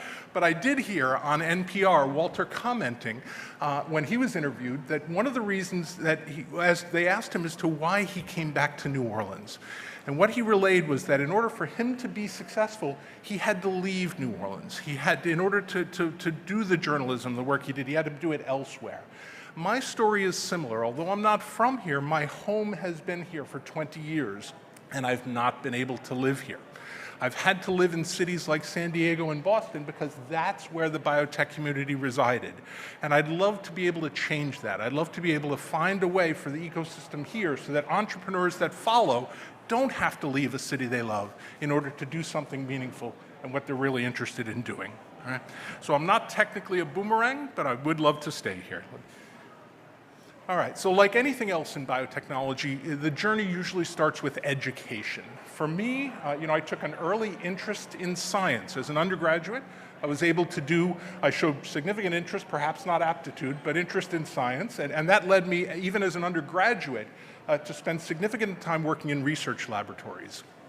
I took a step from there to go to medical school, and for those of you who may be familiar with medical education, the first couple of years are not exciting. They're bookwork, there's nothing thrilling about them. And I was quite despaired. I wondered if I was doing the wrong thing, but I got a unique opportunity to go to the National Institute of Health as a Howard Hughes Medical Research Insert Scholar. This was really a phenomenal time. This is in the 1980s. Here you see a picture of the Cloister, which is one of the buildings on the NIH campus in DC, where they housed a bunch of medical students from around the country, and we were allowed to go to any lab we wanted to go to. And I was able at that time to join a lab that had the gentleman on the right-hand side here, or right-hand side, Dr. Julius Axelrod. Dr. Axelrod, a mentor, was the recipient of the 1970 Nobel Prize in Physiology and Medicine, and he was credited for essentially discovering neurotransmission, for understanding that one of the ways the brain works is to actually store chemicals, release them between cells in the brain, and that was a form of communication. And what was particularly exciting about that time was, up to that point, much of that was done using biochemical methods and trying to grind up brains and inferring it, but we had hit the genetic revolution.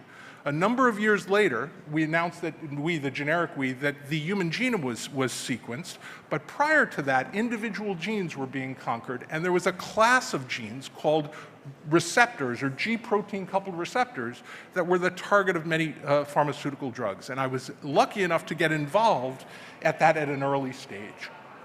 I promise you the talk won't be too scientific, but one of the foundations of the company I'm going to speak about today was an observation made at that time where these receptors were never thought to be oncogenes. And indeed, they had that property. Now that may not be surprising. Like all good discoveries, they seem obvious years later.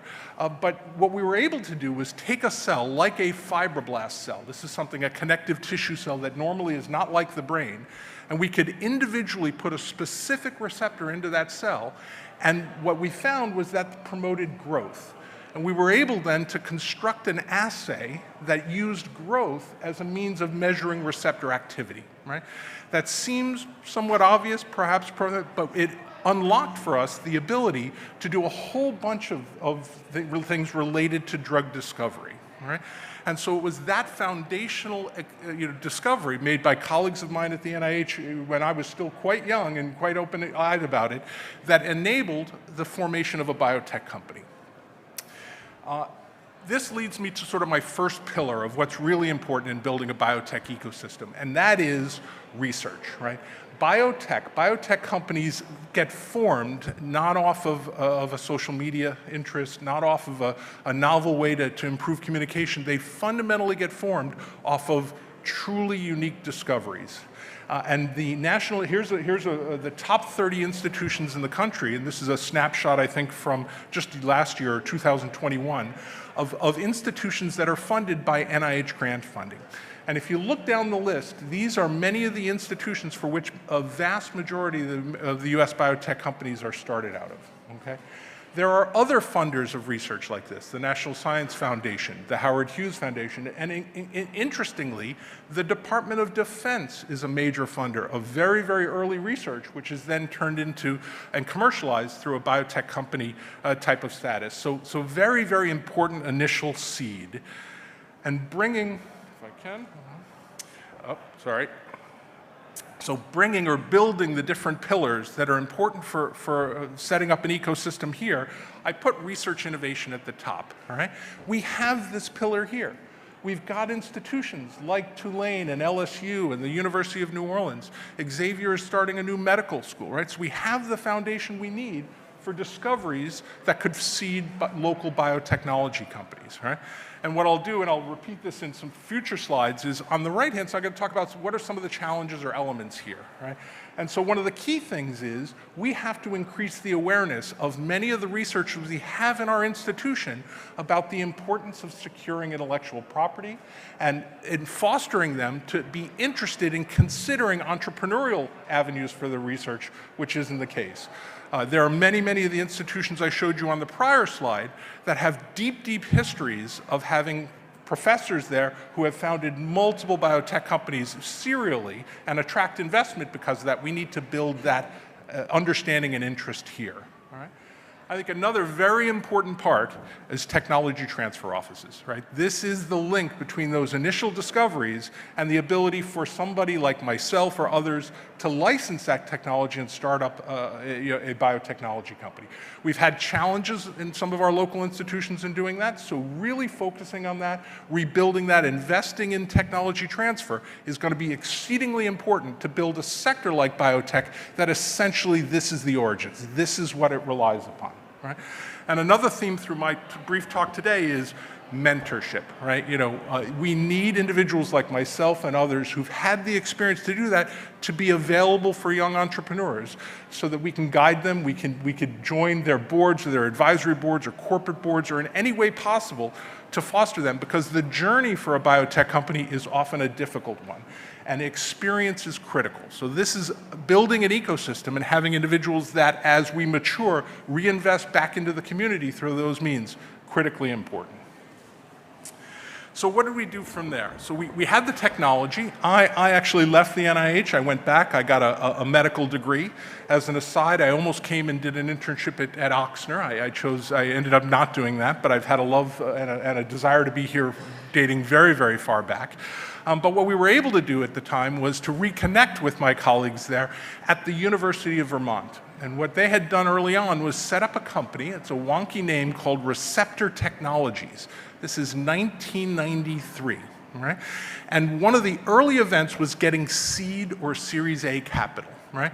We were able to attract it at the time from a group of investors in Denmark. And one of their requests was, you got to set up something in Denmark. We're not going to use Danish money unless you have a Danish, so we set up an office in Denmark.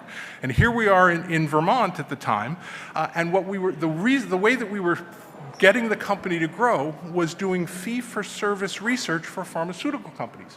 The technology we had developed was easily applied to screen new compounds and to do other work. So we had existing contracts with companies like Procter & Gamble and Allergan, et cetera, but that attracted and enabled us to build up enough momentum and infrastructure to actually then attract capital and move beyond that initial screening model. So this is sort of an early slide showing you, at least in this sector, what types of valuations and what types of capital are needed over time, right? And one of the key things is biotech is a VC-driven sector, right? It is very, very unusual for a biotech company to be successful without, at some point in their trajectory, bringing in venture capital or other institutional capital. It's a very hard thing to do off grant funding. It's a very, very hard thing to only do off of seed funding. So VCs are an integral part of the ecosystem that builds biotechnology companies. And the capital required is astounding. All right, many of you may be aware of Tufts University, who usually assesses every once in a while how much it costs to develop a drug, and they put that in the low billions, right? I'm a little skeptical of that, but what I can tell you, and the journey I'm about to tell you now, is it certainly takes hundreds of millions of dollars to get from an early stage thing to something that could be approved and profitable. And when you think about the scope of the capital you need, it's another challenge we face that I'll come back to in a moment or two. All right? So we did an early investment with existing investors in Denmark, and then we were lucky enough to attract a biotech investor, a more well-known US biotech investor. This is a small universe of people that invest in biotechnology. We were lucky enough to have OrbiMed, a group based in New York, to invest in us early.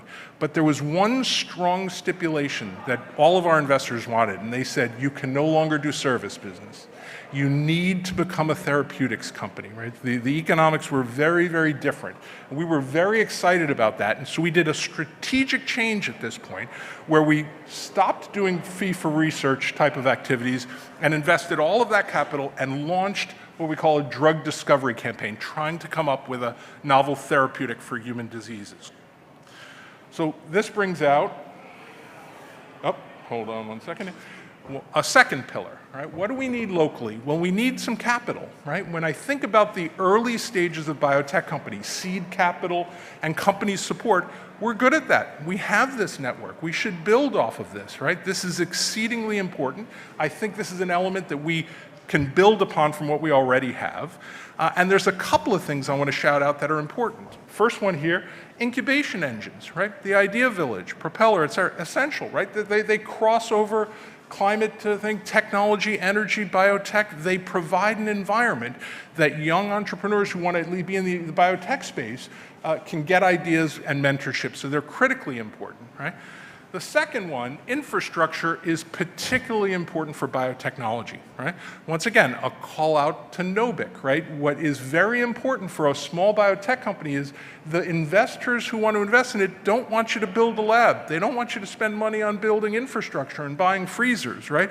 So the ability early on in your lifetime as a biotechnology company to be able to use shared spaces like that, critical, right? One of my last jobs when I was living up in Boston was heading up a small biotech company there that was in Lab Central, a phenomenally successful incubator for which hundreds of companies have come through, right? So the model exists. I know that at Nobic we've had some starts and stops over the last decade, but I'm particularly encouraged where that's heading. We know they've got some biodistrict funding that is now being put in place. These are all very positive things that will build that necessary support and infrastructure to do that. And I appreciate also that there's activities at the beach up on the north side of the city as well. So phenomenally important, right? And then, again, this is a recurring theme, but mentoring young scientific entrepreneurs and being able to do so in that setting is critically important, right?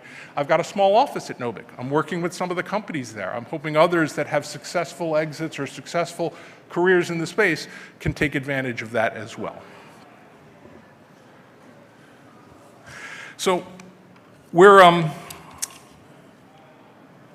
we've gotten funding from OrbiMed.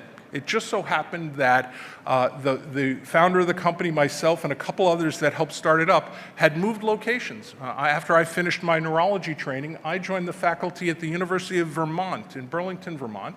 As a neurologist, I was seeing patients, I was treating residents, and I was doing what's called a postdoctoral fellowship, so diving back into the lab at the University of Vermont.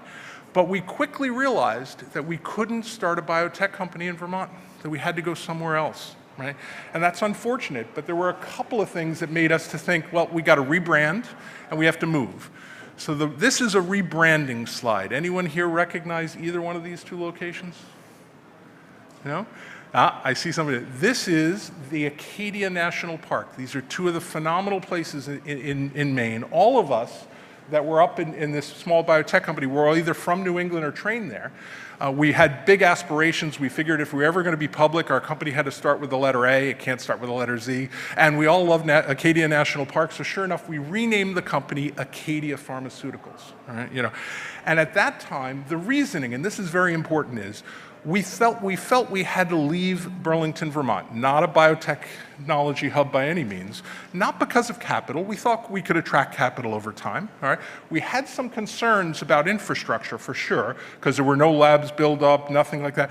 But talent was the single biggest reason, right? We felt we couldn't scale a company based on the available, highly specialized, highly technical talent you need to recruit, and to do that in that particular location, right? So what did we do?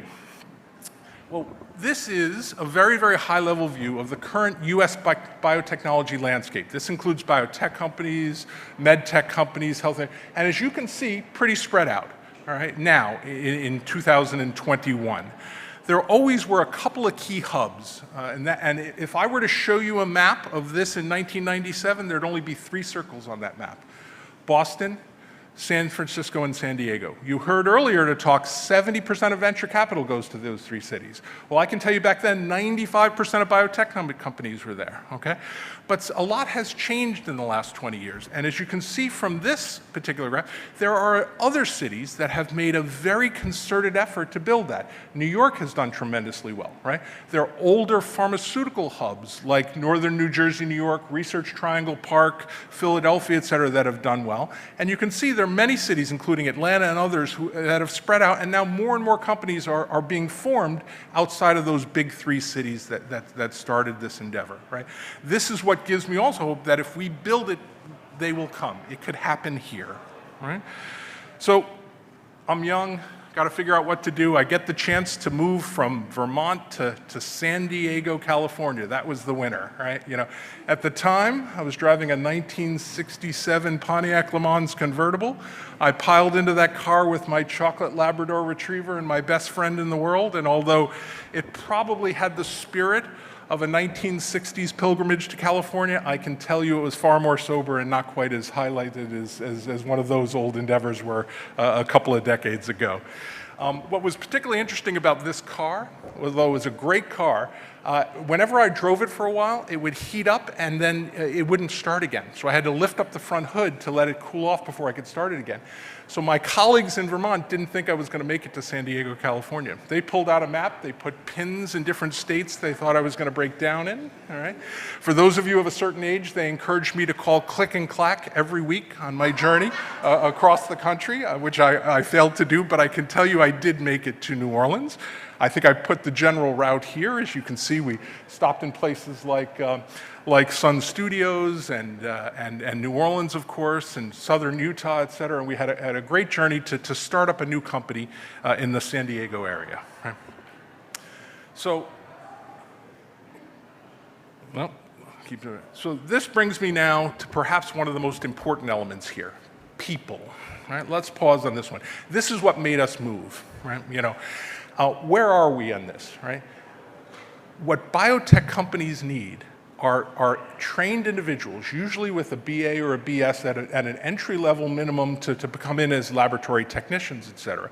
And we need locally to foster that, right? We don't have, our local institutions are not training enough people in the STEM, types of disciplines, so that we could feed into this, right? To give you an example, there were 8 of us that came out, and one of the first things I did when we got to San Diego, we screwed in the autoclave and we set up the company, and we put out an ad for laboratory technicians, and I got almost 200 applications.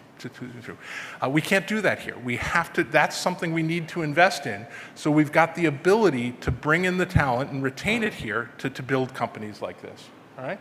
The second thing is to recruit opportunistically. I can't tell you how many times we've been in recruitments where somebody's significant other is involved in biotechnology, right? And what are they going to do? So there we have primacy in other industries here where we've got to find a way to be opportunistic about that and to portray what we're doing here as something that people would want to come to and join this journey, right? Once again, common theme, mentoring young scientists, right? So how do we increase the interest here in New Orleans in people to pursue the STEM, the scientific and mathematics and engineering? And I think one of the ways to do that is to give them economic opportunity on the other side of that degree and by building the companies themselves, right? So on one slide, I'm probably summating over a decade worth of work.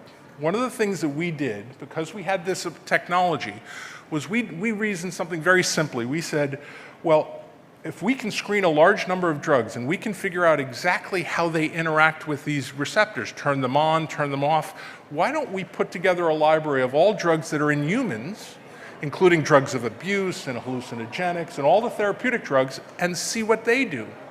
And sure enough, about 2/3 of drugs that are currently approved to treat humans interact with these G protein coupled receptors.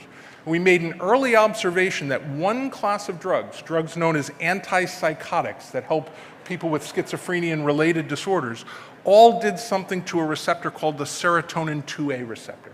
And that is that it turned it off. Didn't just block it, it took the basal activity of that receptor, locked it down and turned it off, right? So with that information in hand, we launched a drug discovery program, right? And this, we screened a high throughput library of hundreds of thousands of compounds. A big team in San Diego and Denmark did a whole bunch of medicinal chemistry and pharmacology, and out of that came a molecule called pimavanserin, right? I was fortunate enough to actually follow that molecule from inception for a decade, all the way to the point where we were testing it in phase 2 studies in humans. Right? I hope other people get that opportunity here in New Orleans. Fascinating. But one of the things that was important when you look at something like this is you need capital, right? So we had the team, we had everything we needed, but then we had to make a decision, right? And for biotech companies, there's usually an early bifurcation point. One is, do you exit by selling the company, right? Venture capitalists like that. It's a short time horizon to an event. The event itself may not have the multiples that you would have if you take a different route, but there's a lot of risk taken off the table because at whatever stage you might do that, a lot of the later clinical stage risk is going to be accepted by whoever acquires you. The other general path, because once again, a venture capitalist does want an exit, is not there to just meet with management every 4 times a year, is to do an IPO. All right? And what I encourage many of the companies I work with, that is not the end-all, get-all. It's just another financing event. But the reason it has a mystique is because it does give liquidity to the equity in your company, and this is why many, many companies are pushed down that line as a potential avenue to go out. So sure enough, in 2004, we did an IPO. All right? What's very interesting is I was walking in today, I sort of ran through a gauntlet of bankers at JP Morgan, and sure enough, they were on the right-hand side of our book and the coveted position there when we went out and went public in 2004 with Acadia Pharmaceuticals. So just a couple of stats about that, right? If you look at this, what's interesting is biotech companies go public at a profoundly early stage, right? There are busts and booms in our industry, and we're just coming out of quite a boom.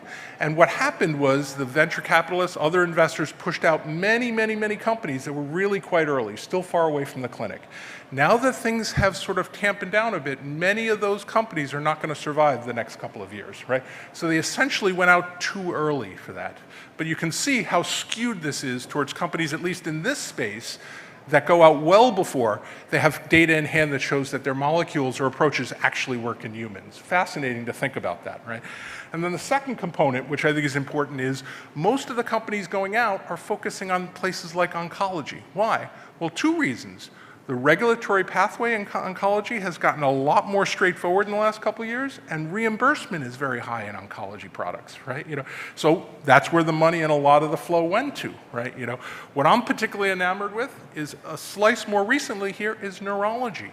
Neurology's always been thought of as being a difficult spot, but people are now realizing, investors, et cetera, this is the decade of the brain, that we're now reaching a tipping point where technologies that are focused on neurological function are ready for prime time for investment and advancement. So I see that as a particularly positive note in recent trends. And then lastly, historically it was small molecules. And then the antibody revolution occurred in the 1970s. The modalities are increasing. Now you'll probably see, if you look in this space, a lot of gene therapy companies are expanding and moving out. So as science advances, the industry itself starts to move in additional, more advantageous or adventurous modalities. Essentially, it was one slide ahead of myself. This is exactly what remains true here is small molecules, oral pills that you take orally, still represent a significant portion of this space. Right? So we did an IPO, needed a lot more money than that. Clinical development's very, very expensive, right? Phase 1, phase 2, phase 3 trials, lots of money, right? So Acadia, and by this point I had stepped away onto other endeavors, but my colleagues who remained at Acadia did additional multiple financings, right? And one of the things, I recently met an individual who had just had a successful exit, and what he told me is there are some very bright and some very dark days in the evolution of a biotech company, and Acadia was no different. Sure enough, had a failure after we were successful in phase 2. The very first phase 3 study was done, failed. Company almost went out of business. They had to do a distressed financing where a very important investor known as the Baker brothers, they didn't make up this list, invested $100 million in the company at $1 a share with something called 100% warrant coverage. Okay? Think about the size of that investment. They were betting on a phase 3 study. It succeeded. That is now an approved molecule called pimavanserin. The company itself is trading roughly anywhere between $20 and $25 a share. That one investment from the Baker brothers made them a couple of billions of dollars, right? This is why they were asking us to go into therapeutics and not to do a service-based industry. The opportunities out there with success are profound.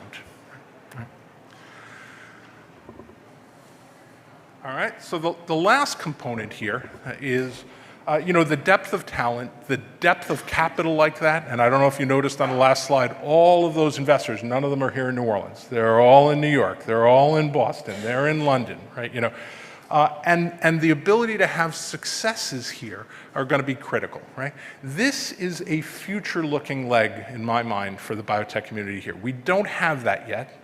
It's okay, we'll get there eventually. Build it and we will come, right? But as we build biotech companies, we'll be able to attract capital from elsewhere here if we can move that forward. And as we have successful exits, the entrepreneurs and the people who do that, reinvesting back into the community, both in time and or capital, is going to really help accelerate where we want to go from a biotech perspective, all right? And I think what I'd like to end with is, I'm glad to be home. I'm glad I've reached a point in my career where I can dedicate my efforts and the time I've got in the latter parts of my career to helping build a biotech community here in New Orleans. And I appreciate you hearing me out today and hope you share my enthusiasm. Thank you.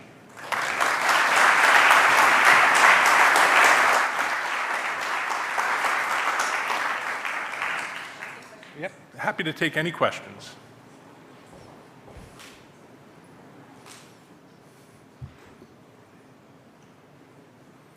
Please, go ahead. When you talk, that was fascinating, thank you.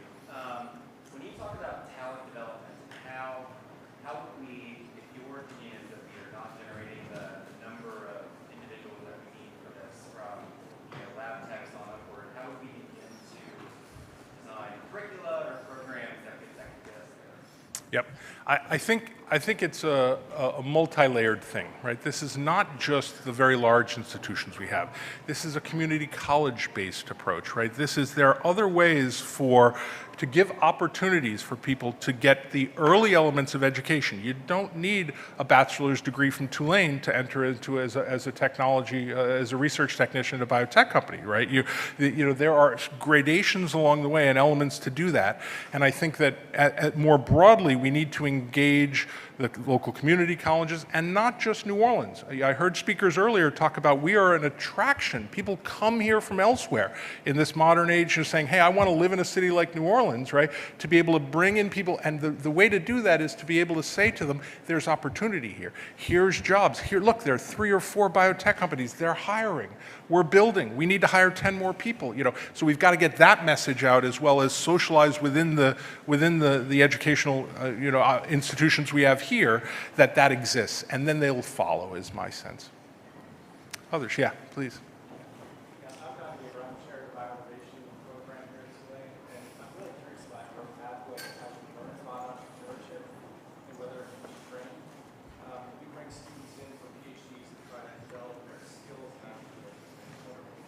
Yeah, I can't give you anything profound because I stumbled into it. All right, to me, I was on what's an academic path, right? I was a professor at a university. I was getting early awards to go down and write papers and do that. And it just so happened we started up a tiny little biotech company. And so much so, even at the time I was questionable about this, is when we went to San Diego, I joined the faculty at UCSD and spent 10 years there teaching, because I wasn't really quite sure if I wanted to put another foot into that camp, right?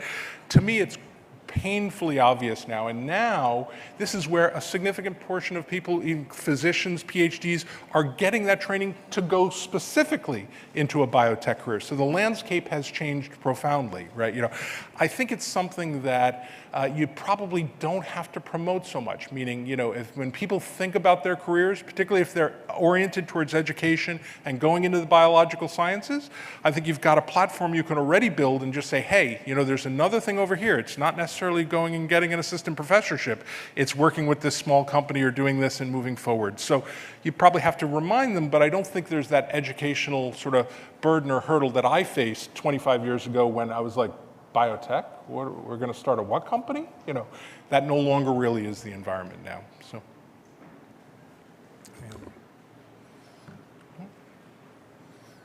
all right. Well, thank you again very much. Enjoy. Thank you. All right. Thank you, David. That was fantastic. Thank you for setting the table for today's discussion. Our first panel is Translational Biotech Research, Leading Edge Technology. So translational research seeks to bring advances made in the laboratory and to patients. This panel looks at not only the how and why of scientific discovery, but also the how and who of product development. So we have an all-star team today from the Greater New Orleans universities, both LSU and Tulane. This panel is made up of renowned physicians, researchers, and PhD students. They're here to share their insights on why translation is the key to our community's future. So please welcome Dr. Hedwin Brooks and our panel.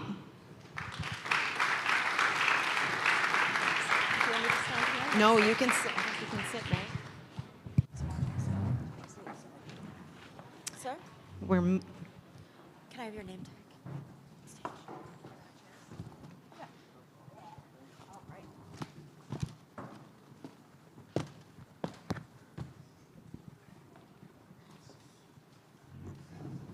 So good afternoon. I'm Hedwin Brooks. I'm a recent transplant to New Orleans, as you can probably hear from my accent. 23 years at the University of Arizona, and before that from Wales in the UK. And it's my pleasure today to moderate this amazing session. And I want to highlight that these panelists will be highlighting the outstanding opportunities here in New Orleans for translational research. New Orleans is one of the few cities in the US that has 2 outstanding research-based medical schools and another medical school coming online, a school of tropical medicine and public health, top-tier law schools, business schools, and a world-class research primate center that has already contributed to treatments and vaccines in HIV, COVID, and many other infectious diseases. So we're excited to present this panel to you today, and they bring their vision, their excitement, their ideas, and will share how they work to impact innovation in New Orleans. So the panel today, it's Dr. Nasir Marouche, who's a Tulane faculty member, Dr. Monica Embers, Tulane faculty, Dr. Kaylin Hale, who's a PhD student in biomedical sciences, Dr. Caroline Copel, who's a Louisiana State University biomedical engineer, PhD, and Dr. Paulo Goes, who's the Dean of Tulane's Freeman School of Business. So I'll let them introduce themselves. Dr. Nasir Marouche. Nasir Marouche, I'm a cardiologist at Tulane, joined Tulane 3.5 years ago. I'm very interested in my career in collaboration. And when we came to Tulane, that one of the major reasons why started our career in collaborating with biomedical engineering and software engineering at Tulane. So that was for us a major reason why we joined here. So again, I'm looking forward to discussions with the panel. Monica Embers. Hi, I'm Monica Embers. I'm an associate professor at Tulane. I'm at the Tulane National Primate Research Center, where I am the director for vector-borne disease research and the head of our education and training program. My research is focused on two pathogens, Borrelia burgdorferi and Bartonella, and these are pathogens that are very difficult to diagnose and treat. And so my research is focused on finding treatments and diagnostics for Lyme disease and Bartonellosis. Paulo Goes. Hello, I'm Paulo Goes. I'm the Dean of the Freeman Business School. I am fortunate to have been dean at two organizations that valued entrepreneurship and innovation. Prior to coming here, I was with the University of Arizona's Eller College of Management. I look at the entrepreneurship at the final stage for translation, for science translation. That's where you define whether the innovation has economic viability and can be rolled out to the world. I'm very excited to be here to share what we're doing at the Freeman School and participate in this panel. Thank you. Caroline Copeland. Hello, I'm Caroline. I'm a recent doctoral graduate from LSU, and my research focuses on applications for synthetic biology for creating highly accurate sensors. With this technology, I've recently created a sensing platform for early breast cancer detection and personalized tumor profiling. Currently, there is a lack of early personalized diagnosis and also a lack of frequent monitoring, so hopefully this platform can solve these needs. Kaylin Hall. Hi, I'm Kaylin Hall. I'm a third-year PhD student in the Tulane Biomedical Sciences program, and I work in the labs of Drs. Lisa Marisi and Zachary Purcell. My research focuses on the genetic mechanisms of how bacteria become resistant to antibiotics while in a patient, and how treating that sick patient can actually make resistance worse. So last year, during my research, I started collaborating with Leo Williams, who's a bioinformatician in Zach Purcell's lab, and we thought of an idea to apply bioinformatics techniques used to analyze DNA sequences commonly used in cancer in a new way to infectious disease. And from that, we invented a new way to diagnose antibiotic resistance using whole genome sequencing and machine learning. And with this, we really hope to try to pave the way for precision medicine in infectious disease. Great, thank you. So now we're going to do a little round sort of questioning and hear some of the answers from our speakers. So we'll start with Nasir and Monica. Why have you guys chosen to perform sort of innovation translational research? Guess I can start. So in my field, in Lyme disease, there is a dearth of federal funding for translational research. And there's almost no funding for Bartonellosis, which is a tremendously underappreciated public health problem. And so, you know, people are suffering worldwide from vector-borne diseases, and it's essential that we do the translational research to move new findings into human medicine. Nasir? You know, I started my PhD work in looking at ion channels to treat arrhythmias, so how they behave and how these channels behave and transform from open to closed versus the potassium channels and so on. I spent 3 years in the lab in Heidelberg, Germany, working on certain molecules, but at the end of the day, without taking this molecule to humans, that molecule will stay in that lab. And that molecule today is called a drug called abutolide, used in the emergency room to convert arrhythmias and bring back regular rhythm. So, and from that day until now, publishing more than 400 papers with my team, all this research we've been doing will stay in the labs where we are, in our clinics and our labs. Is it imaging? Is it AI? For example, today at the Triad Center at Tulane, we have 25 different AI protocols that we develop. They're sitting there, waiting for the business school to take them and give us some funding. That's why he's here. So that's translation. And if we don't take this to the next level, either publish them, which we did, but we need to bring them to humans. And the translational research into inversion, transformation into an action have to be scaled through partnership with entrepreneurship, not only with NIH and funding and grants, but more than that, have to be a product for a treatment and an integration into our human and healthcare. So that's why translation from A to Z needs entrepreneur as well. And don't forget the business partners in this. We won't.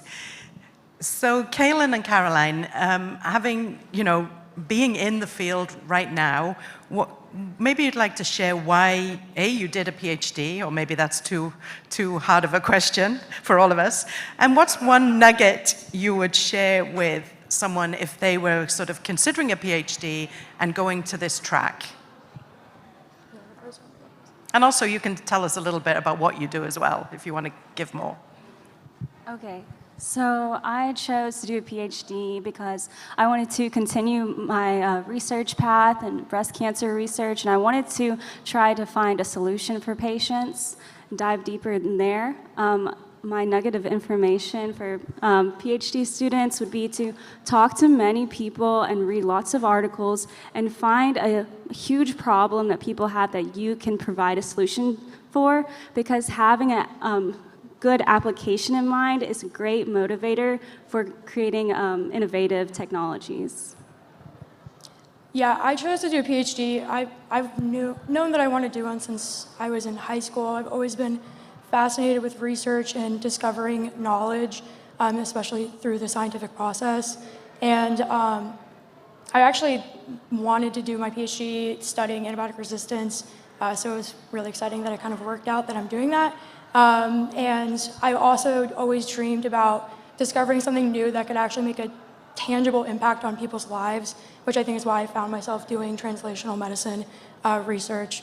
So the nugget that I would share is to, I think, always be open-minded and don't be afraid to try new topics or new fields, because you never know where you'll find that niche that you're the most passionate and excited about, and then always to surround yourself with great mentors to help you and support you along the way. Great, thank you. So now we've heard a lot about the need to increase the sort of opportunities in New Orleans. So we'll talk to Nasir, Monica, and Paolo. What would we like to see here? What are the challenges that we sort of face right now? Well, I can say that we have tremendous resources with the combination of the School of Medicine, the School of Public Health and Tropical Medicine, the School of Science and Engineering, and the Tulane National Primate Research Center. We have a lot of resources for translational research here in New Orleans, and for nearly 6 decades, the Primate Center alone has been doing infectious disease research that has led to improved vaccines and therapeutics for emerging diseases like SARS-CoV-2. Thanks to this infectious disease research, people with HIV/AIDS can expect to live longer, healthier lives, and people with Lyme disease have hope for better diagnostics and treatments in the future. Nasir? You know that there's challenges in every time you try to build any project, an idea, and translate an idea into action, or a product, or a research, or a paper, or a grant. But at Tulane, we are fortunate to have a lot of talent. If you ask me the number one challenge I have faced since the last 3 years since I came here is energizing the talent to work with us and to get them to collaborate. If you look what we did the last 3 years with the team, as half of them are here in this room, is trying to get people to work together and talk to other. Your department, business school, that's what the Innovation Entrepreneur Center with Kimberly and her team are trying to do. Not only with the combining translational research, looking at what we're doing, how we convert it into making a startup, making it a company, raising funding. I think the number one thing that's been lacking since I came here is communication and the distance of our campuses. And that's what we're bridging now with meetings across campus to get people to talk to each other and collaborate more. I think that's I use the word collaboration a lot since I sat here today. Across campus, we have the talent we need to do the research we want to do and to invent and to build the future of medicine at Tulane and innovation. Thank you. Paolo. What I find when I talk to investigators who are identifying problems, challenges, and finding solutions and coming up with great inventions and innovations is they often tell me that they don't have access to the business knowledge to get started. In the previous presentation, we had a great overview of how to get a biotech company up and running, and we get the venture capital involved. But until you get to that point, there is a lot, it's a long process to really understand, is there a market for this? Can we get this together? Who do we need to work with? And that's where I think a business school can play a big role. We are naturally a connecting hub for innovation, entrepreneurship, and I would be more than happy to work with my counterparts here in different areas of the health and bio side to come up with programs that provide that education, programs that look at cases of real companies that have started to really inform them what is ahead. How do you go about pitching an idea? How do you go about getting that first grant or that first winning that first competition? There's a lot of work before you get to the VC level. That's great. And following on that, let's talk to the panelists. What do you think, we've heard a little bit from Kaylin, but what do you think makes people good at translational research and sort of switching from a lab bench to an entrepreneur? Caroline. Right, so as a researcher, you learn a lot about perseverance and independence, as well as when you embark on a new research project, you take on a lot of high risk tolerance. Plus, if you have that application in mind, you're constantly thinking about the customer in a deeper level. So these characteristics make for a very strong entrepreneur. So I think scientists would make great entrepreneurs in that way. We definitely have to persevere, right? So Paolo, in your experience working with entrepreneurs, how would you, what snippets would you give us? It's interesting. People come to me and ask, can you teach someone how to be an entrepreneur?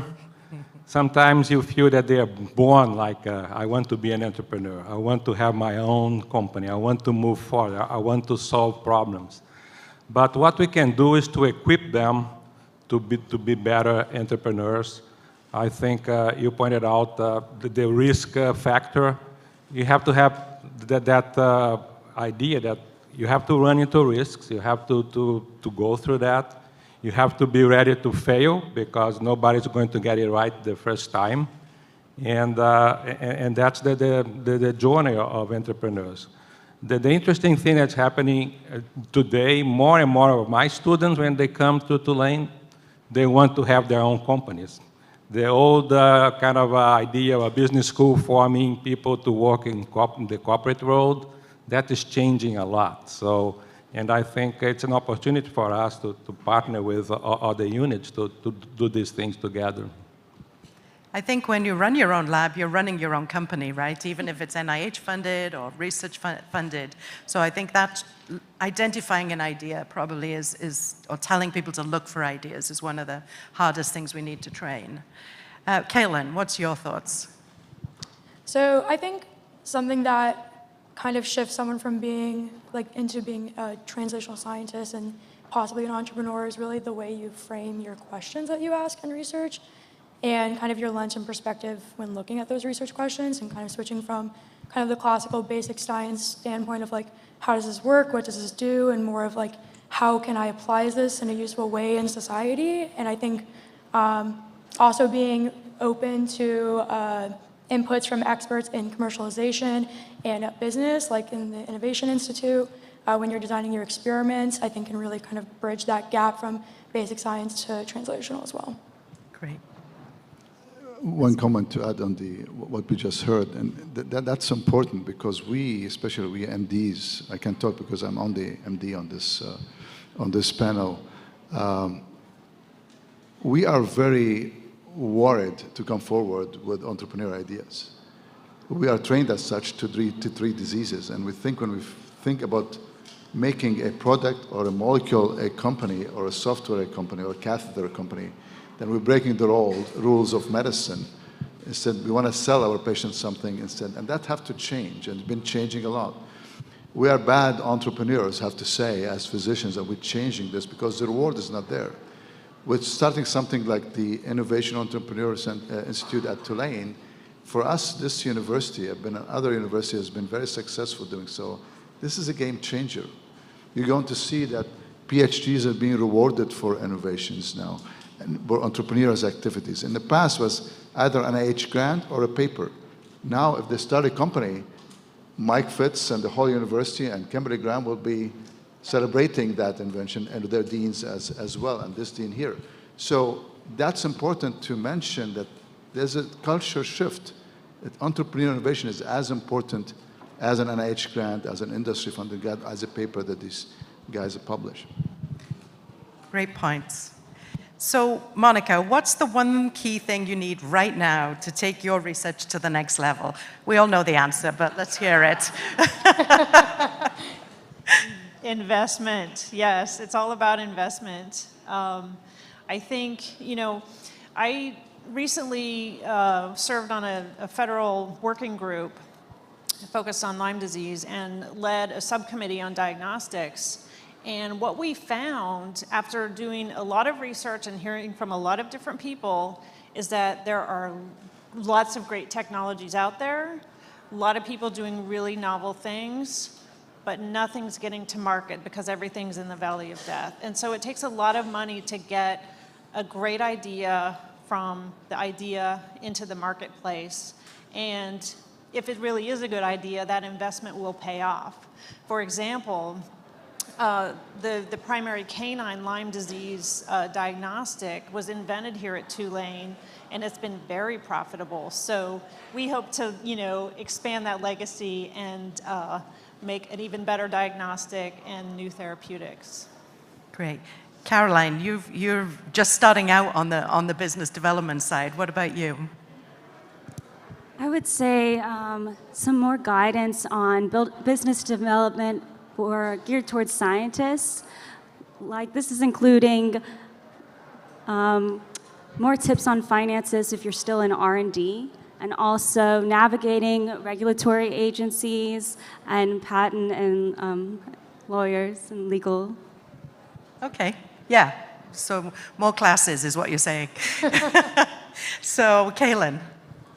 Yeah, I think I kind of echo that a lot. I mean, we also recently formed a startup off of the tech that we developed, and I think I think as scientists, we have a lot of the science and the technology covered, and the business seems like this black box of unknown that I personally never had any exposure to anything business before in my life, and currently I've been binging endless podcasts to try to catch up to speed. But I think that the coaching that would be most helpful for us is definitely on the financial logistics, legal logistics, like accounting. I don't even know where to start. And I think also a lot of the external resources out there are very tailored towards tech industry, and biotech kind of doesn't follow the same path to market. We have to go through regulatory industries and stuff like that. There's a lot more, sometimes more investment needed. So I think more biotech and maybe even like different spheres of biotech, like drug development versus diagnostics, would be really, really helpful. And in terms of the New Orleans area, Caroline, what solutions do you think? I know you live in Baton Rouge right now, but in terms of sort of the bigger Louisiana area, what do you think we can do to make life easier as an innovator and entrepreneur? Right, so just really building a good biotech community here, and also reaching out to Baton Rouge and Shreveport locations, because once you have a hub where biotech entrepreneurs can gather, then more collaborations happen, more problems are solved because of all the great conversations that are happening. So especially having more events like this. Great. And Paolo? I'm going to reiterate some of the things that our previous speaker said in terms of creating that ecosystem for biotech. We need talent, we need funding, and we also need the whole network of supporting elements. You're going to start ideas about a company. You don't know everything about the business. You need someone who understands information systems or logistics, how to create a device if you're going that way. And so you need all those ingredients together. So we need an incubator. We have the Bio-Innovation Center that has been around, has launched a few successful companies. The Innovation Institute from Tulane, that's a big, big step. That's Tulane going full force into being an active part of this ecosystem. So I think it's the desire by everybody in this room, for politicians, government, to really move together and create that ecosystem. At one point in time, we may not ever get to Boston, San Diego, or San Francisco, but we can make our own presence known. And I think the stars are aligned for us to get there. Great. Well, thank you to the panel for their insights. And now we're going to open it up to the floor, and if anyone has any questions. But I think what we've really highlighted today is sort of the breadth of opportunities, and that you can start at this early or late or anywhere in your career. But if you want to do it, networking, communication, and interacting is really important. So any questions from people in the audience?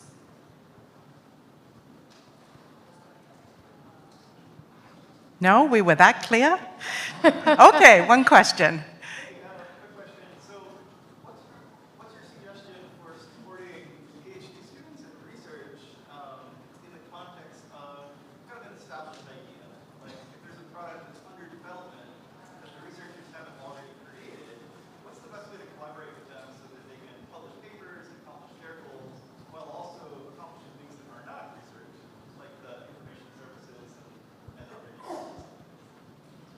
Who wants to take that one? So you have a product, you have your research, and now you need guidance on how to take it beyond papers to the product? Is this what your question is? What's the best way to include PhD students who have, say, 4 or 5 years in translational research, say with Montreal or another, perhaps non-specifically research-focused institute? Or Tulane Medicine, best healthcare in the city. So I'm not biased, but okay, down. it's approaching with your product. I mean, the best way is to, for example, simple things like the open mic night that Kimberly and their team And Awesome Medicine started recently, where you come and talk about your ideas, and that's, by the way, it's getting a lot of press in the city. Just come with your ideas and talk 5 minutes about your idea to a panel of judges who talks about from entrepreneurs to PhDs to business people. And that's where it started. The Innovation and Entrepreneur Center is a place for you to come with any idea you have, and just call 1-800-CLAY, and he will answer the phone for you. He's right there. So that's where that's why, as Paulo mentioned, this Innovation Institute, Entrepreneur Innovation Institute at Tulane, it's a big, and I think big we can, shift for the city.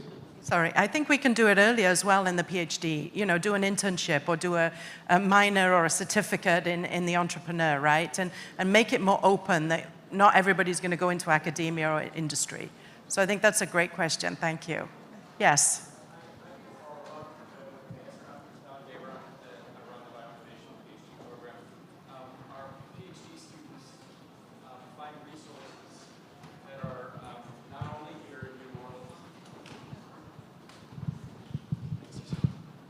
Yeah, I was just saying, I'm Don Gaver. I run a bioinnovation PhD program here, and our students frequently have good ideas that they're trying to either develop with their faculty advisor or separately. And there are resources nationally for things like that. And so I would recommend, in addition to the Innovation Institute, which is a great opportunity that hasn't been here in the past, to take advantage of things like the Innovation Core, I-Core program, that National Science Foundation initiated, but is now in existence with NIH and other institutes. Nick Pashos, who's sitting back here, and Lowry Curley can tell you that it was really instrumental to them. They went out there to learn whether or not their ideas were good or not, and then they pivoted to do different ideas. It's really a great way to find out whether your research has legs. So I think that's one of the things you could do. Okay, thank you. Got it. Just if I may, the NIH has also, thought a lot about innovation and entrepreneurship and developed these small business grant opportunities. So if you have a student that is interested in focusing on more product development than basic science, more translational research, I think involving the students in the development of small business grant applications and the process that you have to go through, including a commercialization plan, is a really good idea. And those have a much higher funding level as well than traditional R1s and federal funding, so. Okay, if there's no more questions, I'd like to, sorry, the lights. Yes.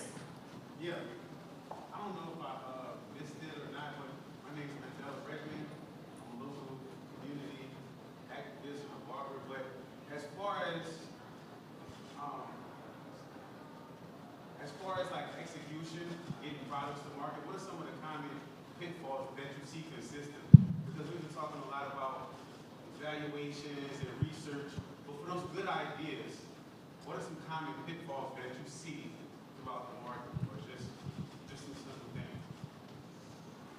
things? That's a very important question. Actually, we should have another session talking about that question only, because when we get the ideas, especially in academic institutions like ours, and now next step is to go and find somebody to fund it and take it and IP and secure it. And that's, for me, for example, we have like 7 ideas working on as we speak, is really getting funding. IP Security, the university has been doing a great job helping us with that, but getting funding for your idea, I would think the next step in terms of how much you need to bring this to next research, next clinical work, or next implementation and raising funding. But funding that's why we're excited what's happening in the city now. There's a lot of funding coming to the city with entrepreneurs and VCs that's going to invest in New Orleans that will help a lot. Thank you. One last one. I'm Zach Rubin, a senior business student at Tulane. So specifically for entrepreneurs and business students, what are some ways that business students can understand the specific jargon or the insight that goes on in bioinnovation and the research that's being done in a PhD program to connect more of those problems that you're solving and understand the landscape of those problems specifically from a business background and not being trained in that area? Kaylin.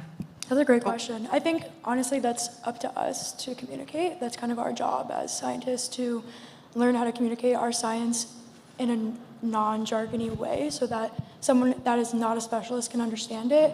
So I think that in a general sense, that's not really, I wouldn't say at least that's not on you to learn. I think if you find a potential business opportunity in a field that you're really interested in, then you can start, maybe your science partner can help you learn, like read some papers to get you introduced to the topic, and they can kind of coach you along the way. But I don't know, does everyone agree? I think that's on us to. Paolo? Well, it's not only on you. I think we have to get together more. We have to create opportunities like mini summits to discuss what's going on. You mentioned the 1-800, I need the help kind of thing. One of the things we are working on, we have a number of programs like our MBA programs, our undergraduate program, and experiential learning is a big thing for us. So if you bring ideas and if we think we can work on them, we can dedicate teams to advance the ideas. So I think we need to work more together. I think more meetings, more regular meetings that people can come to and share ideas would be important. Well, great. Thank you again for attending, and thank you to our panelists for doing a great job.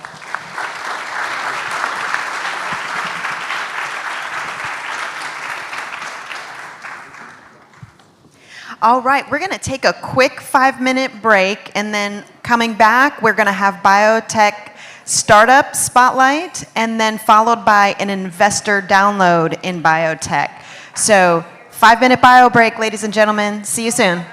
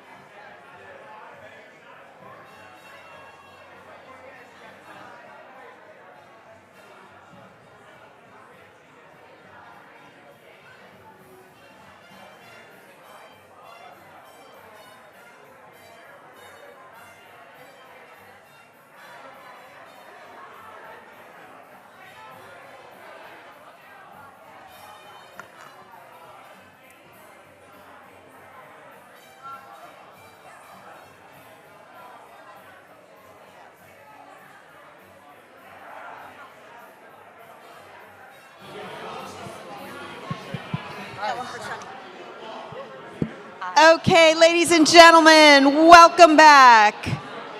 Please, if you would, to take your seats.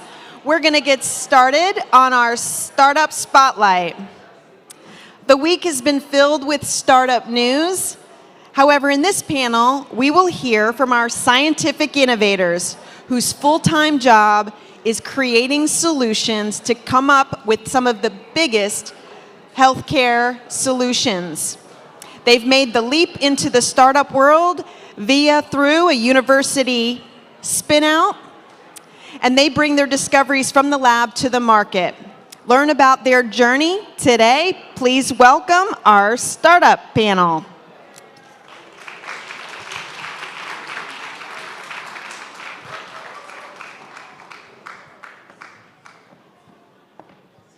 Thank you, ma'am. Hey, how y'all doing? Okay, we're gonna do a little call and response because I need a little energy for this panel, okay? All right now, we're in New Orleans, right?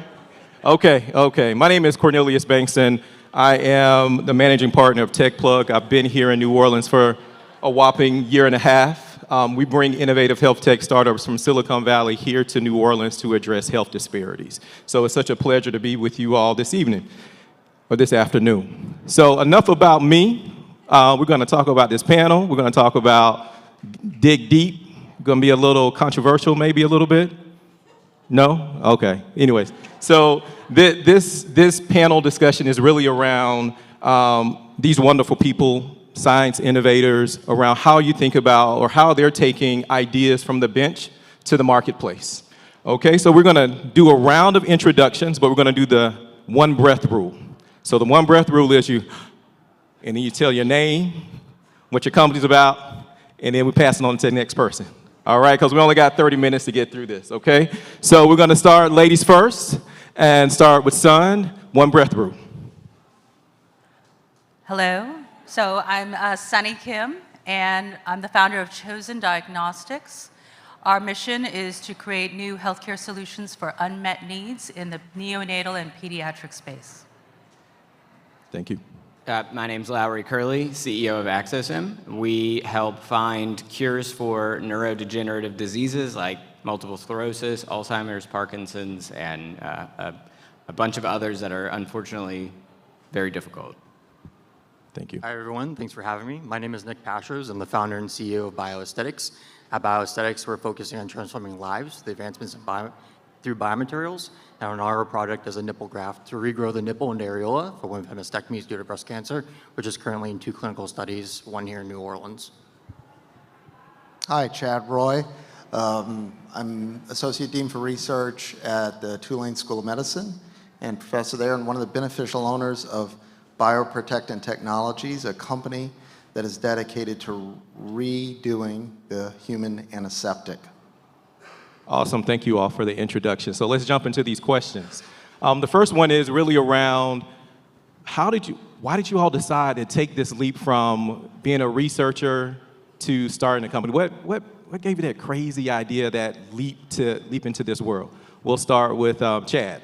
Sure. So it's been part of what I do for a very long time. Before I came to Tulane University, I was actually with the U.S. Army at Fort Detrick at the Institute for Infectious Diseases. And there I redesigned one of the analytical systems that they used. The Army patented it, and nobody came rushing to the gates for my great invention. So I did.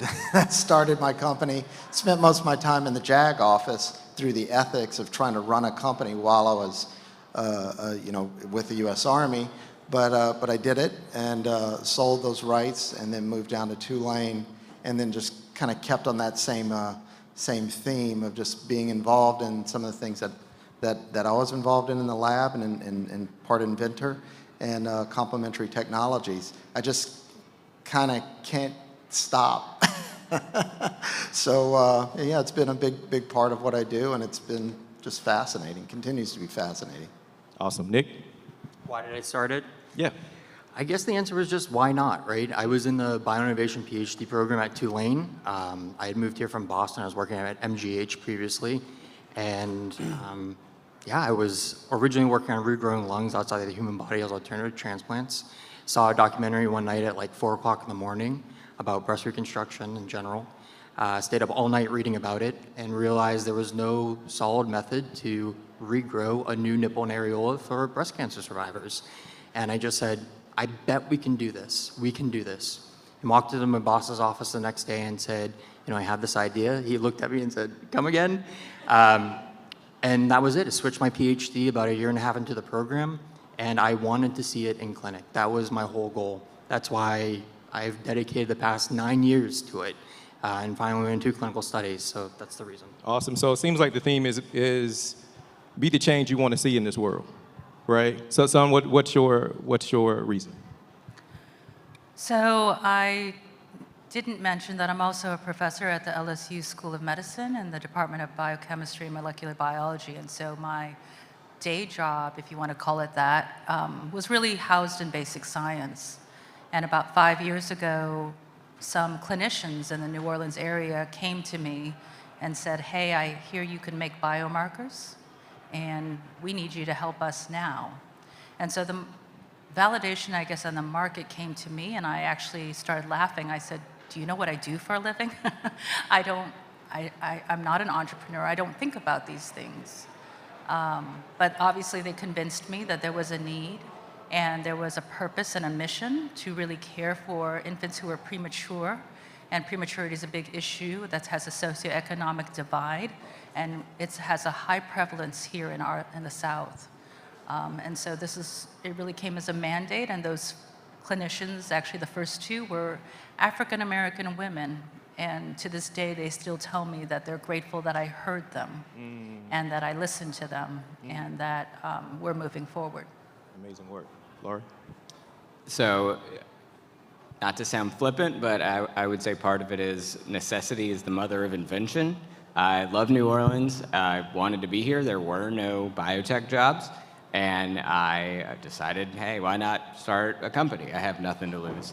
But it really starts way before that. So I was always interested in translational science. You know, did my PhD at Tulane University, loved that piece of it, but knew I didn't want to stay in academia necessarily, and took a biosciences entrepreneurship class while I was there and really loved the idea, but never thought, you know, I had a company around me, right? And left New Orleans, did some research that was really complimentary, and then back to the part where I moved back and basically was looking for jobs, and started talking with my old PhD advisor. And you know, when I was doing a postdoc, I heard there was a need for tools for neurodegenerative disease research, and he had been hearing the same thing. So it really was a little bit of, okay, let's team up, and I didn't have anything to lose, so we started it, and it's been incredibly exciting. Had no idea what I was getting into, but it's, at the end of the day, fun. Amazing journey. So let's get into this. So Nick, you no longer live here.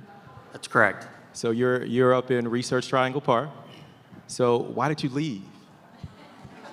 Well, yeah. I mean, honestly, like, it's a serious question, right? I don't own 100% of the company. There is venture capitalists, there are angel investors. And part of our company is to have biological samples that are donated to us by deceased human donors. That's a huge thing. It's a gift of life. We have to store those materials at a very low freezer temperature. When you have hurricanes and stuff like that coming in, and it threatens how you can store those for a long period of time that are irreplaceable, that's a very difficult pill to swallow for an investor. That's a difficult pill to swallow for me. That's a difficult pill to swallow for the loved ones who have donated that tissue. How do you get by that, right? That's a big, big question. It's a huge question. The ecosystem here has grown tremendously, and it's a wonderful place. I mean, it's one of the best places for camaraderie, for entrepreneurship that I've ever been. I've been in Boston, San Francisco, New Orleans, and Research Triangle Park. It's been awesome. But at the end of the day, you have to do what's best for your company. And at that time in life, that was where it was. So we relocated the headquarters there. That being said, we do a tremendous amount of research here as well. We've partnered with multiple professors at Tulane Medicine, and SSE. We have multiple sub-awardees with them for NIH and NSF for pressure ulcers, third-degree burns, abdominal wall reconstruction, pelvic organ prolapse reconstruction. So I'm here quite a bit. And one of our clinical studies is actually based here as well at the Center for Restorative Breast Surgery right on St. Charles. where I was just before I came here. So although some of our samples are no longer here and I no longer live here, I'm here multiple times each quarter, and a significant amount of our resources that we have gathered end up back here. Yeah. So it's a great place to foster innovation and move forward. Awesome. Thank you for that. But you mentioned the hurricanes and you left. And so, Laura, you're still here. You're growing your company here. In spite of the hurricanes, I moved here when Hurricane Ida hit. I said, I'm going back to Atlanta.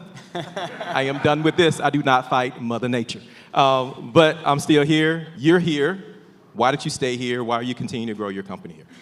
So Nick and I know each other well. I'd say either I'm more stubborn or he's smarter than me. I don't know which one. Yeah. No, but I mean, frankly, because I am dedicated to that. You know, the reality is if you know, I really wanted to, let's say, grow faster or get money faster, or have an easier time of talent, we wouldn't be here. Mm-hmm. But the reality is this is home for me, and I'm incredibly proud to be able to say, you know, we're up to 32 team members now. You know, we started with 2, right? And so I really love that. But there's a lot of benefits to being here, honestly. You know, not the least of which is the universities here, you know, LSU, Tulane, Xavier, Delgado. We're able to get really good talent. I think there's something to be said for, I was just talking about this with somebody, you know, a name who's recognized in the city, right? We kind of get the cream of the crop, which is really nice. Mm-hmm. And one of the biggest things I would say that's helpful is we are able to, I would say, get mentorship, get help, get advice from people here that I don't think in Boston, from talking to people there, you're able to get. It's so busy there, right? There's so much noise, it's hard to rise above that. So Dave Weiner, who gave the keynotes, actually on our board. You know, New Orleans does attract people like him because they fall in love with New Orleans, or they marry someone from New Orleans, right? And so you're able to tap into that here. And I mean, it's a supportive city, and we are able to recruit because there's a lot of, you know, a lot attractive about New Orleans. Yeah, awesome. So with Chad and Son, so you all have faculty obligations. How do you all balance faculty obligations with your entrepreneurship endeavors? Fight for it, Son. So it's not always easy, but I think for me, the 2 major pieces were really thinking about the conflicts of interest and the education within our institution about how best to handle that. And once that piece kind of fell into place, I think the second part is really just, for me, I've been able to construct the spin-out side to have a very different set of activities than what's on the academic side. And so there's a pretty bright line for me that makes it easy for me to not overstep that kind of conflict, but also synergize across those 2 sectors. Sure. So, you know, we think a lot about it. You know, at Tulane, there's a real build toward an ecosystem for faculty there, especially at the School of Medicine, that will provide a structure to look at some of the problems we're trying to solve a little differently and extend what's, you know, at the kind of heart of academic discovery, if that makes sense, to the commercial sector. And that's not a very short road. This is quite a long road. And along the way, doing that and just understanding, the faculty understanding how to look at it. And I'm a great personal example of this because, you know, you have to learn that. It's not how you're trained to think about problems. And I think everyone on this stage can agree with that on what needs to be done to even think about something in a commercial sense. You know, our products in the kind of non-clinical world are, you know, scholarly products like papers and those types of things, scientific papers. In the clinical world is patients. And this is looking at problem solving in a little bit different way. I think Tulane, for one, and I can speak for Tulane, is putting an incredible effort forward to make it part of our ecosystem at the School of Medicine and at the university and institutionally which is so very important for, for the comprehensive approach to some of these hard problems. Awesome. And so what could your institutions do better with supporting faculties in starting companies? Chad or Son? Is there anything that they could do better to support? What could your institutions do better to support faculty members who would like to start companies? Are they doing anything great? Could they do anything better? So I'll be careful when I respond to this. It's a tight rope here, man. I'm gonna be on a push. So I mean, Tulane University, it's a very old institution, of course, and understanding all the potential pitfalls along the way of bringing something from a laboratory or a clinical discovery to a commercial light, even a commercial light, and all the different facets of doing that. They're making a really genuine effort to start kind of from the basics, and I can't emphasize enough the ability of Tulane to educate their faculty on what is to be done, that they're not doing something wrong, because that's a natural feeling for an academic, that you're doing something wrong if you're thinking about the crass world of commercialization. That has no place in academic scholarship. That's just it's an old, broken, way of looking at things, and Tulane's making a genuine effort in that regard. Awesome. So I think at the LSU Health end, the tech transfer has really matured and grown in a positive and enabling way. I would say the things that the institution can do better are there are other areas or offices that support entrepreneurship, but there's also a lack of education or general education across the faculty, students, and postdocs. And so, my partner in crime is Becky Buckley, and she's the COO of Chosen Diagnostics, but she also still occupies some time at the academic end. And she has been the PI on $4 million of SBIR and STR grants in the last 3 years. And I would venture if she was out in the West Coast or East Coast, she'd be viewed as a goddess. But at our institution, people don't quite know what to do with her because she was a postdoc and she just rose up to the research junior faculty ranks. So they don't know quite where to do or how to couch that. But we hope that over time, that kind of education and maybe acceptance or calmness of seeing how things unfold will change that. Yeah, it is a balancing act. From my experience in tech transfer, trying to get the scientist, entrepreneur to understand the business acumen portion of it, and then understanding that I know this is a very unique idea for you, but we got to make it in a situation where we can sell it. It's great to sit here and think about it every day, but we actually got to make a product that actually can be used in the marketplace. So thank you for your insights. So what did your institutions do well when you first got started? So as a student getting started, what did the institution do well for you?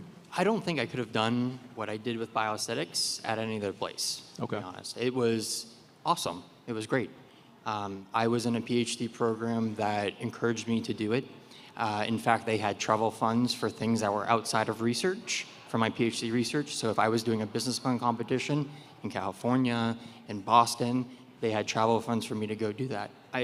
As a student, you have zero savings account. There's nothing. You're trying to bootstrap a biotech company. How do you do that, right?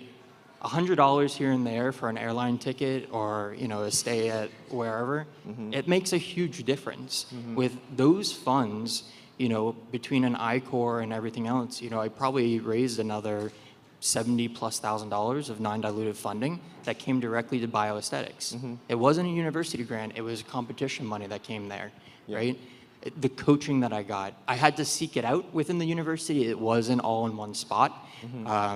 That's one thing that has, I think, definitely changed under Kimberly, under James, for Tulane kind of bringing everything in and harnessing it.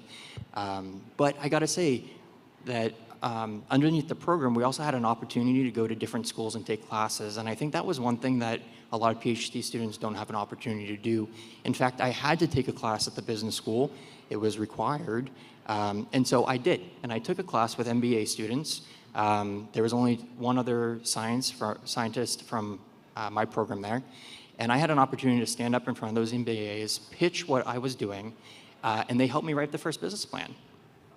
During class. Amazing. How awesome is that? That's right? pretty dope, man. That's dope. wicked cool. So I couldn't have done it anyplace else. Awesome. I see why now you are the poster child in the department. You told me that they have a big picture of you in the department, right? Yeah, it's that picture, and I had more hair back then. Oh, did you? Okay. It's dope, fine. dope. Okay. Anybody else want to chime in around that? Or what is there anything they could do better? You know, I'm going to push this because we're in an environment where, you know, everything is great. Oh, it's amazing. No, there are some things that can be improved because we're always learning. The environment is changing. We're challenged in the VC world. We got to switch it up. We can't stay static because if we stay static, we won't grow. We won't create opportunities. You want to chime in, Larry? Yeah, I was just going to say I'll try to keep it quick. I was actually a little bit before Nick, and I was a postdoc, not a grad student. And so what I benefited from was Tulane was very flexible. I mean, I'm with Nick. Some things are changing, but it was siloed. I wasn't able to take business classes, and it was hard to get to alumni and all that. But what they did was, I'll say Don Gaver in particular, led the charge on the bioinnovation program, but I wasn't in that. Sure. But that entrepreneurial spirit had already started. So he helped us, along with some other people at Tulane, literally have space on campus, and that wasn't a thing particularly, but they wanted to see entrepreneurship, and they allowed my PhD advisor to spend time on the company, which I think not every university does. Sure. So we worked really closely together, and that was foundational, right? And so Tulane was flexible there, and now I think they're taking that flexible mindset and actually organizing it, which is really, really exciting. Awesome. Anyone else want to chime in? Yes, sir. I'll just say a couple of words on one of the most difficult things, and it's more, introspective, that I've found, being, chronically involved in entrepreneurship, is, as strange as it sounds, letting go. Letting go, especially because some of my companies have been based on my own invention. And so that process of letting go, meaning having someone else pitch it, have someone else kind of do the business side of it, has always been very elusive, mainly because scientists don't, hang out with a lot of business folks, usually. Tulane, I think, has, I know, and through their wonderful benefactors, which, we can't say enough about, is providing that, is attempting to provide that pathway that you can kind of let go of your invention and allow it to be pitched in a way, and let the business folks do the hard work of that, which is so very valuable, in the process. So that building that process for people, that's a big part of when people like myself are at a point where they know they have a great solution to a problem. Where do you go from here? Where do you take it? And that's hopefully that ecosystem that's being built right now will provide a little bit of that. Awesome. Kimberly, seems like y'all are doing a good job over at Tulane. Look at there. Look at there. Amazing. So let's get into this words of the wise. So I believe in this whole entrepreneurial journey, failure is incredibly powerful. It's a powerful lesson. You want to fail fast, get the lesson, and move on to the next thing. So along this journey, what is one thing that you have learned that you can share with the audience about your journey as entrepreneurs? And we'll start with Larry, if you don't mind. Yeah, no, definitely learned a lot, to say the least. But one thing I've always said, and you're always learning, right? So what I say, I've been saying for years, but now it kind of means something different. So, under promise and over deliver, I think, is one that's extremely important. Yeah. And I would historically, let's say a couple years ago, have said that because we fell into the trap. We're so excited about our technology, right? We tell deadlines. Oh, we can get data to you, customer, way faster than we actually could, right? Or think we could do more than we really could, and that led to delays. Thankfully, our customers were understanding of it because we had innovative technology. So to a point, they got it. But as I've kind of, I guess, evolved that and learned, it's also make sure you're focused. So don't chase things just because the opportunity's there. Don't overpromise to yourself or what you think you can do, but really figure out your product, figure out your market, and hone in on that because it's so easy to get distracted. And we founded the company in 2014, really got going in 2016. I think I just learned that lesson a year ago, So it's always learning something, but yeah. Awesome. Son? So my original answer was to actually give a nod to both Nick and Lowry, who are next to me. They were graduate students when I met them, but they were actually really instrumental in telling me to just go for it and start the company and do it. And so my original answer was just start, just go. You're never too old or too young. But I would say the second piece of advice would be stretch a bit more, and that's consistent with that. So one of the things that I look for now are really strategically, what are the big milestones that really will allow adoption as well as investment and interest from other global entities? And so for me, it was actually getting a breakthrough device designation from the FDA. That was sponsored by Chosen Diagnostics, so that was a really important mark for us, for our maiden product. And we've also now onboarded former C-suite executives of Abbott Diagnostics, as well as LabCorp. And so having that kind of deep industry expertise with our brash and naive entrepreneurship model of a new market really has been helping us focus and making sure that we're on the right track and hitting those right steps. Awesome. I think timing is the first thing. I was looking for investment while in my PhD, and I ended up getting $1.3 million before I graduated. If that had happened a year before, I would have left the program. Your obligations when you receive funding change from your PhD committee to your investors and your board immediately. How do you answer to that? You can't. You have to focus on one thing. So I think timing's really, really important. And the second is to lean on others.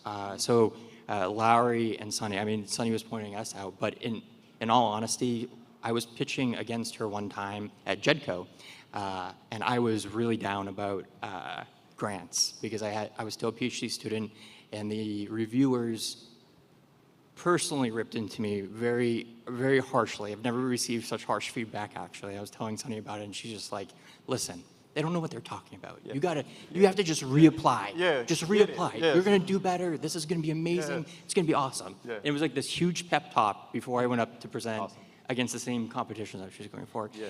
And I didn't know how to write a grant. This was the other problem, Yeah. especially in SBIR. And Lowry came in for that. And I was talking to him, I'm like, I really don't know what they want. And he's like, he helped me out tremendously on helping to focus that and making sure it was outlined properly.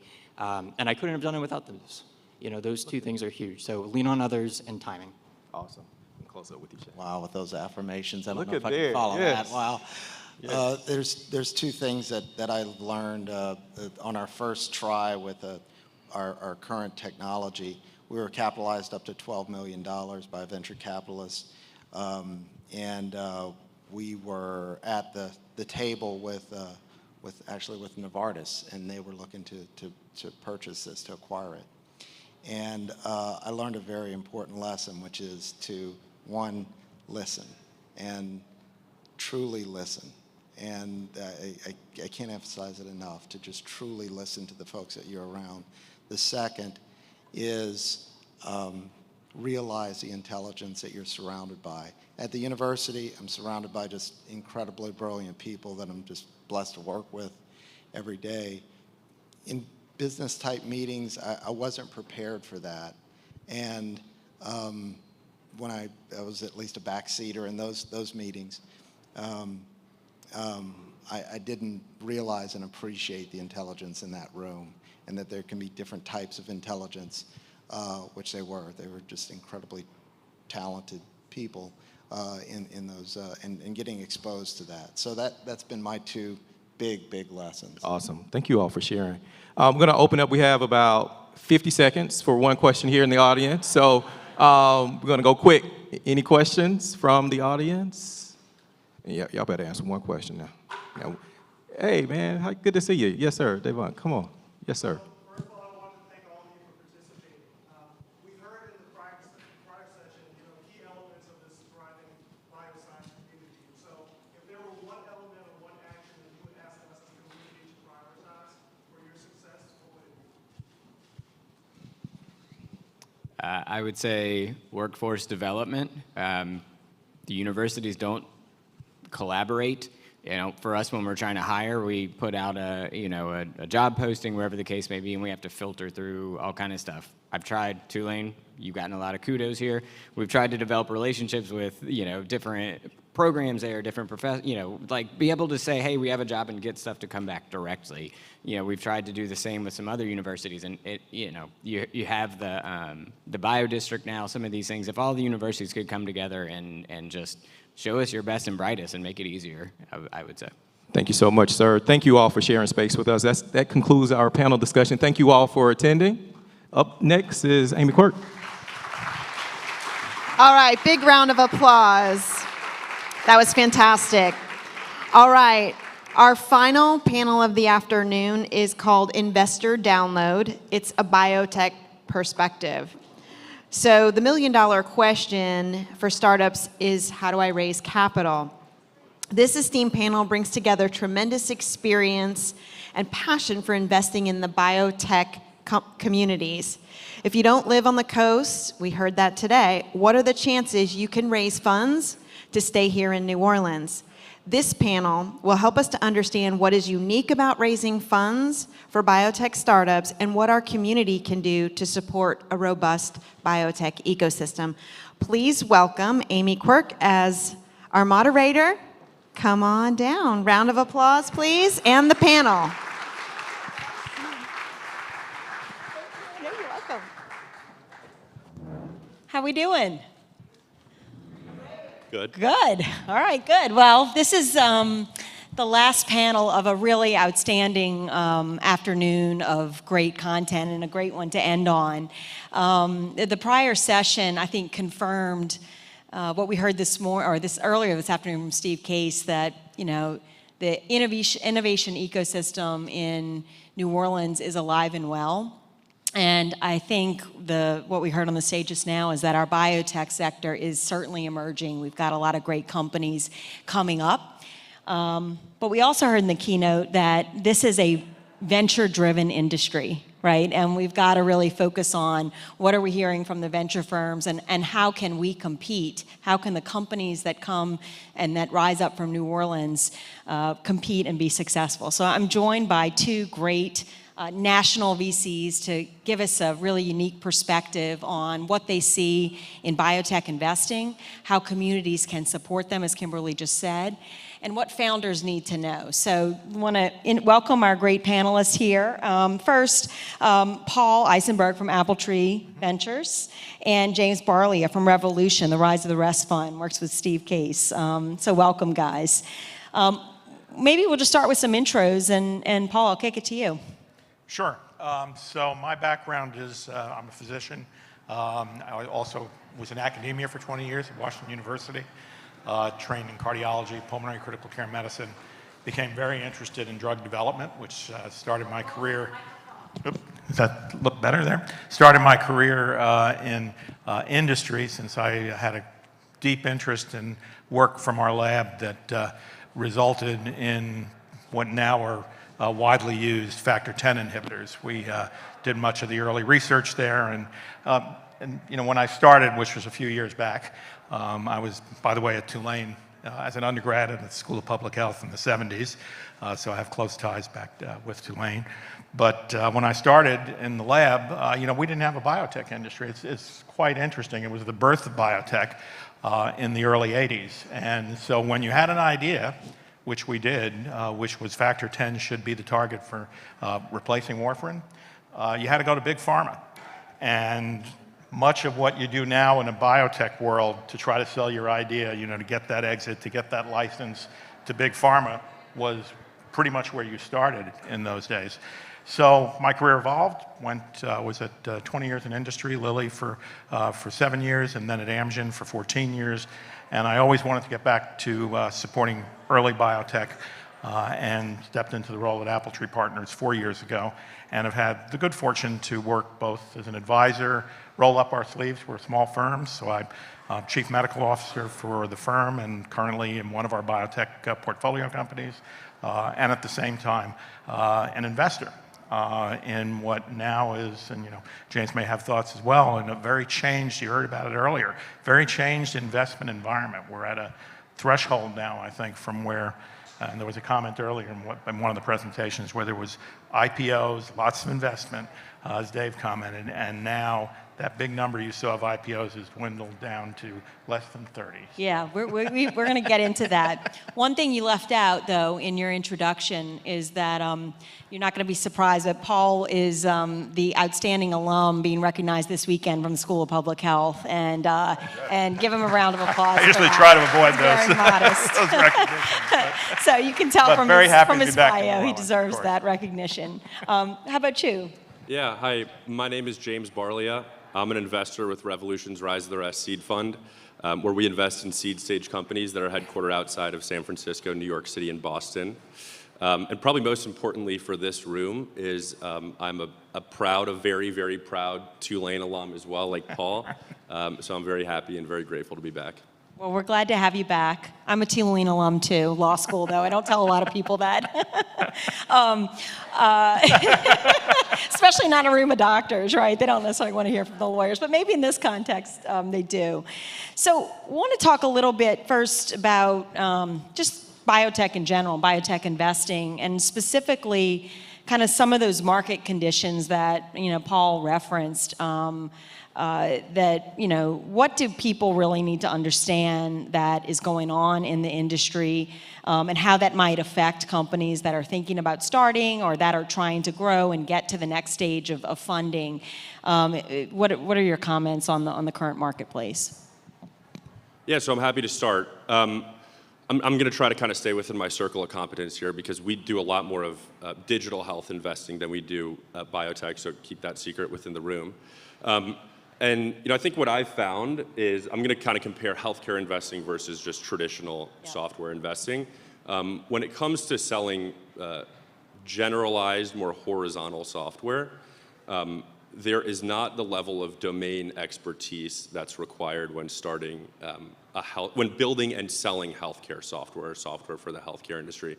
And I think one of the reasons being that with horizontal, more generalized software, use Slack as an example, like communication software sold across technology, financial services, insurance, et cetera. There's typically like a playbook or a blueprint that you can follow when it comes to actually selling that, how you price it, who you sell it to, when you sell it to, what the sales motion is. And when it comes to building software for the healthcare industry,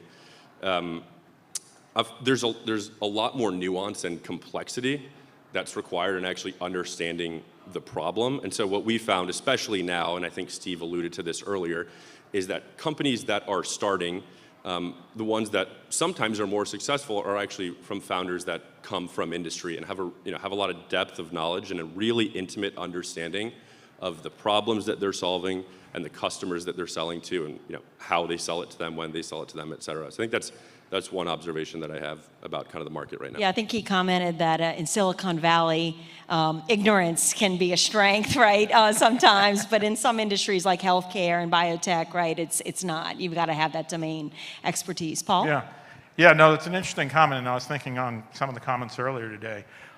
One of the challenges, what we focus on at Apple Tree, and sort of my passion, and really the focus of my career is working with academics and with strong research labs. And we have a wealth. I mean, we're at a point now.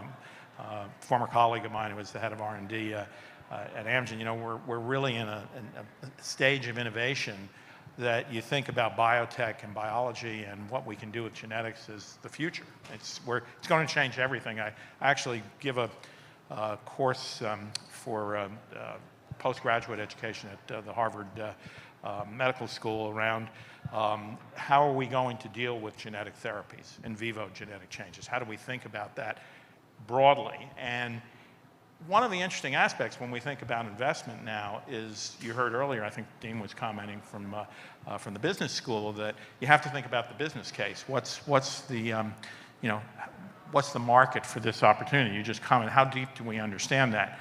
And the challenge, of course, is given all the innovation we have now in biotechnology, whether it's medical or other areas where biotechnology is being applied, which ag.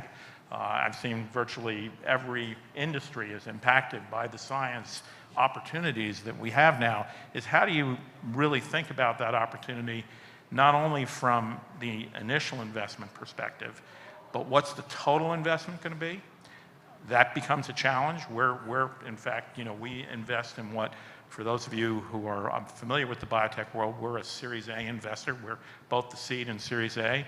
And we typically are the only investor. We don't always have other investors at the table with us. We want to create value in building that company. We're atypical. There are a few other companies, a few other VCs that do that. But the rationale is we want to have the best strategy when we go out now to bring in other investors. And then we move to the clinical trials, which is how I ended up in my role at the firm, where we now take 20, 30 million in the academic lab to build out the concept and the target and to understand what we want to take forward. And that's less than half of what it's going to take to just take it into the clinic, into phase 2 or phase 3, and much less get it approved. And then, of course, how attractive is that going to be to the other investors?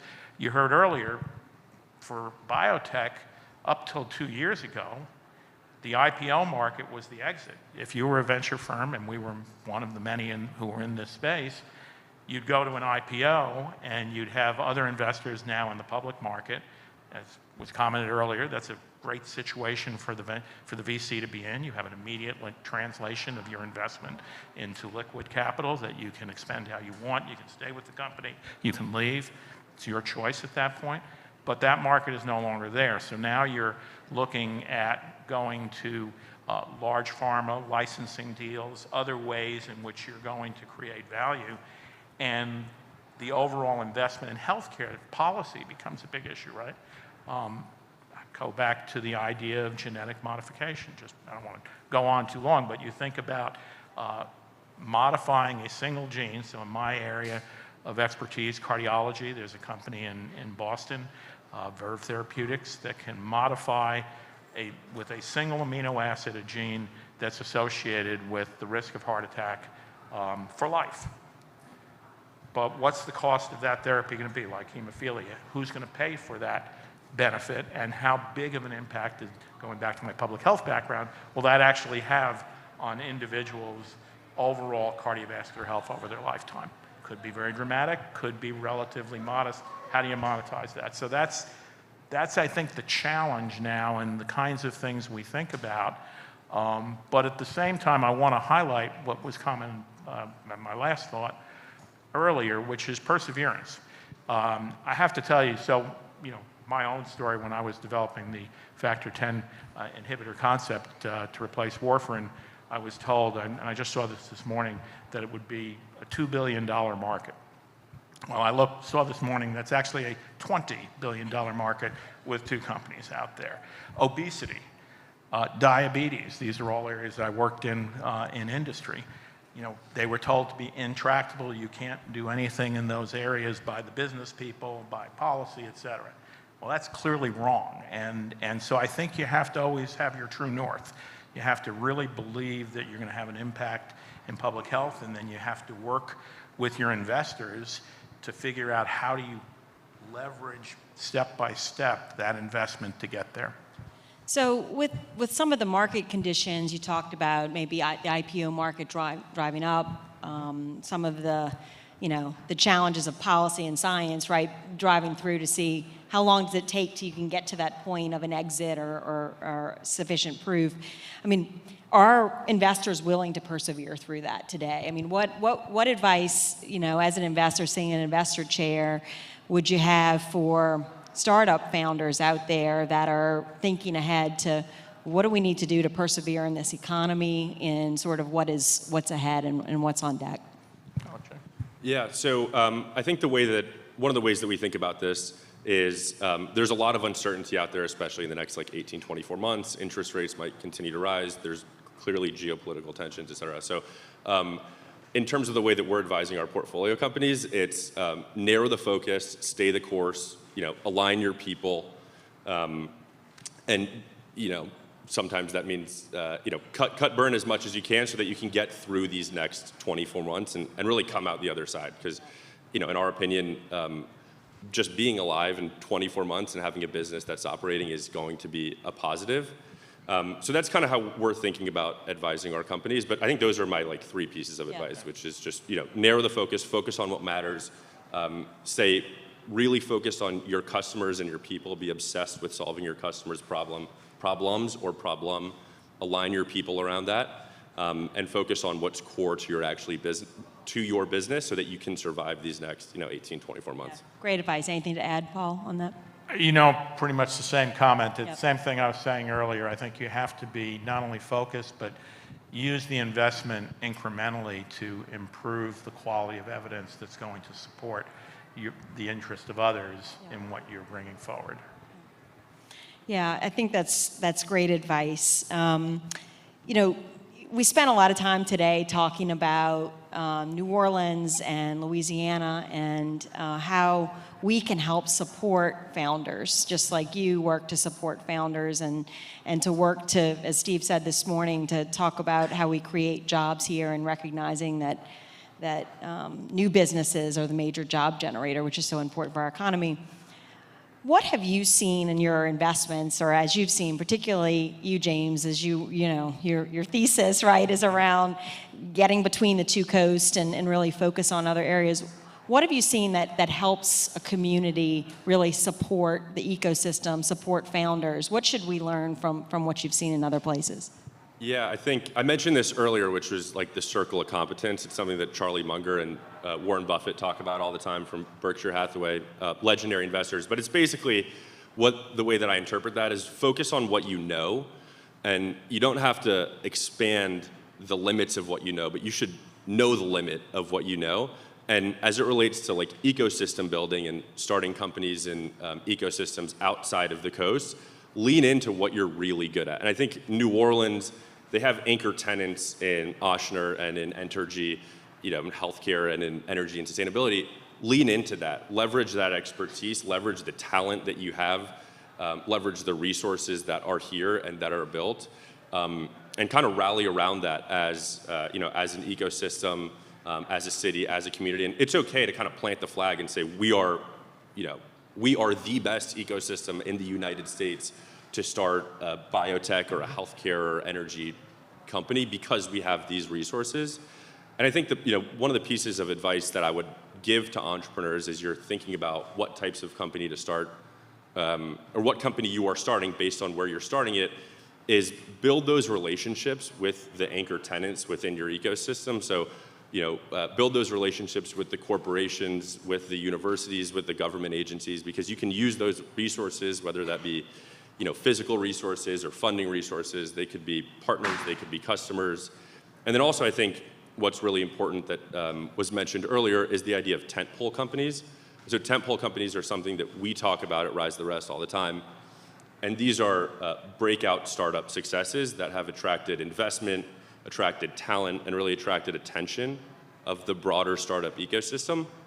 And so I think you have that here with companies like Lucid and LevelSet are the two that come to mind. And so leverage the networks that were built by those companies and the expertise of those founders. Reach out to them, learn from them, and leverage what's kind of the foundation that already exists for you and for your entire ecosystem.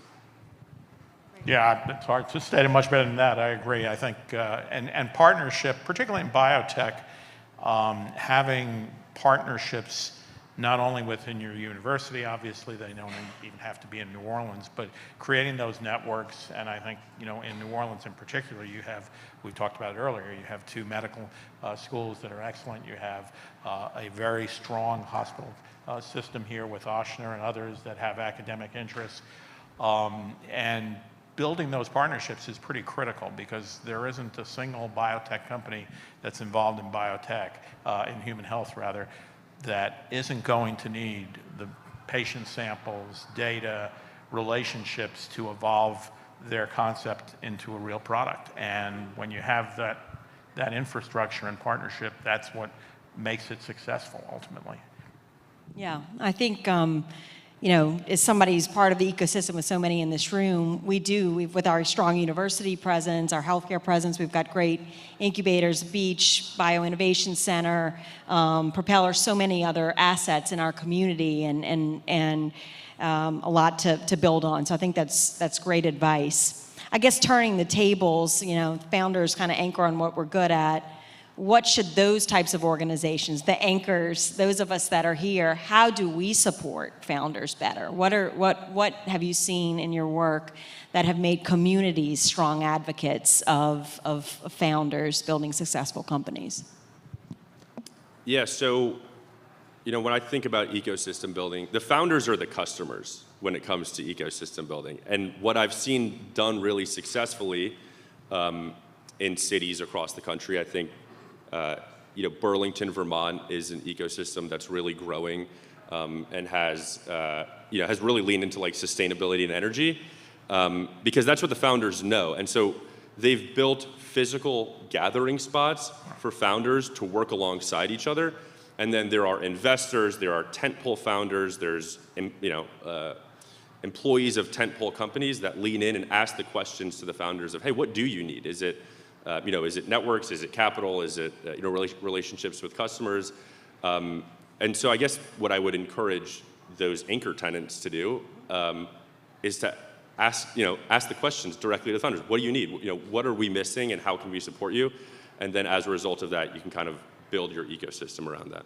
View them as customers. Yes, exactly. All right, good. Yeah. Paul, any thoughts there? Yeah, no, I would echo that. I think the conferences, even these kinds of activities where you're bringing people together from different disciplines, from different perspectives are important, and having that be a sort of key component of whether it's a physical space, however you view it. I mean, you're probably familiar, James, they were in San Francisco for a while in the tech industry. There were completely open spaces where people would simply go to the open space, sit down, and have the opportunity to engage. At Washington University, and it was very similar. I had the opportunity, you could walk to any floor and you could engage with another scientist. We had when I was at Amgen, we created a center in Shanghai, and every floor had scientists from different universities, but with similar interests in that instance. And several companies have grown out of just people walking up and down, from one floor to the other, or bouncing ideas around and even trading grad students, et cetera. So you have to have that sort of dynamic environment, and that often will breed success. Yeah, so I think that's just demonstrates the importance of initiatives like the Innovation Institute, NOBIC, the Beach, and other initiatives to put that stickiness, create the support, and I appreciate the call out to treat them as customers, right? And we should serve them in that way. You guys are both national funders, and looking at opportunities around the country. Obviously, we believe we have a lot of strengths and assets in this community. We've got a really resilient and persistent founder base. We had some on the stage today and all throughout this conference. What would you tell us, what do we need to do, or what should they do to really distinguish themselves in the field, particularly whether it's in digital health or biotech, to attract funding? Because we've got an emerging funding ecosystem here as well. It's not like we've got a very well-developed base. Most of the money is on either coast, as you both know. And so how do founders stand out? How do we attract more capital here? Any ideas there? That's a good question. There's plenty of capital out there. There's no shortage, quite honestly, of capital to be invested in biotech. I think one of my observations, at least in the biotech space, and James probably has some different perspectives since you're looking in broader, in both atypical or unusual areas to invest in as well as other communities. But in the biotech space, I think it's important to identify the potential funders in terms of both VCs as well as other big pharma funding arms, other types of resources for capital, and to make them aware of what you bring to the table as a city, as an institution, as an ecosystem. Because there is a tendency, quite honestly, for everyone to just migrate to Cambridge, San Francisco, and that's about it, honestly, in the US, because that's where they've been before, and they know other folks there. They've invested there, so it sort of drives the next investment. Why just go to MIT? So I think you have to go out and make sure that there's an awareness of what the special attributes are of what you're creating. And where that happens, I've seen it at Washington University, for example. There were a lot of great companies, scientists, leaders, scientific leaders that came out of WashU, but WashU was not very successful in spurning new biotech companies, and brought in a new dean. They brought that focus in. They've started to bring in and make people aware of what the attributes were of the university for a biotech innovation space, and that's changed things. And now it's quite vibrant. So I think there's that, plus, we heard earlier, the university's policies around conflict of interest, supporting faculty, have to be aligned with the intent of what you're trying to do in terms of creating new companies. Yeah, I think I'd probably pull on some threads that I mentioned earlier, which I think my first piece of advice is no different than that, than what I would give to companies anywhere, which is focus on what matters, which is your customers, being obsessed with solving their problems, and your people. And so do everything in your power to assemble a best-in-class team, recruit and retain top talent, and then stay persistent, kind of stay the course. And if you focus on what matters, I'd argue that you have a better chance of success in just building a fundamentally good business than not, and that is typically what attracts investors. But then I think in more targeted advice, again, I think it's building those relationships and kind of those partnerships with those anchor tenant universities, or corporations or or government organizations, because I think in addition to them being resources for physical space or for funding or for partnerships, they could be word of mouth channel partners. And so it's not uncommon for people that are on the coast visiting cities between the coasts to reach out to those anchor tenants and say something along the lines of, hey, who should I know in your city? Who can you introduce me to? And if they have a good pulse on what's happening within the ecosystem, they can kind of refer investors to those companies. And then the last thing that I'd add is, in addition to the tentpole founders, which I mentioned, or tentpole companies, which I mentioned earlier, is there are often regional investors and or startup support organizations who have an explicit mandate to invest within their region. And so even if they're not the ones that are investing in your company, I would argue that since they have a mandate to invest in your region, they want to see success within the region, and so they'd be willing to help. And so reach out to them, network with them, and kind of leverage the networks that they've built. I was remembering back to a conversation to get ready for this panel, and James, you said something about speak it into existence. Was it you? Is that okay? Tell us what you meant by that.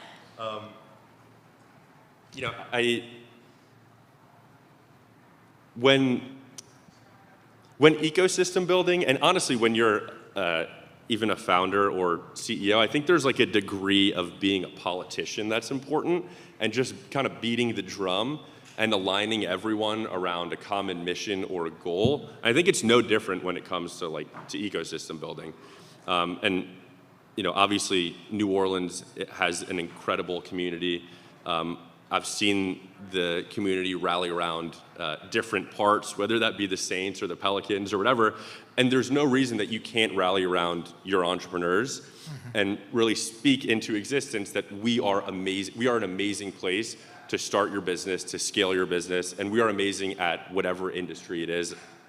Definitely healthcare, definitely energy and sustainability. And so, to my point earlier, it's plant the flag, own it, claim what you're good at, and continue to run with it. And be a politician.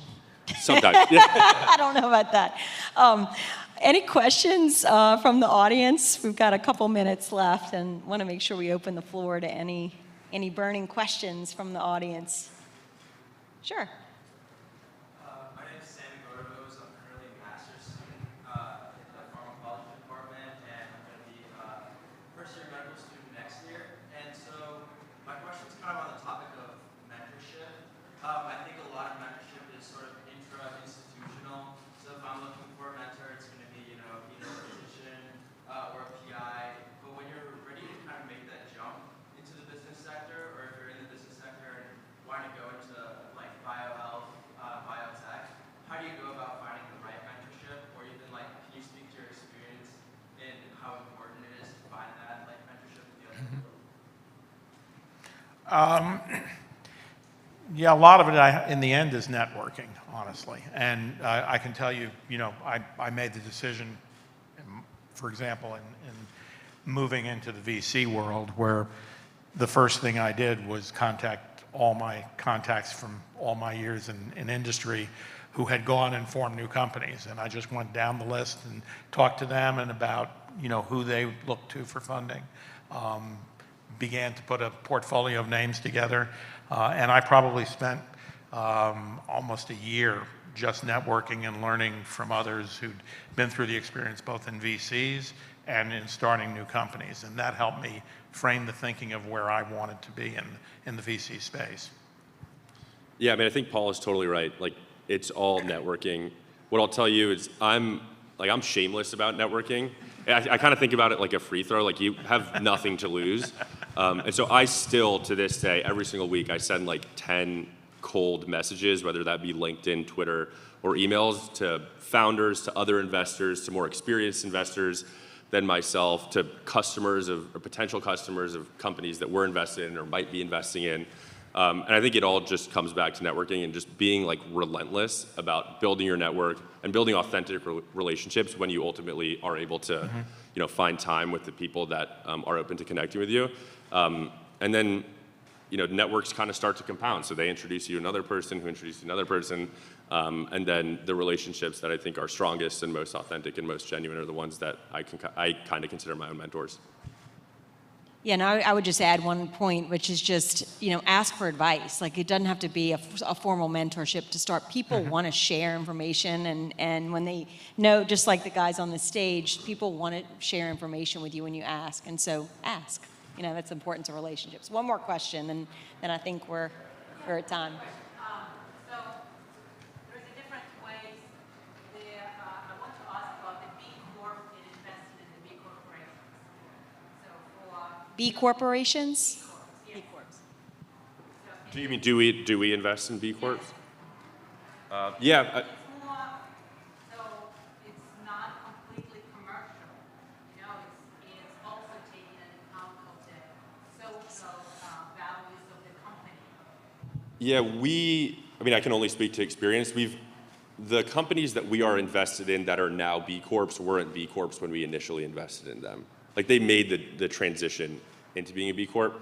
To be honest, I'm actually not entirely sure what our docs say and what our mandate is, but I know we're invested in a handful of B Corps, and so I imagine that doesn't prohibit us from investing in more.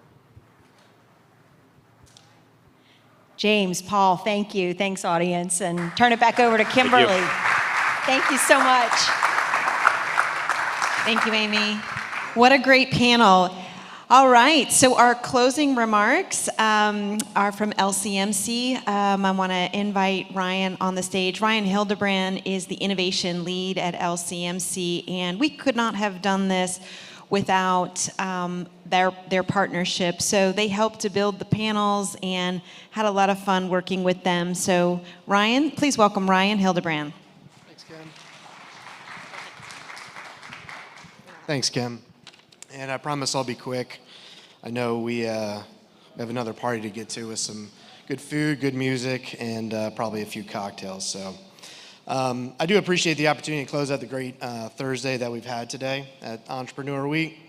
As Kim mentioned, my name is Ryan Hildebrand. I lead the innovation efforts at LCMC. It's a pretty new endeavor for us. I've been in the role for about a year now.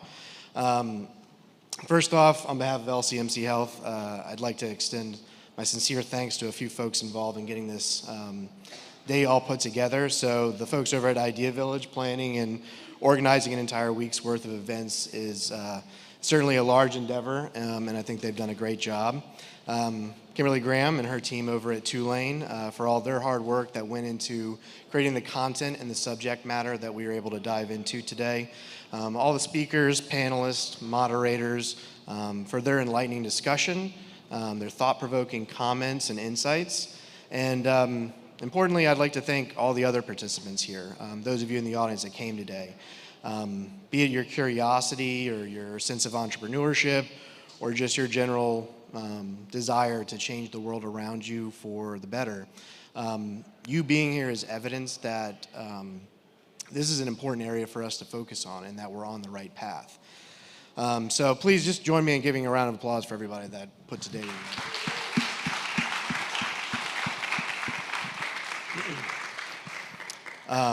Now, as many, if not all of you are aware, these are pretty trying times in the world of healthcare.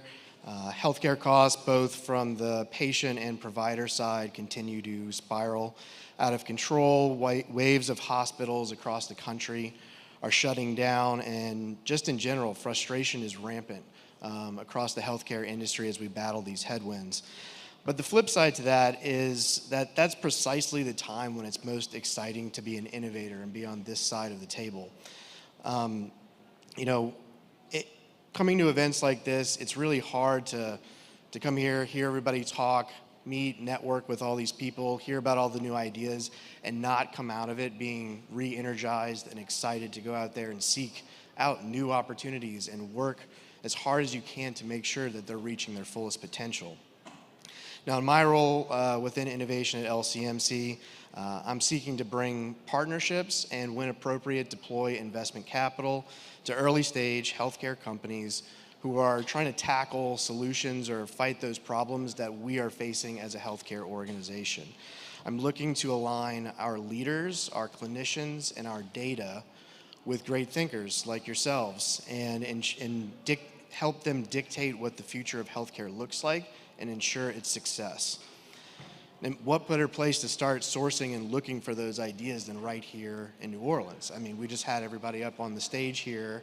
You see, that there is potential here in New Orleans, and I see it as my responsibility to make sure that the goal is that LCMC capitalizes on those advantages. As a Tulane MBA and MHA grad and LCMC employee, there's also some pretty new and exciting opportunities that are already in progress here in New Orleans, specifically the recent partnership between Tulane and LCMC Health. We believe that that'll truly be a game changer for the region, transforming the future of healthcare by creating centers of extraordinary care for our community and people in the neighboring regions. And within that partnership, Tulane University has committed approximately $600 million in improvements to the downtown New Orleans area, including both new construction and enhancements, a bio district, and there's an estimated 2,300 new jobs that will be added as we turn New Orleans into a thriving center of cutting-edge research and innovation. And I'd also like to highlight the brilliant decision by Tulane to bring in a tremendous leader in Kimberly Graham to lead their new Tulane Innovation Institute and be the tip of the spear for their efforts in innovation. And I've only known Kimberly now for a few short months, but she's everything you would want in a great partner. and her desire to affect change is infectious. And I do hope everyone was able to take something away from today. Events like this and then the resulting collaborative efforts that are born out of things like this, those are the critical components that form the foundation of the type of environment that our city's key innovators are attempting to create. So I advise you please take the ball and run with it. Hope you all are enjoying your Entrepreneur Week and hope you all have a great night. Thanks.